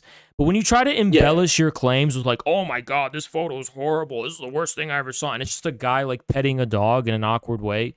It's not fucking petting the dog. The guy says that he likes cutting off the ears of Ukrainian soldiers, and then there's photos of him with a massive knife holding it to the ear of a dog. I think the contexts are very different though, because I'll show you what he's talking about, guys. He's talking about the interview the guy did. Bro, the fucking knife is right next to the ear of the dog. So this is the video of him in a suit talking to some guy, but Drew is showing me a video of him. I'll show you. This is one of the things. Look at him. He's saying. No, I'm not talking about that one. Go to the next one. Holy shit! I'll show the people the fucked one. This is the one. This is the next one. No, it's not even that one. So it's just stupid. Holy dude. shit! Yeah, man, that's so normal. That's so fucking normal, man. And then the same guy says he likes cutting off the ears of Ukrainian soldiers. Dude, and then the same guy's also holding a fucking Nazi sign. He's holding the dog in a weird way. Okay, put it down. Put it down. He's holding the dog in a weird way. Yeah, and he's probably a neo-Nazi, but like, you shouldn't have brought it up. Is what I'm saying. What? It's not material to the point you're trying to make. I'm proving to you. I'm showing to you. The guys on your side. No, you're hurting your point. You got fucking Nazis. Dude, you would be a horrible lawyer. You would be a horrible lawyer. If you would have just said, the guys on your side. No, if you would have just said that this guy is a neo-Nazi and he admitted that he likes cutting Ukrainians' ears off, it would have been enough. The dog thing hurts your credibility because it's a nothing burger. That's your fucking problem. It's not a nothing burger. Man, it's a really big nothing burger. It's clearly cutting off the ears of the dog. It's honestly a nothing. He's not even cutting. Yeah, man. Wow, that's so normal. Yeah, dude. It's not. He's literally holding a fucking knife to a dog's head. Dude, stop. Fucking normal. Stop. Okay? I don't know what's allowed to stop. Okay, I'm just saying. You're just saying that I'm acting like an idiot. Like, I'm literally showing you proof this guy's a fucking sicko. Yeah, he's holding a knife to a dog, but you said he was holding human ears in his hands. He wasn't. Yeah, I admit I didn't zoom in on the photo. I admit.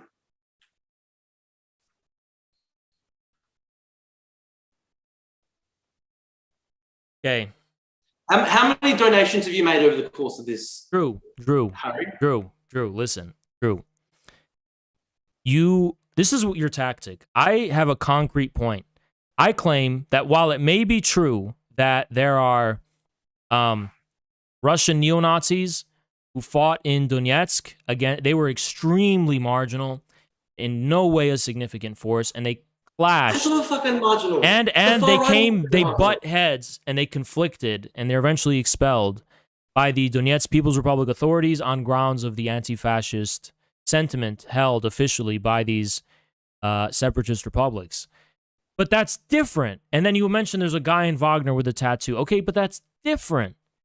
He's not a guy in Wagner. He's literally listed as the co-founder.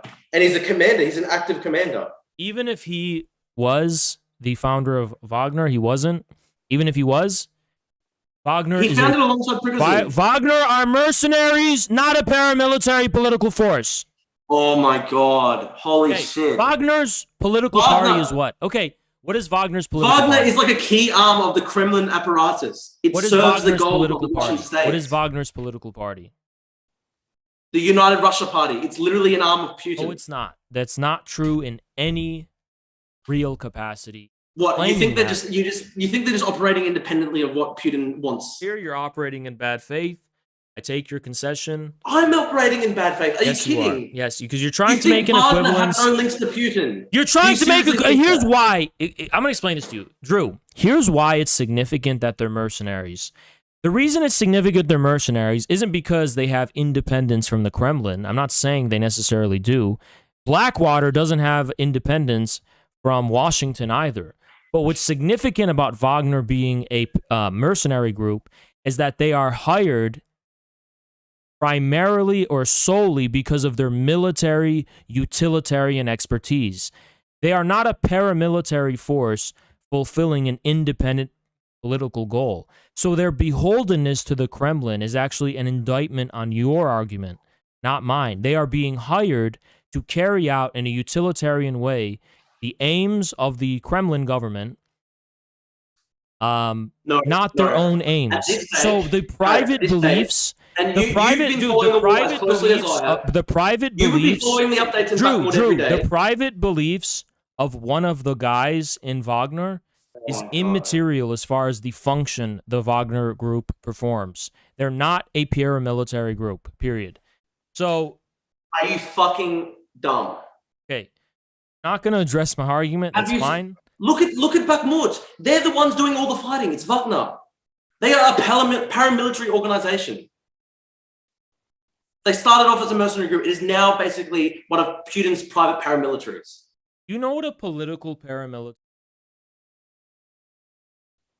It's a paramilitary formed and operated at the direction of Putin through Prigozhin, one of the top oligarchs. Do you know what a political paramilitary group is? Okay, explain to me the big definition, the big difference. So if you have a political party, sometimes political parties have paramilitary wings. Wagner is not the paramilitary wing of any political party. It is a mercenary group. Because in Russia, the political structure is so fucked that basically there are 100 elites who run the country and nothing else. The entire political structure. Wagner is not a neo-Nazi paramilitary group. Azov is, period. Wagner is a paramilitary. Have you seen that episode of SpongeBob where it's like the fucking Mantra raid man? I'm going to cut you off right there and just going to say, look, I'm not saying, dude, is this your wallet? Shut up. Take it. Shut up. A paramilitary neo-Nazi group is a group whose founding goal and purpose is to carry out neo-Nazi political goals. That is not Wagner. Just because there are people in Wagner who have privately beliefs that lead them to have these tattoos doesn't mean the group fulfills the function of fulfilling neo-Nazi political goals. Okay, let me ask you a question. It's very obvious because Drew. The goals of the Russian state are neo-Nazi. Hey, Drew. Hitler wanted to erase Ukraine. Russia. Drew, are there Nazi skinheads in the U.S. military? Yes. That make the U.S. military a neo-Nazi paramilitary group? No. But the founder of Wagner has Nazi tattoos on his neck. But he's not the founder. But he's listed as one of the co-founders. What about the founders of NATO? Were there neo-Nazis involved in the founding of NATO? I know that there were some rehabilitated Nazis in the founding of NATO. Which is bad. I doubt you would characterize NATO as a Nazi organization. Because it doesn't carry out neo-Nazi goals, but Wagner is carrying out neo-Nazi goals, which is the complete elimination of a sovereign country. And the elimination of the Ukrainian ethnic group, subordinating them to America Russians. committed neo-Nazi goals when it carried out the elimination of the sovereign country of Iraq under Saddam and Libya under Gaddafi. I disagree with the Iraq War. But you wouldn't characterize it as Nazi, would you? And while I hate Gaddafi, I agree that the Libyan intervention was wrong. However, but you wouldn't characterize it as a Nazi act. There's no moral equation between the Iraq War and the Russians in Ukraine. The Russians. Let's actually think about that. I want you to think about Drew. I want you to think about just how profoundly stupid the statement you just made is. Iraq is a country halfway across the world that poses no immediate threat to the lives of American citizens. Ukraine is literally on Russia's border and is about to join a military alliance that was founded to destroy Russia or the Soviet Union. It was founded for that express purpose. Iraq is halfway across the world. It was never attacking any Americans. It had nothing to do with America's affairs. Here's the thing, You're Harry, right, you're right, Drew. The reason you're right, Drew. The reason you're right, Drew. The reason you're right that there's no equivalence is because of how much worse and how much more immoral the invasion of Iraq was. Here's the difference, right? The US tortured Iraqis in prisons, as seen in Abu Ghraib. It was sick. What happened? The guys responsible for the torture were published all across the press in America, and they actually went to prison. Abu Ghraib was famous. All the guys responsible for torture and murder in Ukraine are being celebrated. They give the guy that I referred to you before, the guy with the Nazi runes on his neck. He was given one of the Russia's highest honors by Putin months ago. Drew, you know about Abu Ghraib because it was sensationalized in U.S. media, and that's how you know about it. But I guarantee you the overwhelming majority of atrocities committed by U.S. troops in Iraq went unpunished, and we don't know about them. Assange disclosed some of them. Those people didn't face a trial, at least until they were disclosed involuntarily by Assange and WikiLeaks. So you're wrong. No, the perpetrators of atrocities and war crimes in Iraq did not, in fact, in the main, receive justice. Abu Ghraib, that case of military torture. I agree with you. Not enough of them got. They did get. That was publicized, right, for whatever reason. But that was just the one that was publicized. Do you think the Ukraine? Do you think the terrorists? Do you think the torture cells that the Russians have set up for kids and civilians in Ukraine? Do you think they're going to be publicized in the Russian media ever? Never. I agree with you. They won't be publicized in the Russian media. And they probably won't be publicized in physical reality either. I mean, they've been publicized in the free independent press. In the imagination of brain propagandists, I agree. I mean,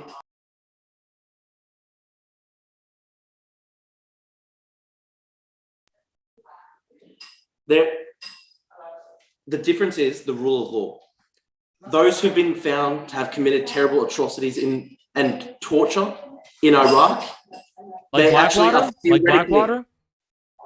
Yeah, and they actually should have been. Like, you know, okay. But they were found to have committed these crimes. Their crimes were publicized. They were found to have committed the crimes. Their crimes were publicized, and they didn't face justice. And they should have. They should have. I don't care if you think they should have. I want to talk about reality. Harry, here's a fact for you. Did you know that Eric Prince has been an actual advisor to the Chinese government on Uyghurs, on the repression of Uyghurs? They've actually gone to Blackwater. They've actually been inspired by the same horrible tactics used by the worst people in the West. I disagree. I think that Eric Prince. I'll send you the fact on Eric Prince. He's a disgusting guy. He helped China with the Uyghurs. Again, he signed a Xinjiang training agreement with the Chinese police. So even if here's the thing. Okay, even if I entertain that, I'm just saying back on the China stuff. You may say that there's this concerted narrative by the Western elites to try and slander China. So you just shout and make claims, and I can't address them. That's how you're going to do this. No, I'm just saying. If you look at, for example, Eric Prince being involved in the Uyghur genocide, it shows that massive amounts of the Western elite are horrible, and they should be opposed. So I'm not actually defending necessarily. Shut up, dude. Shut up. Genocide of the Chinese. Wait, one at a time. Man, I was not aware, Drew. I wasn't aware there was a genocide going on in Xinjiang. Can you educate me as to the genocide going on in Xinjiang? Yeah, sure. They've actually through birth suppression, through suppression of the Uyghur birth rate, they've actually managed to have a 95% population growth drop in the province. It's fucking horrible. Is that population drop? Does that population drop correlate? That's drop in population growth. 95%. Shut the fuck Holy up! shit, man. You Holy actually got fuck! fucking roid rage. Because you won't shut the fuck up. Does that population Fucking roid drop? rage, man. Yeah, Actually, I'm muting him. Shut the fuck up. Does that population drop correspond and correlate with the general trends in the population of China? There The have answer been is yes, population it growth does. No, but this is the difference, though. If you look at the data, it's the population drop has only been concentrated in Uyghur areas in Xinjiang. So the Han ethnic minority in Xinjiang, That's not true. There has been a drop in birth rates among all of the ethnicities that live in Xinjiang and throughout all of China, mostly. The fertility rate... But not 95% in 5 years. But hold on. The 95% fertility in 5 rate... years. No, that's not true. The fertility rate... It is. That's it's Chinese not. government statistics. No, it's not. No, it's not. The fertility rate, and I've been through this before, the fertility rate in Xinjiang is not even the lowest in China, right? There are regions in China and there's ethnicities in China that are growing at a much slower rate than the Uyghurs. And by the way, Jackson's also pointing out, the Uyghur population didn't have the one-child policy, so it actually grew at a much faster rate than the Han Chinese for decades. Now, recently... And now they've succeeded in 95% population drop in 5 years. It's not a 95% population I'm sending you the most latest stats. These are actually... It's not a 95... Listen to yourself. You're saying 95% of Uyghurs are gone. It's not true. No. Population growth. So population growth has dropped 95%. So you're saying the fertility rate has dropped 95%. I doubt that. Yes, in 5 years. I doubt that. But Look at regardless, the reason why there has been a slowing of the fertility rate in Xinjiang is for the same reason there was a slowing of the fertility rate in any other Asian country. Because with development, economic development, and modernization comes people having less kids. There's forced sterilization. Where's the evidence? I've got a quote for you right now. Where's the evidence? Where's the evidence of the Chinese embassy in the US? The Chinese embassy in the US themselves trumpeted this. I'll send this to you. The Chinese embassy in the US posted, the study shows that in the process of eradicating extremism, the minds of Uyghur women in Xinjiang were emancipated, making them no longer... No, I can't keep up with you when you mumbling off. I'm sending you sources. I don't want to do mumble rap with you. Encyclopedic memory. Okay, I don't want to do mumble rap with you. Okay? Don't want to do mumble rap. I'll send you the sources. Source for forced sterilization here, right? Where? Well, those are the Chinese government's own statistics, the one I just sent you. Where did you just send me? I sent it to you on Twitter. On Twitter.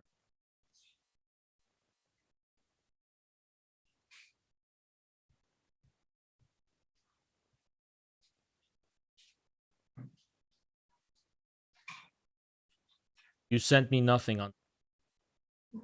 Okay, no, here. I just sent it to you. In incontrivable proof, China is committing genocide in Xinjiang. According to the Chinese government statistics, population growth rate in Xinjiang dropped 95% from 11.13 in 2017 to 0.56. So I doubt you're interpreting this correctly. Oh, it's the wrong thing. Hold up. I don't know why it's on this.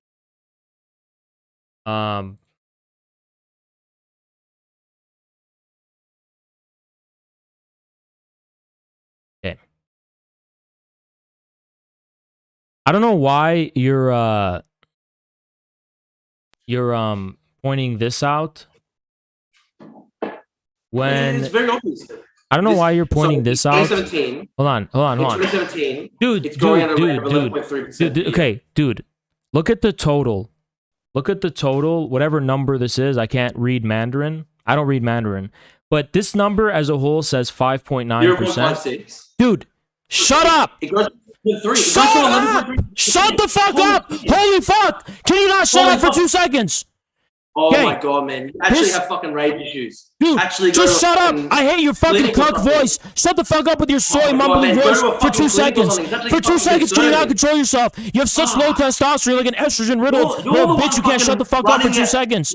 Dude, for 2 seconds, shut up! Dude, you know what? I'm muting him. Just shut up for 2 seconds, okay? This says 5.9%. Okay? It says That's a total.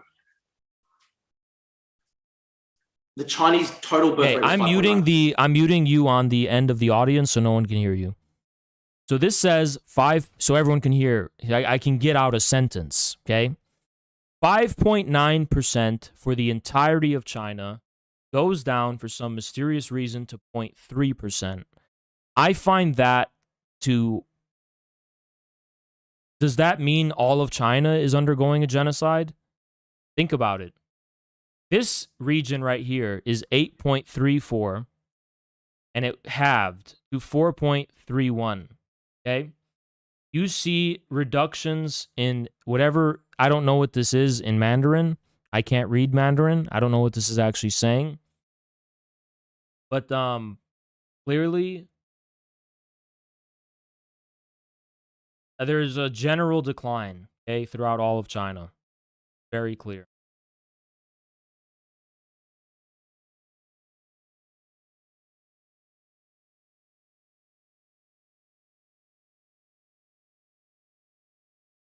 efforts.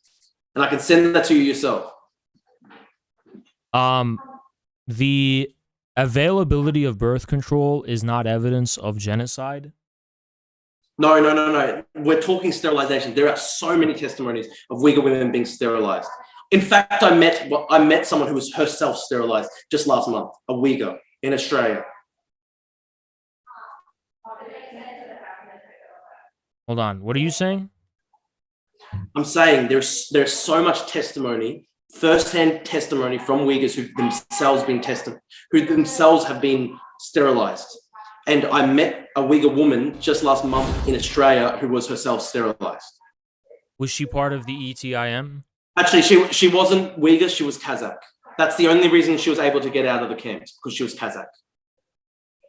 You met a Kazakh woman who was forcibly sterilized? Yes, in the Xinjiang. Where did you meet her? In Canberra, Australia.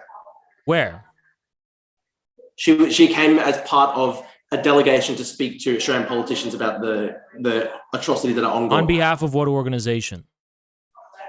On behalf of the Uyghur Women's Association of South Australia. Okay. And then you've got to, and bro, I know the Uyghur Women's Association of South Australia. You've got to try go. Why is it Kazakh woman? Literally 5 girls. It's 5 weeks. That's what everyone in your comment section is going to say. It's called the Australian Uyghur Tangritag Women's Organization? Yes. Is this a separatist organization? They are just advocating the end of the genocide. Then why do they have the flag of East Turkestan as their profile picture? Because every single Uyghur in the diaspora uses that flag as a symbol of national pride because of the terrible... Is it a symbol of national pride, or is it a symbol of the idea of an East Turkestan state? National pride. The Uyghur blue sky flag has always been used by the Uyghurs. This East Turkestan flag has always been used by the Uyghurs? Yes.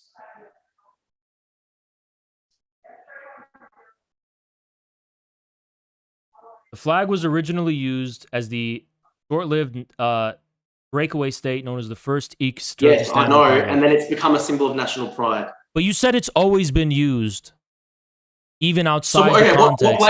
What flag do the Uyghurs use other than that one then? What do you suggest that the diaspora organizations use as their flag? The Chinese flag? Probably they're their own fucking independent people. Probably not a separatist flag for an independent... They're literally their own independent people. Hey, what came first? Jackson, let me ask you a question. Can I ask you a question? Bring Jackson into the YouTube because he's fucking dumb. I want to talk to him as well. Drew, what came first?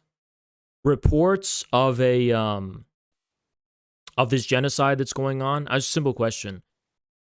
Reports of a genocide going on in Xinjiang or East Turkestan separatism? Which came first? The genocide. When was the first report of... This is something that you're probably not familiar with because you haven't read the books about it. But holy shit, man, the Uyghurs have been repressed for decades now. Decades. Even before the genocide, the intensification...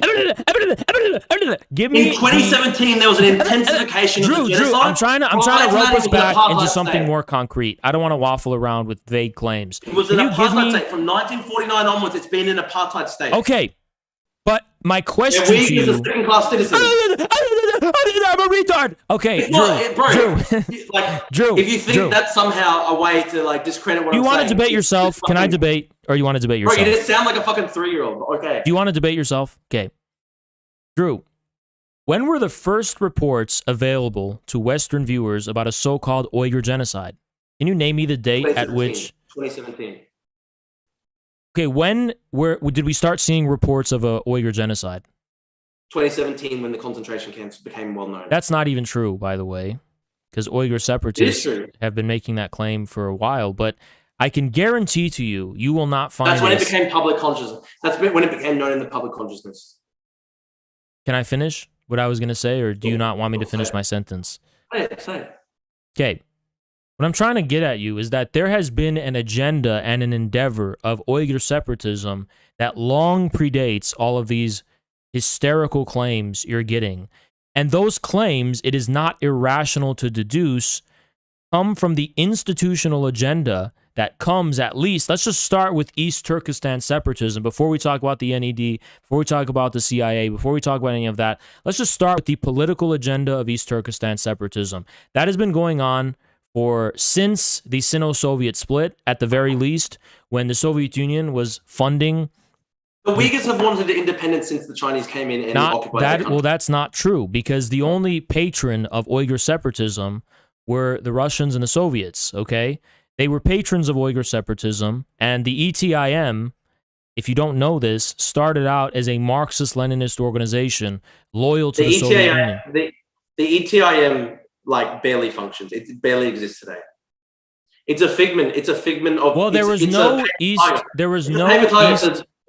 no East Turkestan independence movement that existed outside of either the ETIM or the later Islamic fundamentalist splinter groups. No, that's a lie. That's a lie. Name me some Uyghur. Are you kidding? The Uyghurs are a distinct people that have lived as a distinct people and culture for 1,000 years.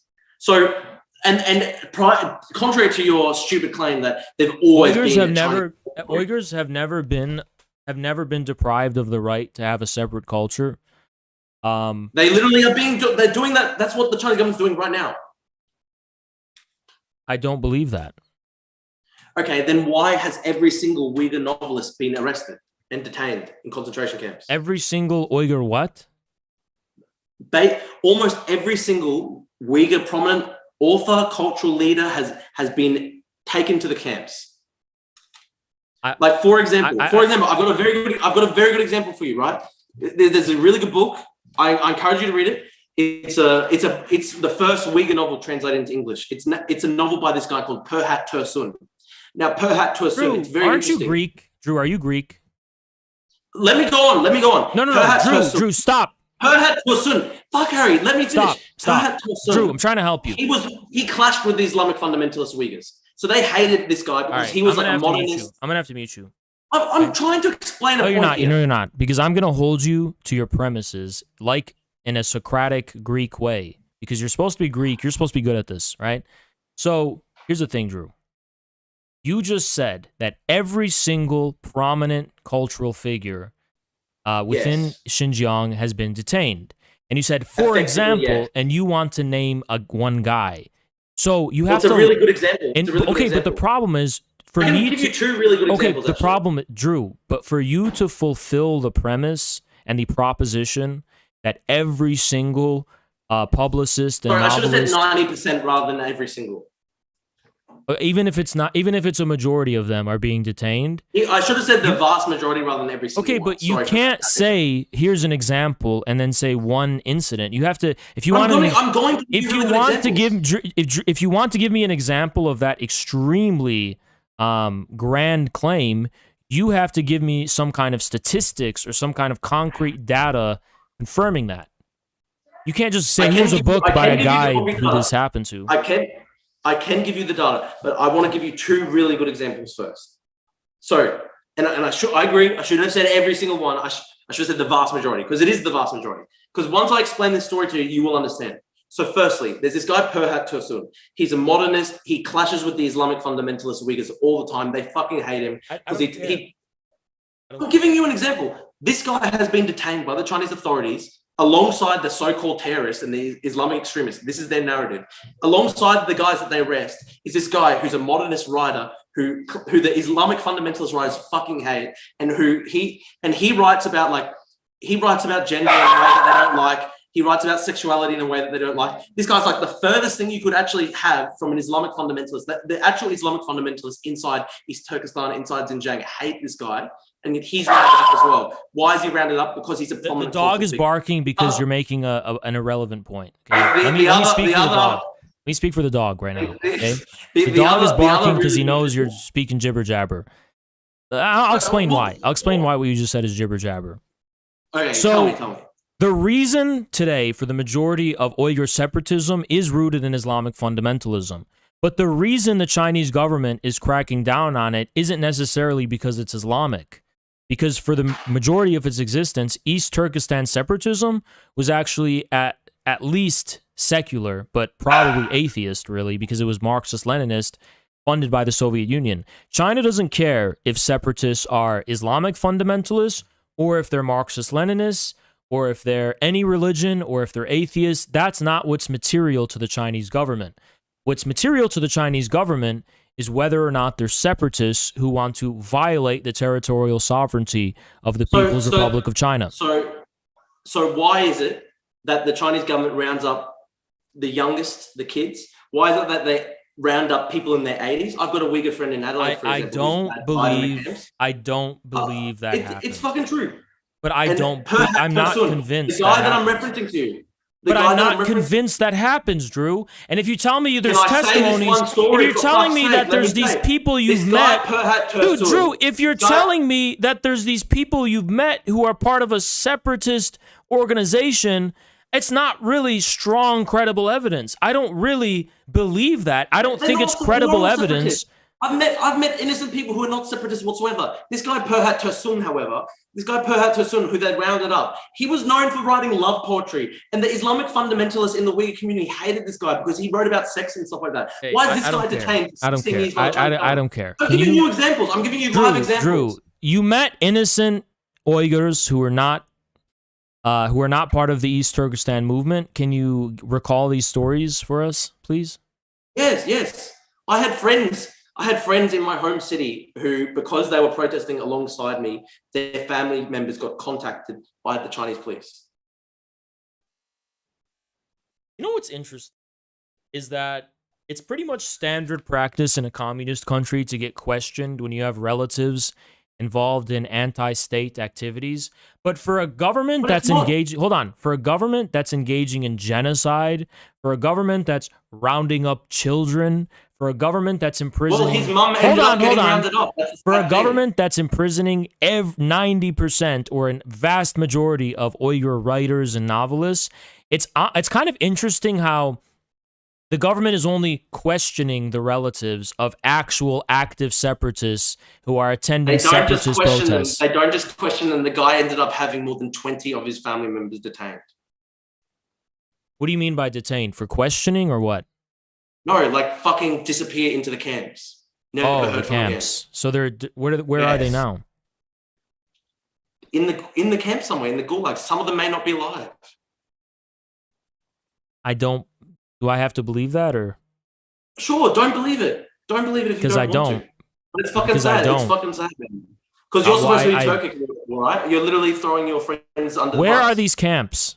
What do you mean by camps? Because the only evidence I've researched this topic. The reason I'm smiling is I've researched this topic extensively.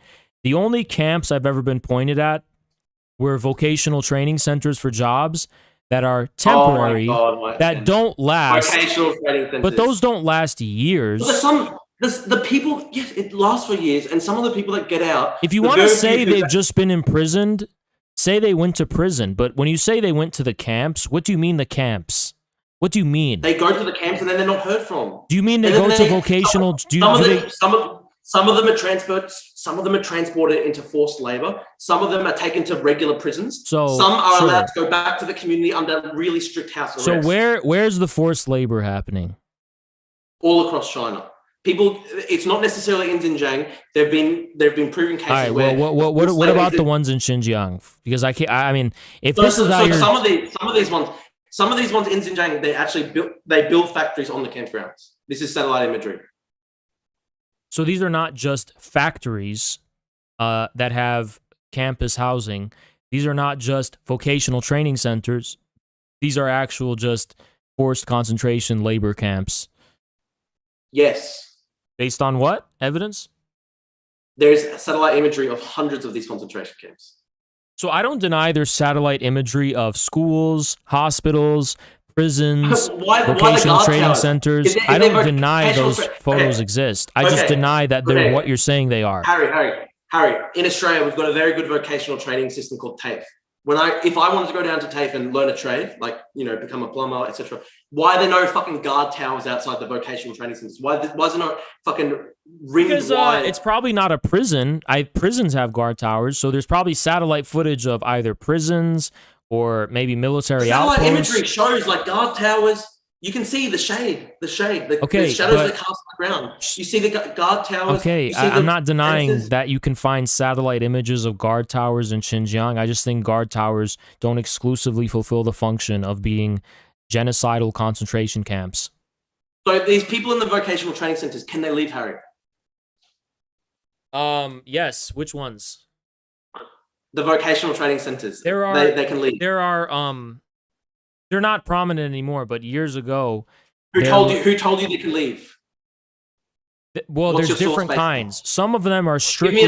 Give me a source. Some are strictly voluntary, but others are tied to de-radicalization and de-extremism programs. Okay, so what's your source for this? I researched it extensively, and I've had this debate before. Okay, you've researched it extensively. Is it Chinese government news articles? No, it was the actual only primary source evidence we could find. What primary source? Primary source? Well, where are you getting that the vocational training centers are all forced?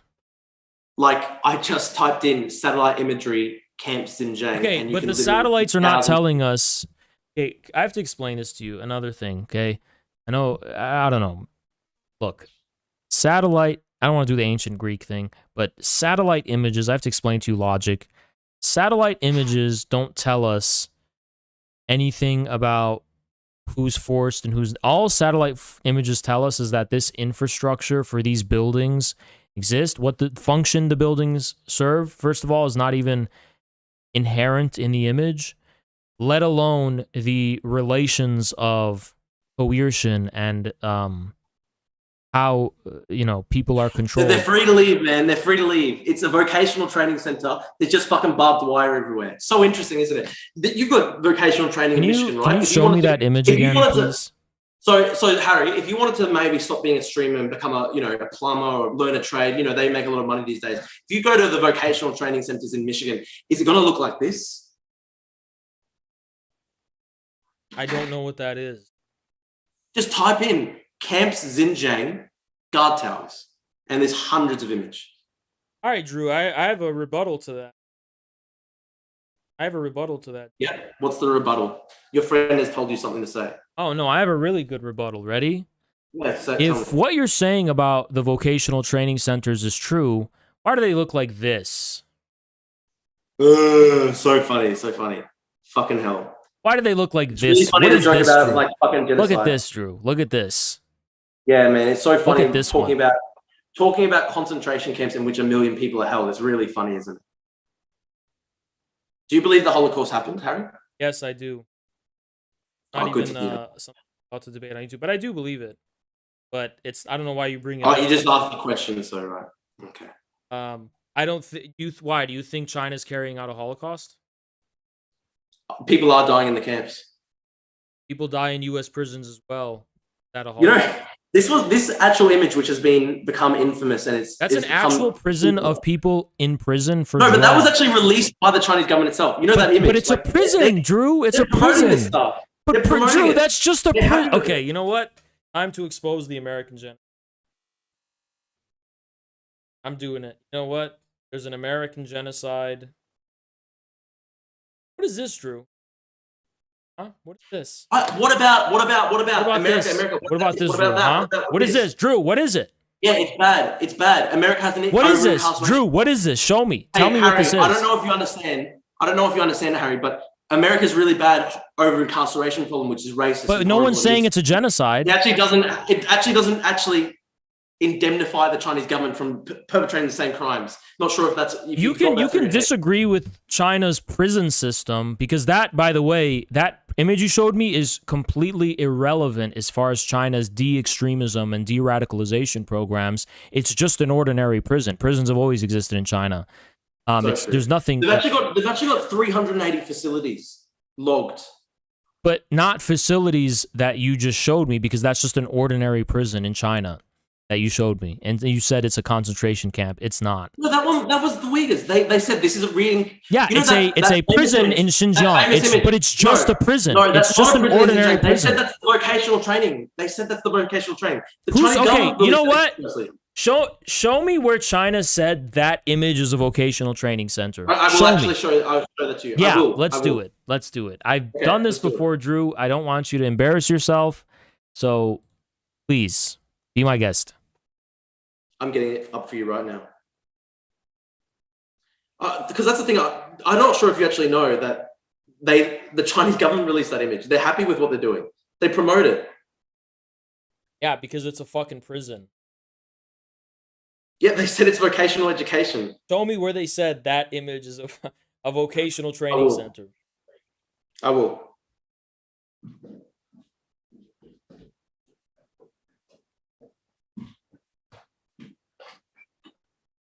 The photo was posted to the WeChat account of the Xinjiang Judicial Administration and shows Uyghur detainees listening to a de-radicalization speech at a camp in Hotan Prefecture. Can you just give me the link? Give me the link. Okay.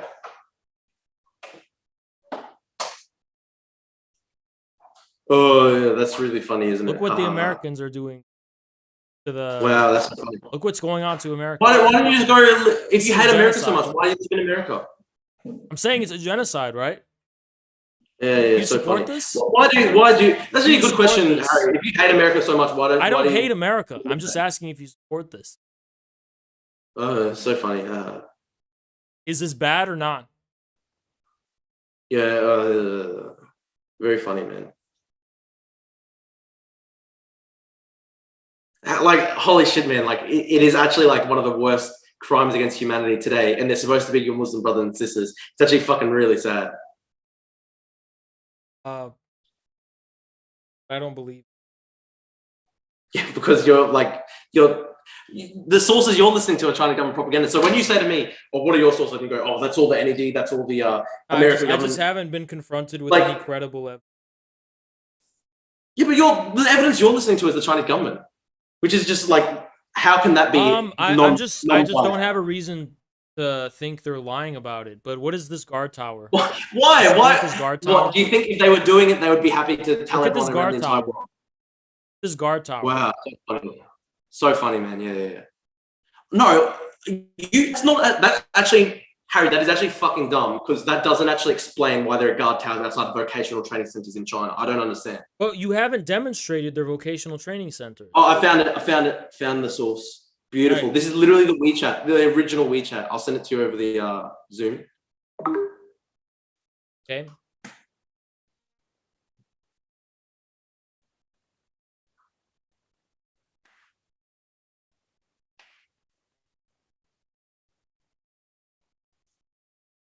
What am I supposed to? I don't know. Google Translate. I just want everyone to. Guys, ready? Proves evidence. That photo is. Ready? Oh wait, the link doesn't work. Oh, okay. Sorry, I'll get the better link then. For evidence. What? Oh, the link doesn't work. This? Wow, Drew owned. What could I do with this? I found it for you. I've got the actual thing now. I've got the link now. Right. It's loading up. It's web archive. Obviously, you're gonna have to use Google Translate because neither of us speak real Chinese. Yep. All right.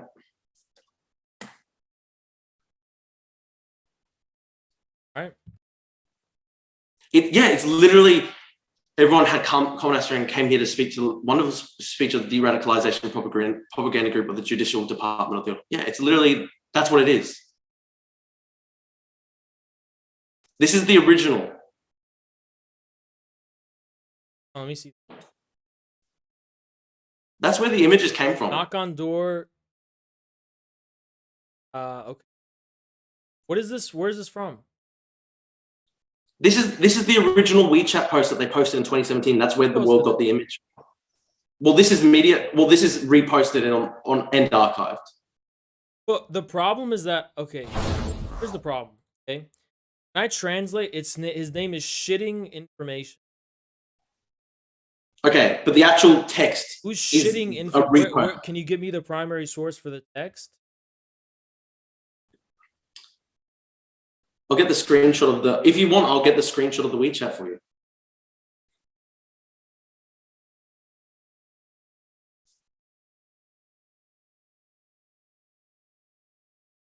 Okay. Oh yeah. Okay. Here you go. Here are the screenshots. If you want screenshots, if this isn't good enough for you, but it's the exact same text. Like, see this photo right here is like of Uyghurs, right? Clearly, Uyghurs sitting around with Chinese flags. Right, but can't really explain who these people and how it's related to this. Like, but it says in the text of the article, we've come to listen to de-radicalization speeches. Look, what is this even showing? Because this is a crowd of prisoners, right? But this is a crowd of people with hats on, and there's women here, and they're not wearing uniforms. So, like, because they just seems together. really disingenuous. They gathered everyone in the region together. But these are crowds of people, right? Not being detained who are in uniform, and then this is a prison. So why are you showing me a fucking prison? I've sent you another link.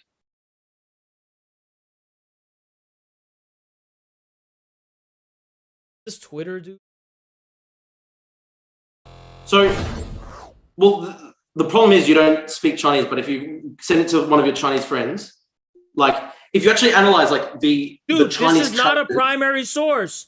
It's a fucking. It fucking is because it's the original photo, and if you translate the Chinese there, it says Re-Education Center. No, dude, I have no reason. Dude, show me where this is a screenshot. Show me where this is a screenshot. This is a guy named Timothy posting the same. Yeah, he's the guy. You might recall that he was used as a reference in the Tibetan stuff. Yeah, I know, and that really. Yeah. So he clearly is unbiased. He doesn't have an agenda. Timothy is definitely just a scholar, but Timothy here,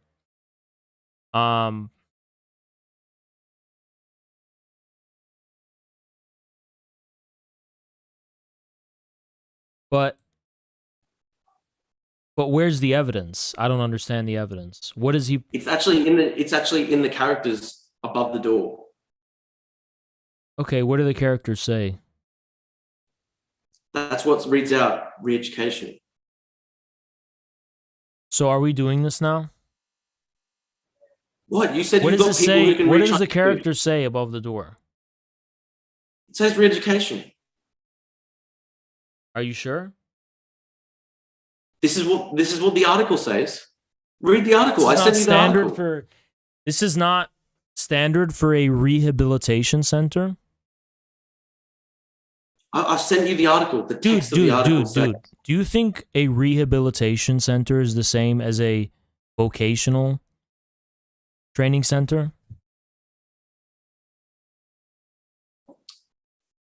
I don't know. If you're going to say that, then I've given you the text. I've given you everything. I've given you the original text of what was posted on the WeChat. I've given you so much information to prove it, and you're just all you want to know is all you want to read is Chinese government propaganda.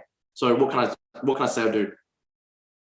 Okay, apparently there's Chinese speakers who said it's the 4th education and training center.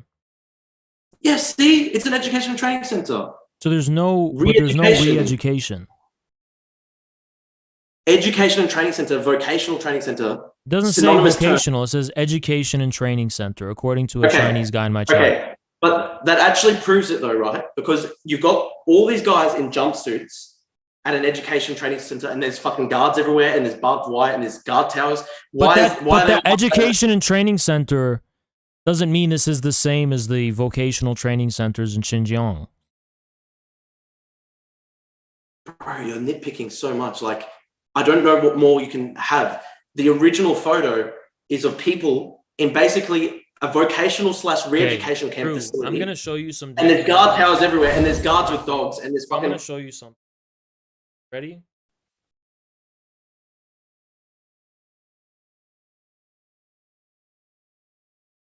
Ready? True. This. Yes, it's U.S. prisoners being forced to make. No, it's not. Being It's forced, not. It's not. Isn't it? I thought that's what you want to talk to me about. No, it's not. What is this? What is it? Yeah, is this not U.S. prisoners who have to make? They don't. They don't. There are voluntary vocational programs that prisoners can participate in. That doesn't make them the same thing as trade school that Look, no. What I'm saying is, like, non-prisoners go to. I know that they're US Chinese prisoners. prisoners could be attending education centers. That doesn't mean that's the same as standard vocational training centers in Xinjiang. But I have been told that this image is of a drug rehab.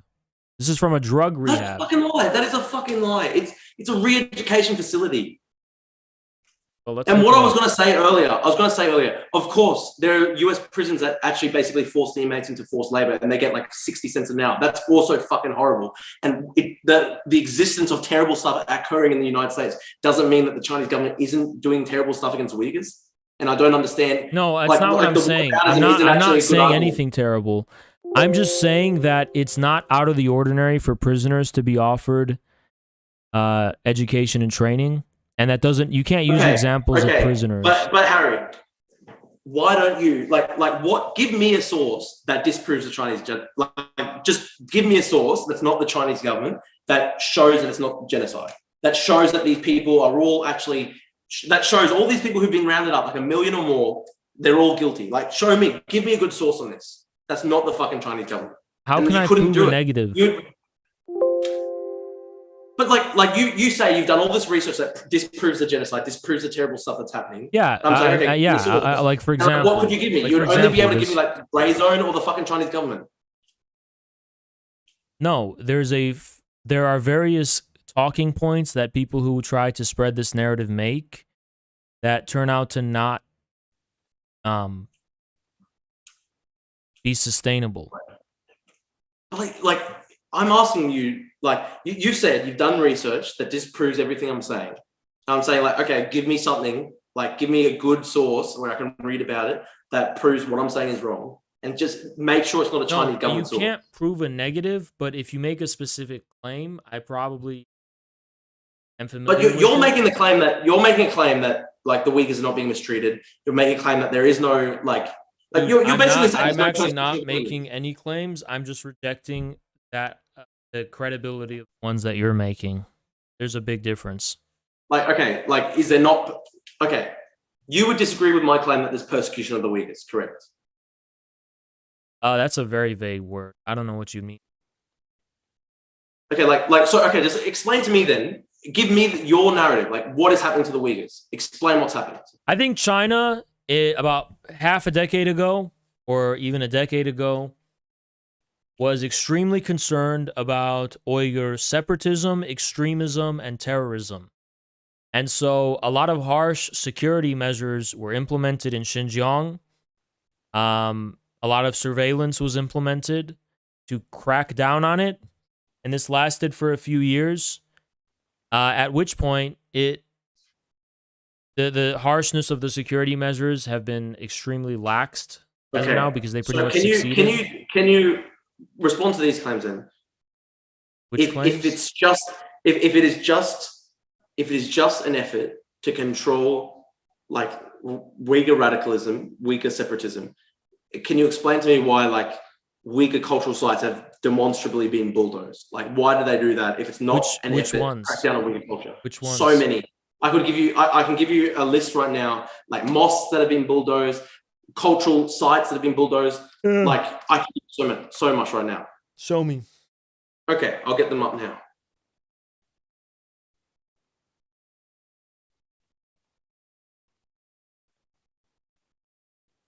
What time Did they bulldoze the mosque with a sledgehammer? Very funny, man. Ha ha ha ha. Trying to find it.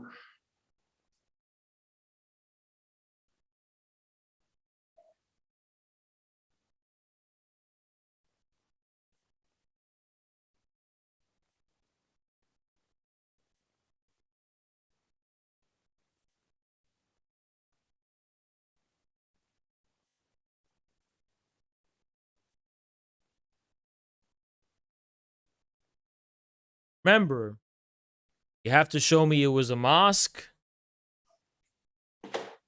right? Don't just show me a satellite of a building that used to be there and wasn't there later. How many mosques are in Xinjiang compared to America? More or less? What do you think? Couldn't tell you. What about Europe as a whole, the entire European continent? I don't know how many mosques there are in Europe, so I couldn't tell you. You know how many are in Xinjiang? Thousands upon thousands. A little more? Tens of thousands potentially, yes. Okay. But the fact that if they're targeting some of the top cultural sites, like which ones? Just which saying, top there cultural sites? Which top cultural sites? I'm getting them up for you. I'm getting them up for you.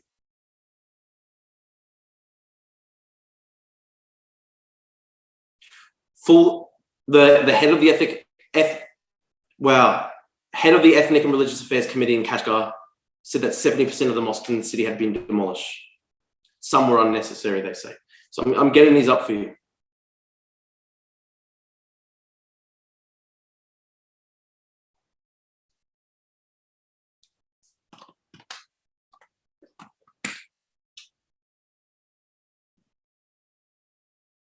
Like, one of the most brutal things is the destruction of Uyghur graveyards. Like, that's so sick, that stuff. Like, explain to me, like, we'll go back to the mosque thing, but like, just why do they have to bulldoze mosques and graveyards if it's just an effort to control separatism and extremism? I don't believe China is bulldozing mosques mass scale without at least renovating, placing them with new mosques. They are bulldozing Uyghur mosques. I don't think that. I don't think it's true that Uyghur mosques are being bulldozed and destroyed rather than renovated and updated with new mosques. New mosques. So, like, what if fucking Nazi Germany had come into some fascist regime comes into Italy, just bulldozes the Vatican, just says, "Oh, we're going to build a new one." Like, is that acceptable? It wouldn't be possible because the Vatican supported Hitler, but yeah, true. I actually agree with you on that. But all right, so okay, here's a good one. I've got one here for you. Like, there's literal side-by-side photos right now that just demonstrate complete destruction of cultural sites. Am I gonna have to question the satellite photos? It's not even a satellite photo. Like, these are photos right up.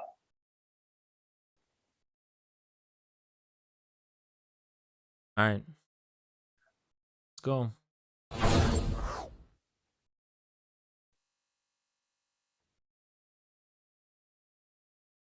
What is this hut? You can say it's a fucking hut, man. It's very important. Literally a hut. Well, holy fuck! Like, you claim to be anti-imperialist. So do you think this is like? You think this is like Man, you say you're anti-colonial. Is this a before and after photo? Because it looks the same in both photos.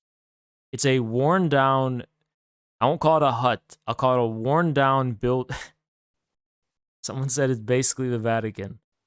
Yeah, I mean, okay, this is a worn down building that does look like it's made of a very older type of material. And then it had a lot of flags on it before, and then it had nothing on it. And that, but it doesn't look like this is the aftermath of anything getting bulldozed. It looks the same. I've got a. Here it is. Chinese government's 2004 economic census identified more than 24,000 mosques in Xinjiang. We use satellite imagery. Is this a to build before a and after? Because I don't know what happened here. All right. Well. Yeah, like for example, like this shrine has just been completely wiped out before and after. I can't. Hold on. No one can see this. Switch. All right. Again, it's okay. More satellite photos. Great. Show me the satellites, dude. Show me. Okay, I'll send them through. No, just show it on your phone. So what I was trying to show was the Imam Ashim shrine, which has been bulldozed. What is it called? The Imam Asim shrine. Yes, I'm so happy. Yeah, it's near too.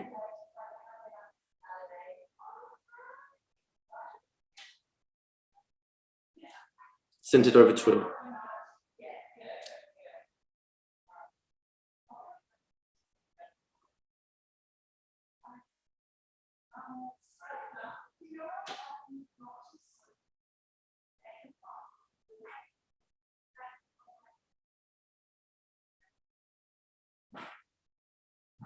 Isn't that the one I just saw?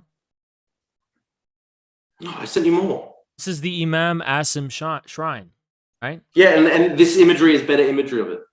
I have the better imagery. It's a horrible before. It's actually scary. Look at this. Holy fuck. All right, you know what? I kind of do lose when honestly, this is in dispute. Look at all these What one are you talking about? Look at this. It was just totally raised from the ground. They took all the fences. All the wooden fences are gone now. That was so funny. Totally destroyed. The building was in so such so what? You have the same mindset as the colonials. No, I don't. I'm just saying it just doesn't. I don't even know. What you're saying is, it's a shit shrine anyway. That's what you're hinting at. No, I'll tell you the difference. There's a festival going on in this one, and then there's no festival going on in this one. And that's just about the only thing I see. I don't really see any more destroyed than it was before. Why is this? This isn't destroyed, dude. It's not like it's like, you know what I mean? I'll give you better. I've got a better photo. Okay.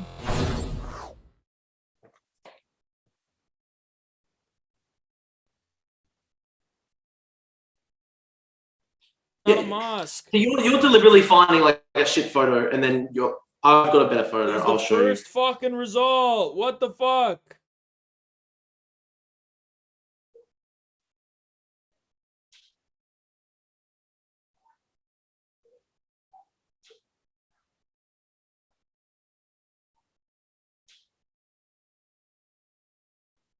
Wait, apparently my chat is saying it's not the same place. Is it not the same place? What one? Those weren't even the same place. It's just, one of them showed a hut and the other one they're not even the same place.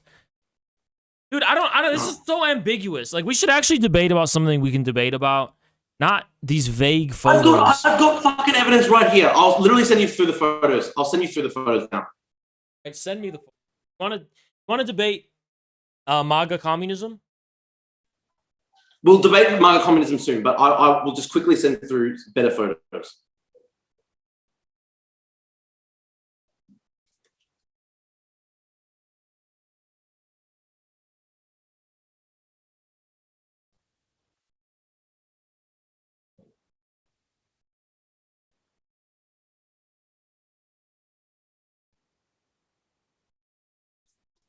Oh, okay. I've literally got proof that it has been bulldozed. Okay, I'm sending it through to the Zoom. Show it to your fucking audience. Waiting. I'll just send it on Twitter because please.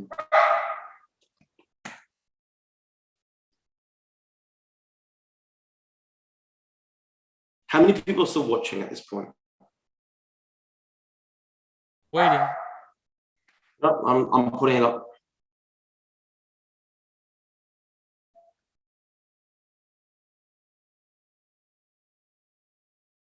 All right, I'm sending you 3 images. Show it to the audience. It's fucking, you can't say anything in the face of it.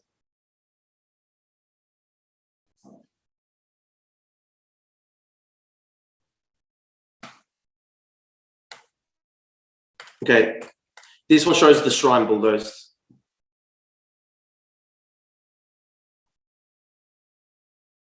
Okay.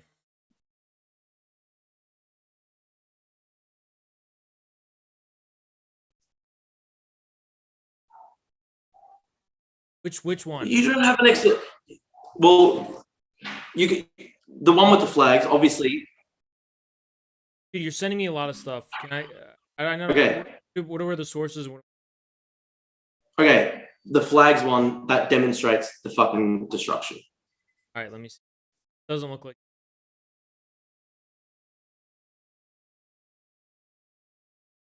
All right. Well, but that. Okay.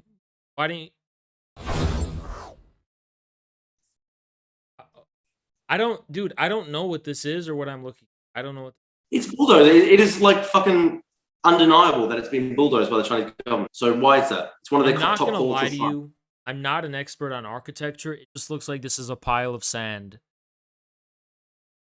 Man, like you're just falling into the same trap as all the other neo-colonialist thinkers. You go like, well, it's just, you're just going, No, oh, it's a I'm pile. not. It literally is just a pile of sand that. Yeah, it's a pile of sand after they destroyed it.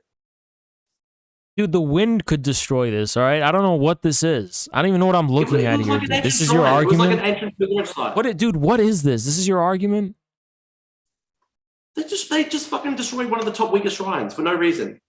All right, are you really going to say this is one of the top Uyghur shrines? But it is, though. It literally is. I really just doubt that. I'm sorry. I just doubt that. It's just sad that you're gonna go, oh well, it wasn't good anyway. Dude, you're not sourcing any of your claims. They just seem implausible. It's just like, why should we believe this? The shrine was.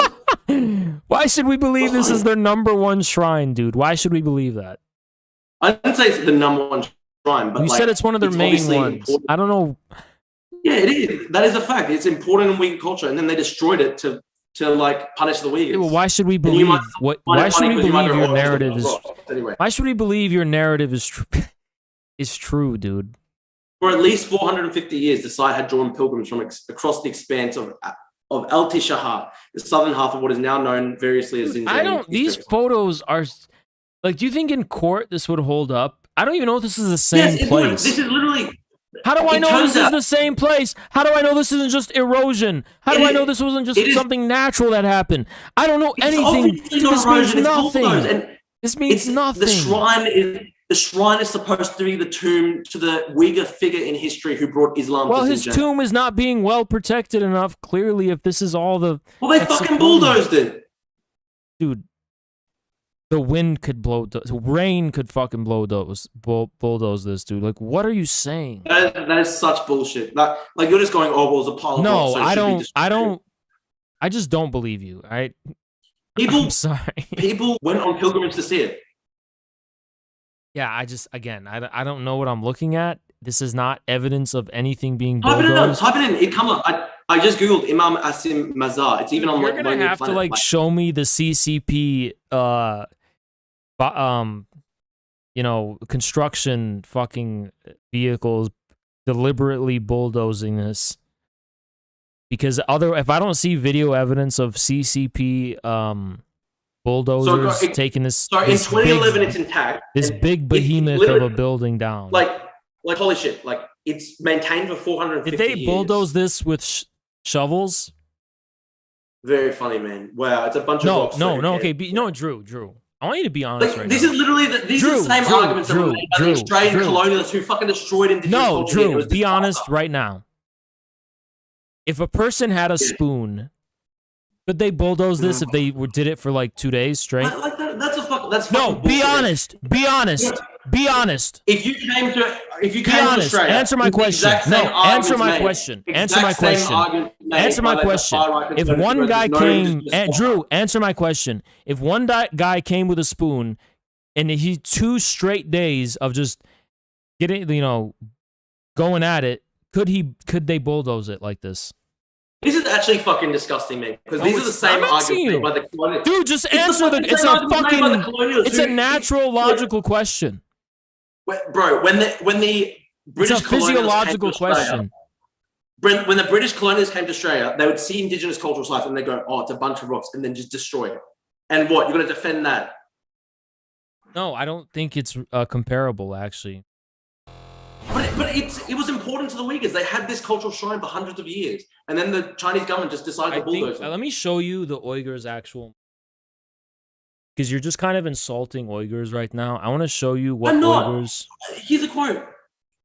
Okay, Bro, this they is had this is thousands of for people in the example, shrine. I'll show you, right?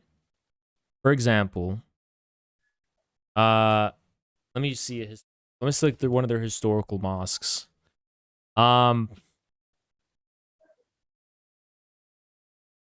example, right?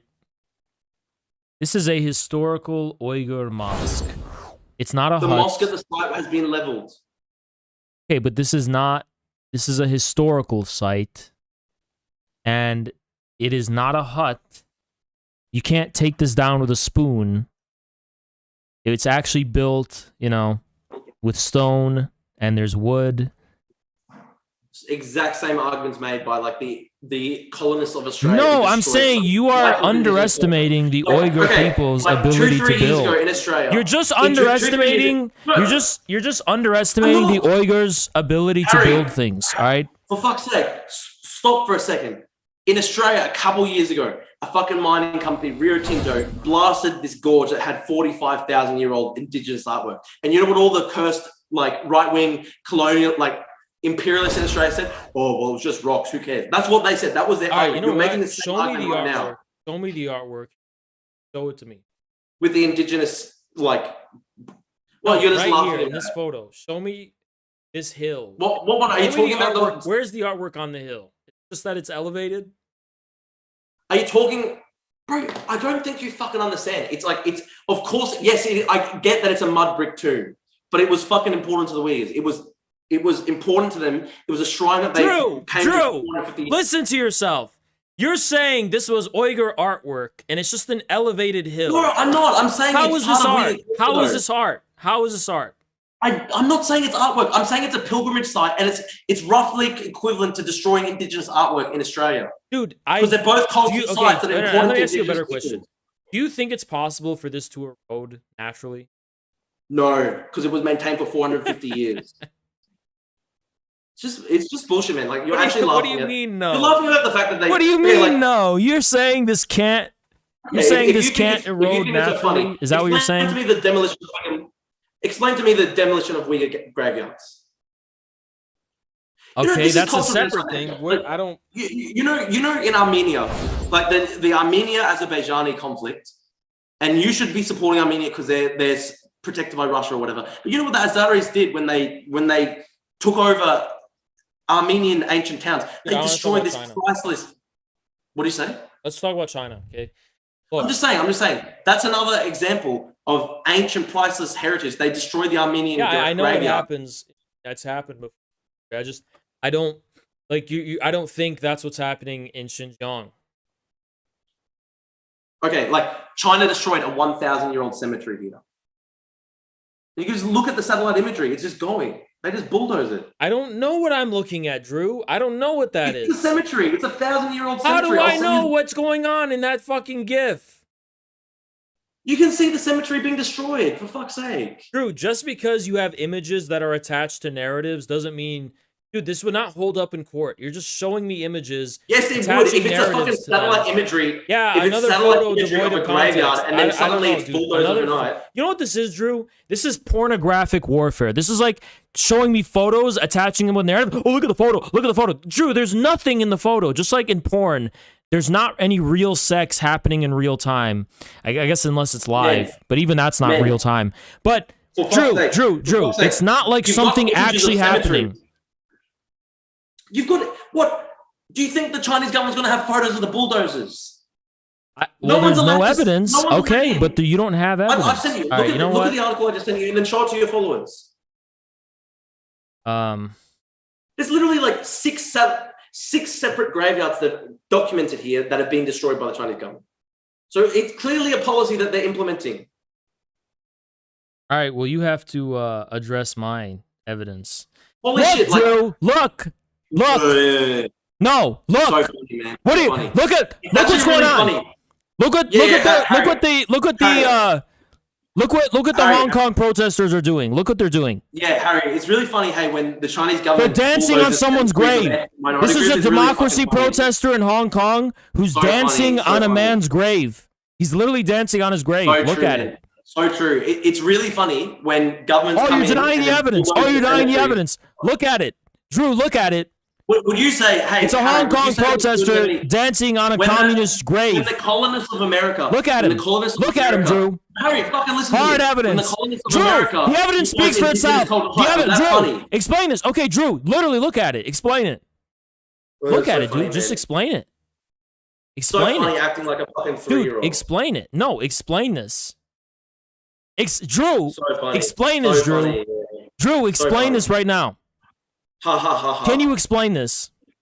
Wow, man, I'm actually stunned. Can you explain this? It's so funny, man. Holy shit. Drew, explain this right now. Explain it right now. Wow. What is this? Drew, what is this? Explain it right now. That's so true, man. Drew, wow. explain it. Explain Never it. thought of it that way. Wow. What is this, Drew? I don't know what this is, Drew. Explain what it is. Drew, explain it. Drew, explain what this is. Harry, you're actually really funny, man. All right, I'll get another one. Explain it. Yeah. That's what so is funny. it? So you can't even explain this. Why is Taiwan doing I've this? got an image I need you to explain. Why is Taiwan doing this, Drew? Why is Australia doing this? Harry, I'm not sure if you can help me with this. Could you explain this? What is that supposed to mean, you fucking sick fuck? Well, I'm just wondering. What is that supposed to mean, you sick fuck? You want to do it? You see, you represent the moral authority of the Uyghur struggle. Man, you were fucking laughing at the Chinese government desecrating Uyghur graveyard. Drew. You're actually the most coolest man possible. You're literally laughing at the Chinese government desecrating graveyard. Drew, I'm glad you did really that. Funny, man. Drew, I'm glad you did that. You represent the moral authority and the moral credibility of all of these Uyghur separatists and Hong Kong activists and other separatist scum you work with. You represent their value on human life. You represent their honesty. You represent their human character. You represent their human morality. Drew,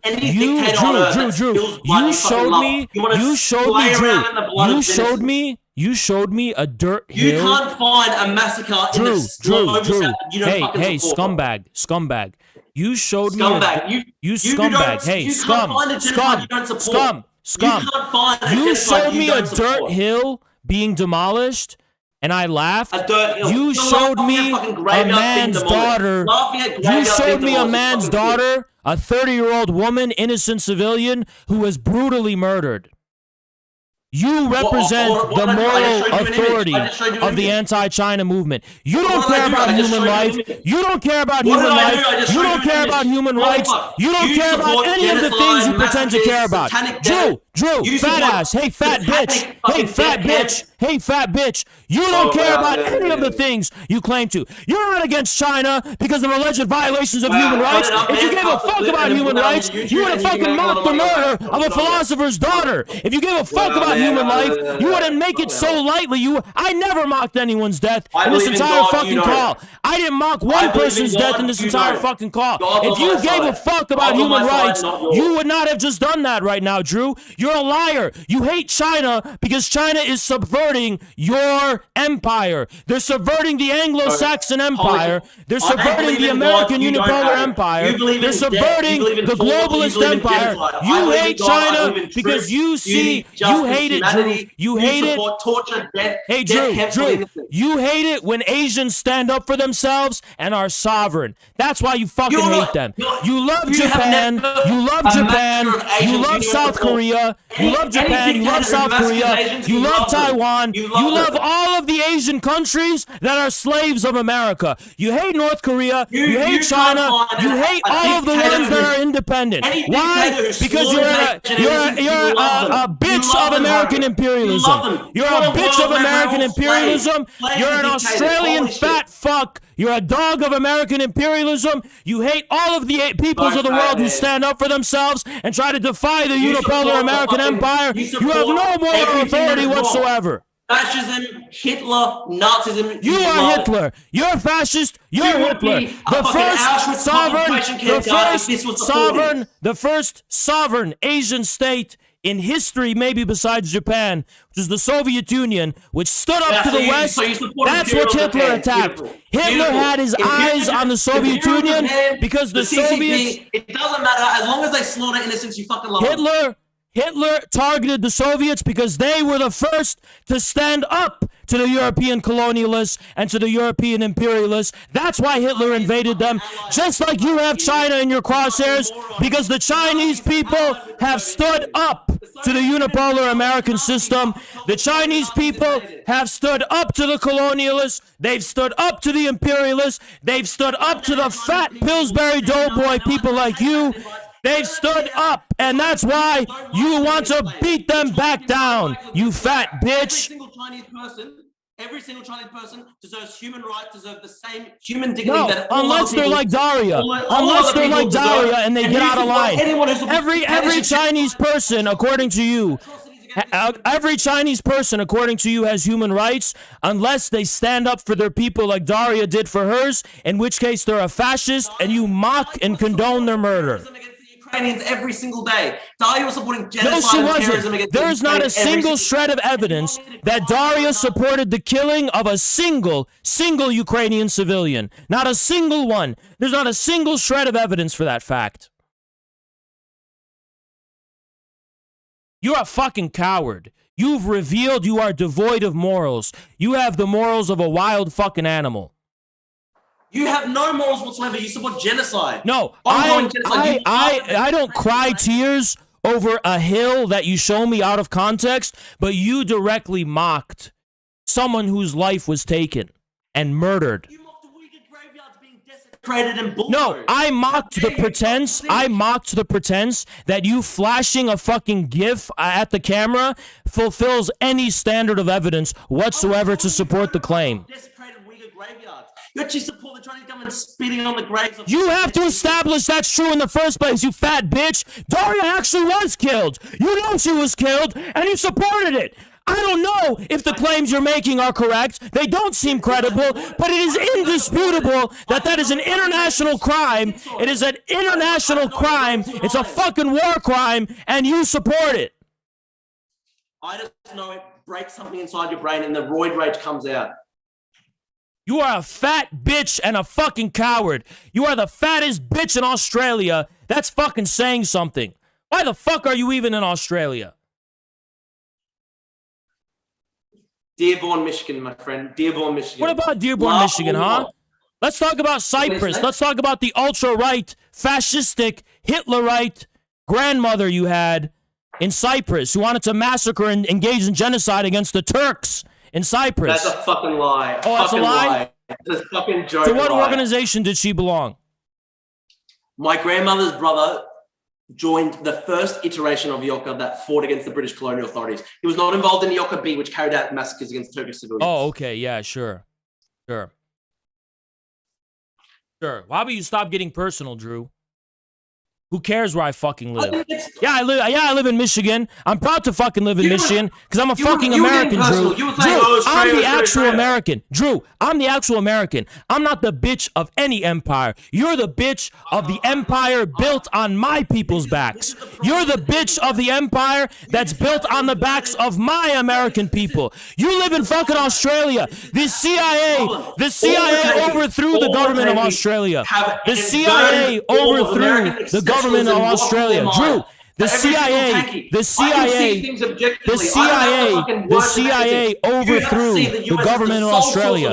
The CIA forcibly, with the help of the Queen, overthrew the fucking government of Australia. That's a fucking lie. And you're a, yes, they did. Yeah, look it up. It happened during the Cold War. It actually happened. No, I know what happened. I read Australian history. He was not overthrown by the fucking CIA. That is a fucking lie. And oh, really? He was elected in a popular vote, and because of the Queen's intervention. Yeah, and do you know he fucking lost? He fucking lost an election straight after he got kicked out. I don't even. Why did he get kicked out? Why did he get kicked out? Why did he get kicked out? Holy shit, if you want to know, he fucking was involved in like corruption schemes with the Middle East. He was trying to like go around. He was voted in a popular vote. No, he didn't get kicked out because of a fucking. He didn't get kicked out because of the protocols of Australia's sovereign democracy. He got kicked out because the CIA and the British kicked him the fuck out undemocratically. Your government is occupied by the globalists. You are living in a globalist occupied state. Drew, you are not a man. You are not a man. You are not a man. You have no country. You have no country. You have an occupied government and you're not even fighting against them. You're licking the balls of the globalists. You're licking the balls of the globalists. And detox from the fucking roid rage. You are licking the balls of the globalists who control your pathetic country of Australia. And you know what? Globalist is a fucking dog whistle for Jews, and so you're just trying to say, oh, based on what? Based on what? Based on what? Based on what? We all fucking know, my friend. We all fucking know. What is the Azov Nazis that you support? What are their views on Jews? What was Stepan Bandera's views on Jews, Drew? What does the Azov Battalion say about Jews? What does the Azov Battalion say about Jews? Yeah, what does fucking the Wagner founder with SS tats on his neck say about the Jews? I can tell you that there is no official organ of any Russian military organization that denounces Jews in the same way the Azov Nazis who endorse Stepan Bandera do. There are no figures within Russian history who are rehabilitated, who hated the Jews. None.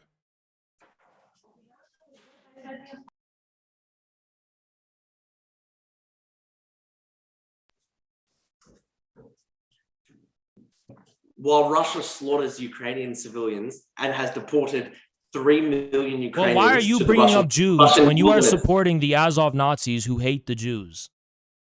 What do you mean, bro? You support like all the people in Russia you support say that they're fighting against Ukraine because it's a tool of the Jewish elite. That is what they fucking say. Name one person I support who said that.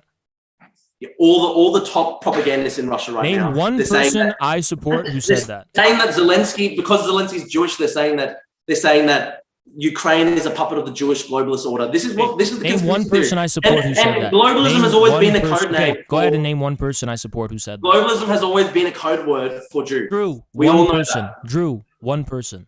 That's all it takes. One person. Okay, I'll an example of the anti-Semitism that's going through the heart of the Russian fucking fascist state right now. Hey, name me one. I will. I support.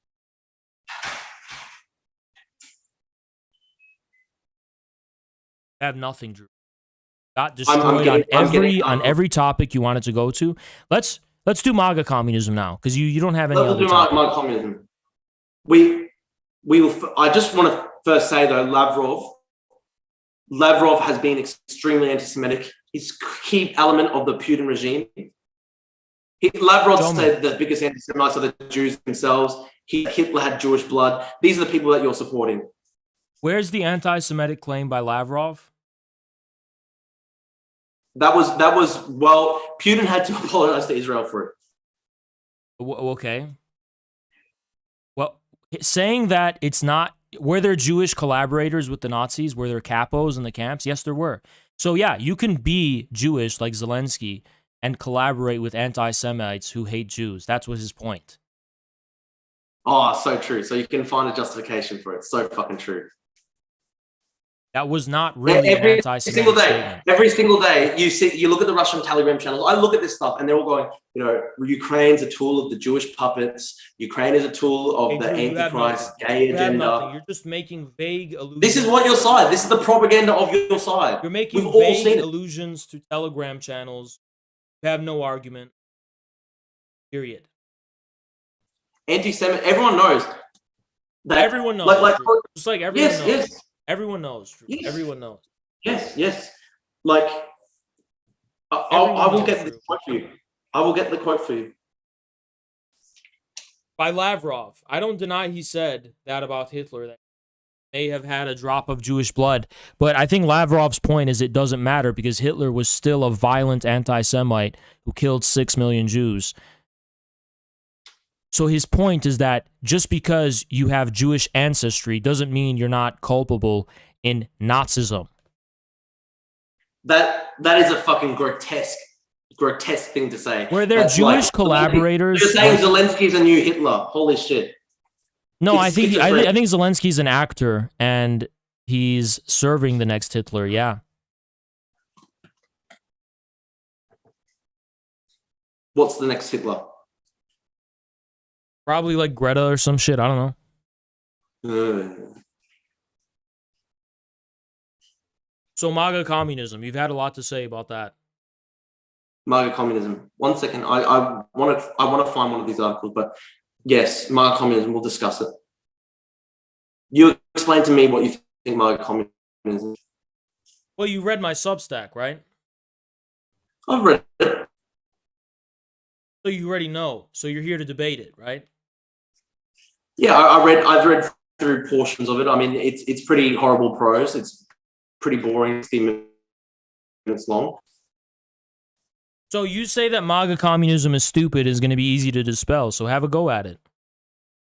Okay, well, like very simple as like the Republicans are like the enemy of what? Okay, so what? Communism is supposed to be about equality, correct? Not really, no. What is communism to you? I need you to define communism. Communism is the real movement which overcomes the present state of things. Communism is the force in human history that wants to return to man his lost social substance. Lost social substance. So it's not about, the workers' control of the means of the production. It's not about the socialization of the means of production. It's not about, yeah, it is about those things. So what you want workers' control of the means of production. You want equality and a more egalitarian society. Marx and Engels were clear that equality is a bourgeois concept. There's nothing essential about that phrase as far as communism is concerned. But what a communist society, common ownership of the means of production, eradication of the state, eradication of class. The withering away of the state and the withering away of those. Yes. That's a society that has been transformed. And explain to me how the Republicans would ever in a million years be part of that process. Because, I mean, it's very simple. It's very simple. I can just give you very quick examples. Like, for example, Trump expanding the drone war and then Biden basically almost ending it. Biden halving child poverty in the US. I mean, they had the child tax credit. Child poverty went down from 10% to 5% in 2021. Historic low. Census data, 2.9 million kids out of poverty. These are, 1/3 under the age of 6. And then what happened? And then the Republicans said, we don't want the child tax credit. We're going to put all these kids back into poverty. And then the day the child tax credit passes, 3 million go back, millions of children plunge back into poverty overnight. And what, you think the people behind that are going to be an ally in a movement for, a more egalitarian society, a society that, where you have a withering away of class. It's very clear you're uneducated about what communism is, but if you just read, I'm going to quote myself here, if you just read what I actually wrote, for our part, the communists disdain to conceal their aims. We plainly believe that the MAGA movement requires its own political party. While we remain sympathetic to the Republican candidates genuinely aligned against the establishment, the majority of the Republican Party remains firmly entrenched and in the hands of the same globalist ruling class. We hope that the great So leaders... who in the Republican Party is outside of that? Tell me.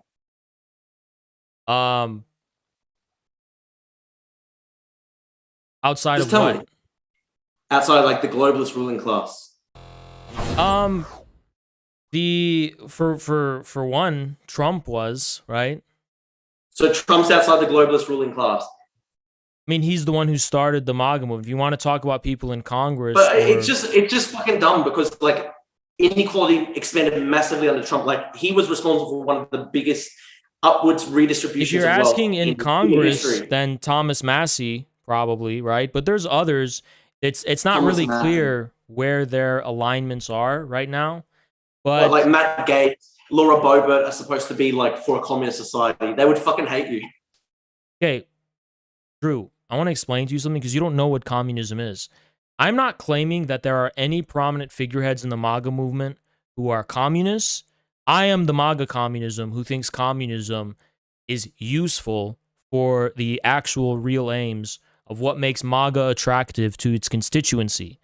I am not saying the MAGA movement is explicitly communist. I'm saying communism should be the future of the MAGA movement. And how do you propose to achieve that?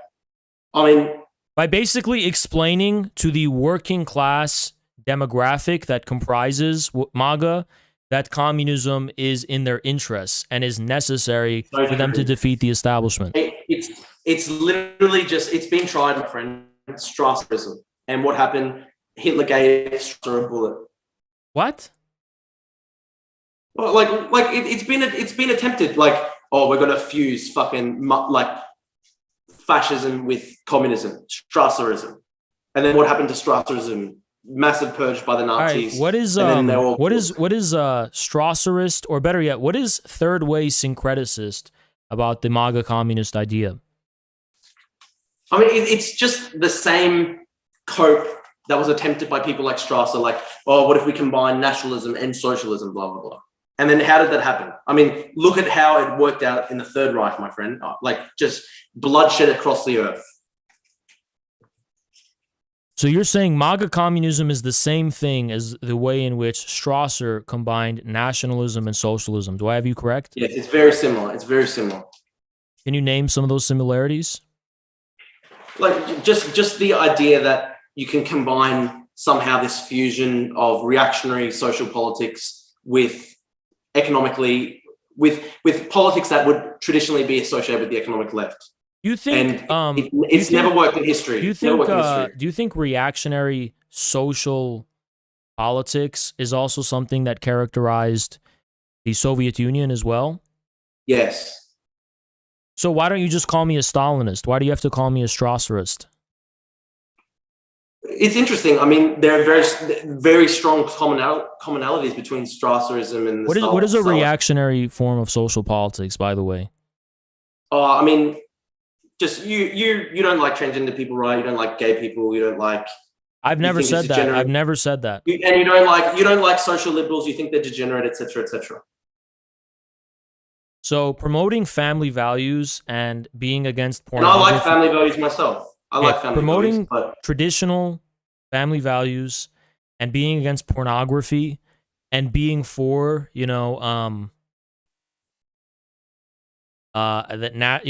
can't really get too much into it, but those are in no way at any point. That sounds fine, man. If you're describing it as just we'll be leftists, but we have traditional social values with family and we're anti-porn, that's fine. But if you think that you're somehow going to combine with the people that are supporting MAGA, like you saw people at January 6th that had sweatshirts that said like Auschwitz gassed the Jews and stuff like that. I actually did not see that as a prominent element whatsoever in any of the gatherings of Trump supporters ever. At events like January 6th, there were right-wing paramilitaries that had far-right beliefs. January 6th was something that was heavily infiltrated by the FBI. I've been to Trump rallies here in my native state of Michigan. I have never ever seen any inflammatory anti-Semitic slogans. Never seen swastikas. I'm talking about when the push comes to shove. Obviously, at the ordinary rallies, you're not going to see that. But when you have something like January 6th, the what is it like the vanguard? You keep talking about shit that's like forbidden on YouTube. Forget about talk about a Trump. But all I'm saying is the vanguard of the Trump movement, the people who were actually wanting to overthrow the government, filled with neo-Nazis, filled with fascists, white supremacist militias. I don't think so. No, not in any prominent capacity. No. But they were photographed at these events. They were given a lot of fame by the media, and that certainly helped contribute to their growth. But they have never, ever been prominent in the MAGA movement. Ever. Never been prominent. I mean, you go up to your average MAGA guy and you ask him about that shit, and he'll think you're an alien from outer space. It's got nothing to do with the actual... No, I agree with you. It's got nothing to do with the actual people on the ground. Yes, I know that the average Trump supporter is not one of those guys, but I'm saying when you're talking about the people that are the most hardcore in that movement, the people that were there... I know the people who are most hardcore in the movement are like, militia separatist, kind of like 1776. Those are like 1776 will commence again. People who like really go hardcore, tapping into the American revolutionary tradition. But not just that, like a lot of these militias, like if you look at like the Timothy McVeighs of the world and stuff like that, like heavily influenced by the Turner Diaries, the far right, like a lot of these not the ones in the MAGA movement that are the most hardcore. Not really, no. Yeah, they're constitutionalists. So true. So we're talking about people who want to overthrow the Constitution of the United States. Nope, they don't. Yep, the most hardcore absolutely did. They were trying to. No, they didn't. The opposite is true, and we can't talk about it on YouTube. So just shut the fuck up about it. But that's not what they were saying. Well, I know I know that you're going to have some alternative reality version of it, but I know what they were saying the opposite. Actually, so what about like all the Trump? So many of these like insane extremist Trump supporters online, the day of the rope people and stuff like that. Like those are not Trump supporters. Those are just neo-Nazis who think Trump will be. Those are just neo-Nazis who tried to input. No, it's not. Those are neo-Nazis who see the MAGA movement as a vehicle for realizing their aims. They became disillusioned. And they tried to infiltrate it, and they did successfully infiltrate it in many places. They did not. They failed very early on. Richard Spencer. No, even people like Stephen Miller. Someone like Stephen Miller basically has fascist views. You know who Richard Spencer is? Yes. He openly supports the Democrats and Biden. Yeah, that's just fucking bullshit, man. Like, no, it's real. I've debated him several times. Richard Spencer is not the leading figure in white supremacism in America in 2023. You're right, because there isn't really a huge white supremacist movement in America at all. Well, I mean, that depends relatively what you just define. It's really not a prominent thing. But it is simply a fact, though, that like there are all these extremists, the day of the rope, far right, insane people who try to infiltrate this shit, and you think that these people are going to somehow be. I think those people got so much attention because the media decided to give them attention as the representatives of what MAGA was when they never were. Like, look at Stephen Miller. Okay, can I explain something to you? Those people. I'll tell you someone. Those people. Someone in the Trump administration, like Stephen Miller. Someone like Stephen Miller. Like, this guy's not a neo-Nazi, but he basically has fascist views. If you look at what he was doing to like migrants at the border, putting people in cages. Yeah, but Biden's doing the same thing, and Obama did the same thing. Is that fascist? No. Yeah. There was a qualitative difference where there was no. ICE was created under George W. Bush. No, there was no qualitative difference. The only qualitative difference was the attention the media was giving it. It was happening long before Trump. Okay. Anyway, and what about, for example, like DeSantis and stuff like that? DeSantis is not MAGA. DeSantis is not MAGA. No, but you got like Greg Abbott, these governors like rounding up illegal immigrants, putting them onto planes, and then DeSantis is not MAGA. Okay, just because someone's Republican. Not DeSantis, but you get these MAGA-like governors who are basically like trafficking illegal immigrants across the country. Like just to prove Again, a point. that you think these people are somehow going to be allied? No, that's not.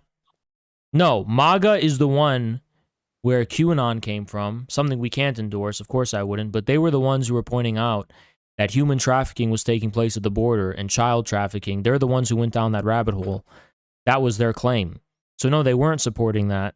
They were the ones who were trying to draw attention to it.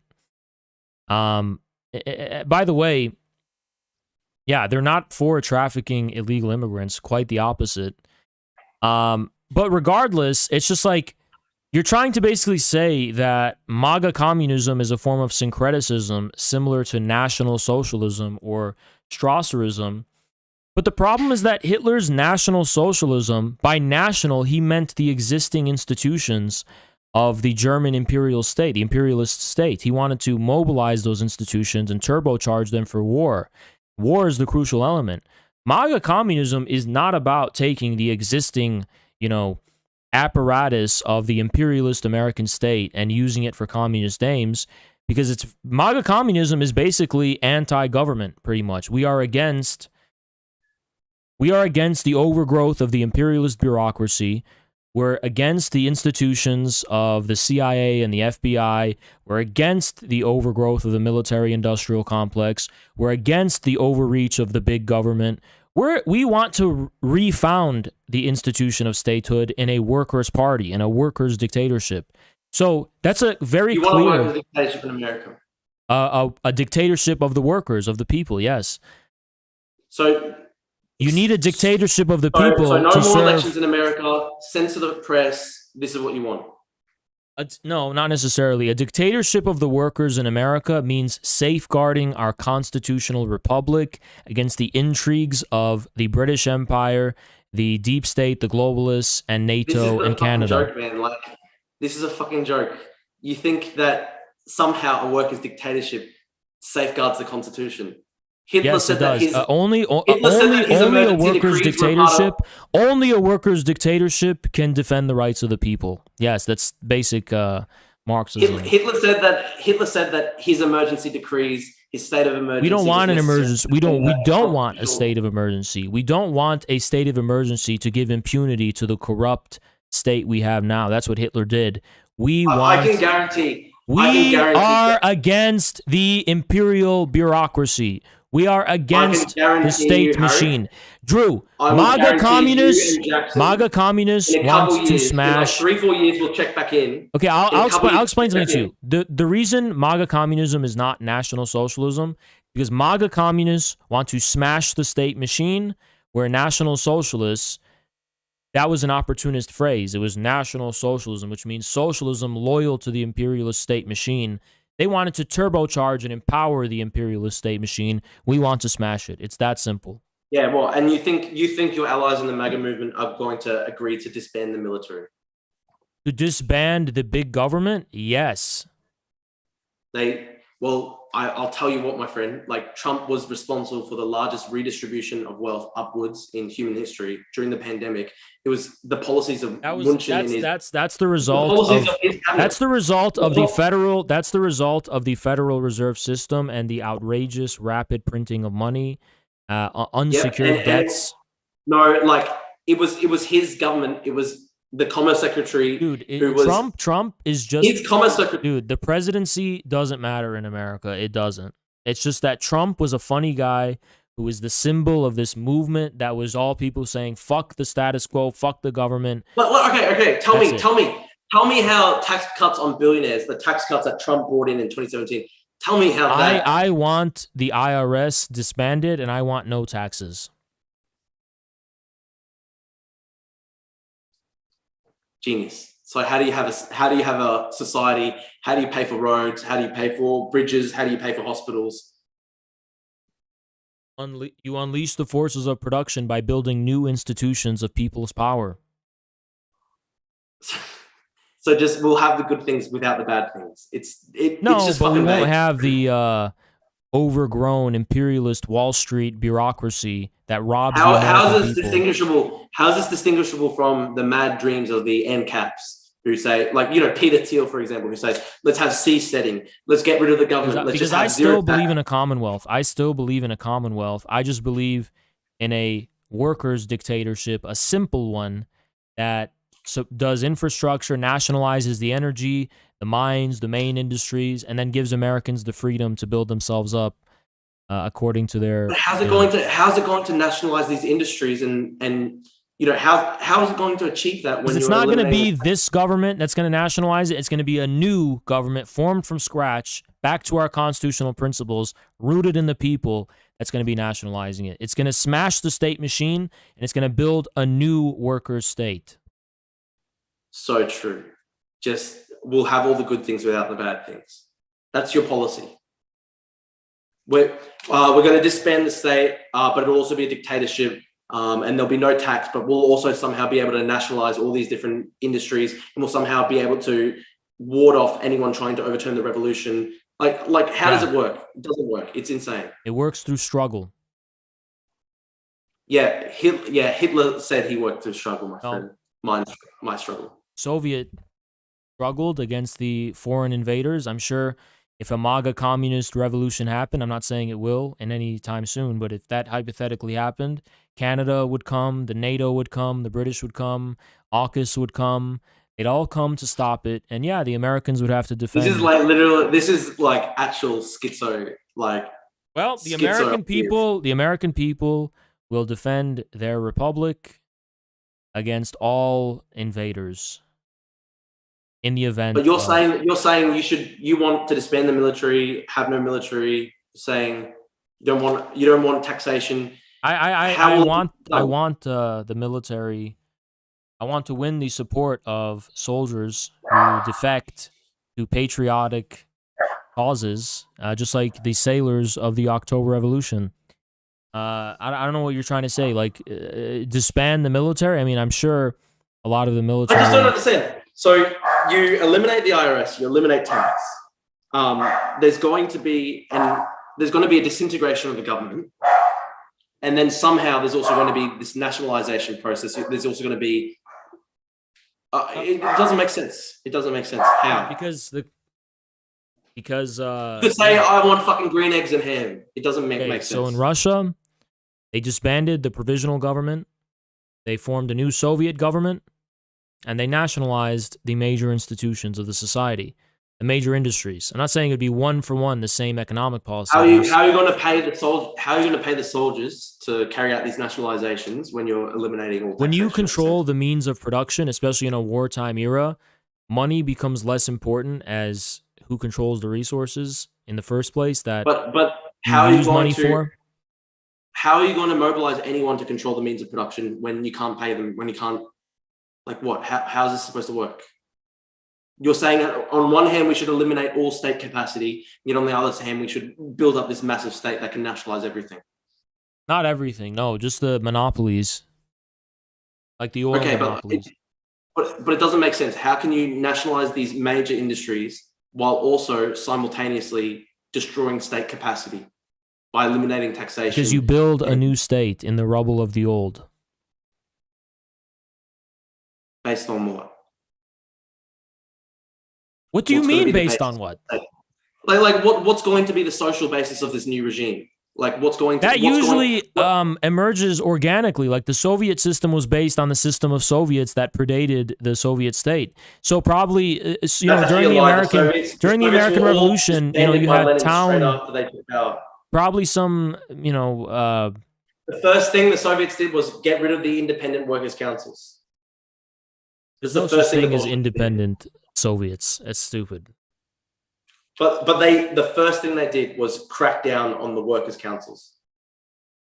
That's what the Bolsheviks did. They purged all their allies in the working class movement. You're a fucking idiot. The Soviets established the sovereignty of a central Soviet state, and those councils that were aligned with other claimants to sovereignty clearly were not compatible with that state. The same is true in America, by the way. America put down the Whiskey Rebellion. America, when it first... It's true for every revolution in history. Nobody is going to allow their sovereignty to be ceded. Some rival claimant. it's a pointless pipe dream. What if we somehow unite everyone to have all the good things in life and get rid of all the bad things? I didn't say that. But that's effectively what it is. Okay, saying that we have a lot of stupid fucking problems that come from this parasitic ruling class, these bloodsuckers that are robbing us and fucking... That's not the same thing as saying all problems can be solved. It's saying that the workers of this country take charge and attend to their own affairs without having this blood-sucking parasitic capitalist class, turn our state into a fucking degrowth machine, robbing them through taxes and through monopolies and destroying. But this is the problem, right? All Trump did the whole time, he was appointing Goldman Sachs bankers to his cabinet. He was doing these massive tax cuts just for the rich and the billionaires. He's empowering all the oligarchs you hate. That's the massive contradiction. Trump, for his part, having been a real political outsider, embroiled in politically motivated lawsuits targeted by the FBI. Whatever happens to Trump, the spirit of the MAGA movement must survive, because 2016 was just the beginning. The MAGA movement helped enable the oligarchs to concentrate their power further, because the MAGA movement basically was just joined up with a traditional Republican agenda in Congress, which was just lower taxes, but cut taxes for the people, Trump is not emissions. But Trump is just a representative. He's a symbol. The actual person of Trump and his political capacity is not as important. But what if all the MAGA people? What if all the MAGA people don't care about the policy? They just like the symbol of someone who hates the work people. That's not what the thesis. My thesis is that MAGA just had Trump as the symbol. The reason MAGA exists isn't because necessarily of Trump, but because of this notion of an alternative America, of a different America that represents the flyover state working class. What about the argument? What about the very strong argument that... But you just cut me off, so shut the fuck up. Man. My point is that the whole point of MAGA is that it's just representing an aspect of America that has been forgotten for a long time, which is the industrial working class base that built this country, that was completely abandoned, that was consigned to the background, became politically seemingly in the shadows and irrelevant, and MAGA just represents this alternative proletarian America as opposed to the official version of America. So MAGA became the host of every counter-hegemonic position and conspiracy theory and worldview. Although certain elements dominated, I agree that definitely are based in like a specific ideology or in Trump. MAGA is also host to pretty much every real counter-hegemonic political impulse, narrative, and ideology in America right now. So MAGA is not just Trump. It's not one thing. It's just... But you say it's a counter-hegemonic movement, but what about those in the MAGA movement that want to use the MAGA movement to impose a new hegemony, who don't like the It doesn't matter. The thing is, it doesn't matter, because whatever... There are people in the MAGA movement... There's undeniably a massive section of the MAGA movement... Shut up for a second. It doesn't matter. Shut up for a second. It doesn't matter. It doesn't matter. Your end goal doesn't actually matter. Your position matters. So if someone envisions a new hegemony, that's a dream. That's not an actuality. That's just a fucking fantasy. It says nothing concretely about the actual alignment of class and social forces that exist now.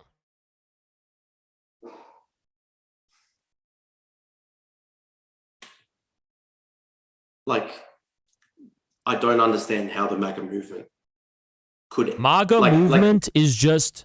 It's the other half of America. It's the non-official America. It's basically just unofficial America. It's America outside of the institutions of the monopoly capitalist bourgeoisie. It's the America... So what? Poor black Americans and Hispanic Americans who vote for Democrats are part of the oligarchs? No, I think actually there is a latent MAGA element growing in the black and Latino communities that's very clear. Because they're also not given adequate expression by the mainstream and the Democrats. The reality of black Americans isn't represented by the Democrats, and therefore, But it's represented by Trump and the Republicans. no, but it could be represented by a racially unified MAGA movement, which is my goal. That's part of what MAGA communism is also giving expression to the America that's not the Black America that's not represented. There's a Latino America that's not represented. It's based in the working class. It's based in the working class. The American industrial working class played no part in this fake official version of America that has emerged since the so-called neoliberal era. So, it's majority white because majority of Americans are white. But also Black people should be included. Also Latinos should and will be included. All of the people who are not part of the official story of America will be included. Of the official America, the CNN America, the New York Times America, the institutional America. It's about institutional America versus people's America. MAGA is people's America. The institutions are the institutional version of America. MAGA is a rebellion of the people against the establishment. It's rooted in America. It's as simple as that. Bernie, for example, was still MAGA is the establishment. Bernie was still rooted in the institutions of the American state bureaucracy because he wanted to expand, it in the form of his democratic socialism. He wanted to raise taxes and he wanted to expand big government. So that's why Bernie is not MAGA.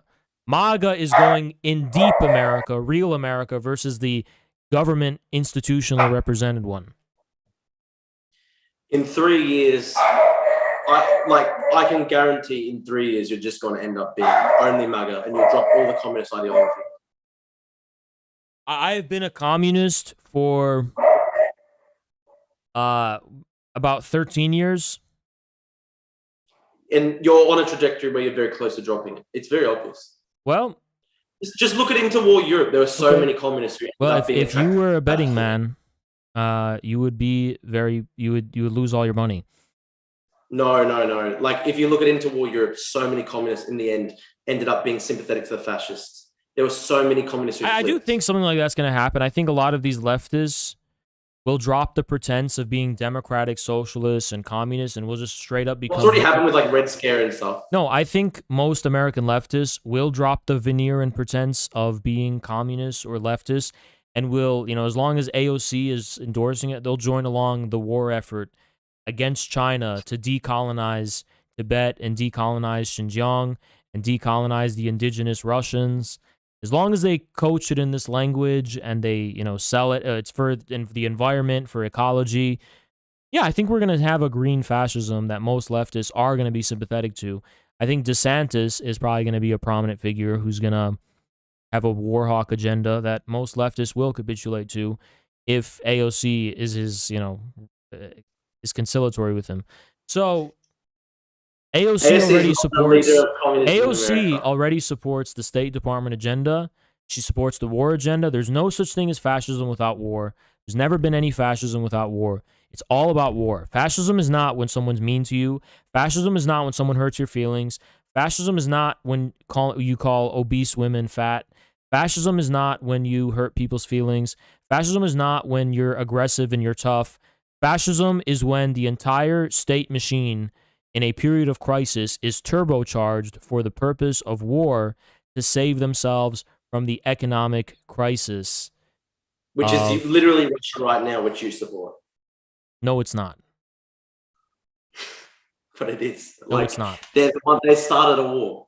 Yeah, but the war Russia's waging is not like some symmetrical war that's going to destroy all this capital, that's going to turbocharge Russian industry. It's not an economically lucrative war.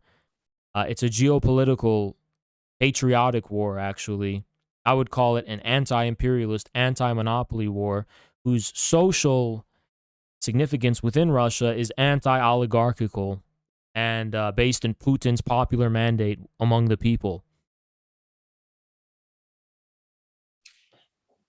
Listen, we've been talking for almost 6 hours now. I actually legitimately have to go and do other things. It's probably 2 a.m. over there. I will apologize for the Daria stuff. but I think you should apologize for mocking the desecration of Uyghur graveyards. I obviously got provoked by you doing that. I'm not going to apologize for it. I have not been desecration of graveyards going on. I provoked you in return because you were agitating and you were mocking the fact that cultural sites were being destroyed. You're saying, oh, look, it's a bunch of rocks. I was mocking the claim that that was the case when there was no evidence for it. Anyway, I do apologize for mocking Daria, but you have to see. Don't apologize to me. Don't apologize to me. It's between you and God. Apologize to God. Look, but you should also be apologizing for dancing, like laughing and spitting in the face of the desecration of important. Well, I would never do that. But anyway, I would never do that. But that's what you were doing. You were laughing and you were going, oh, it's a bunch of rocks. No, I wasn't. I was laughing at the claim that what you were showing me fulfilled a standard of evidence. Anyway.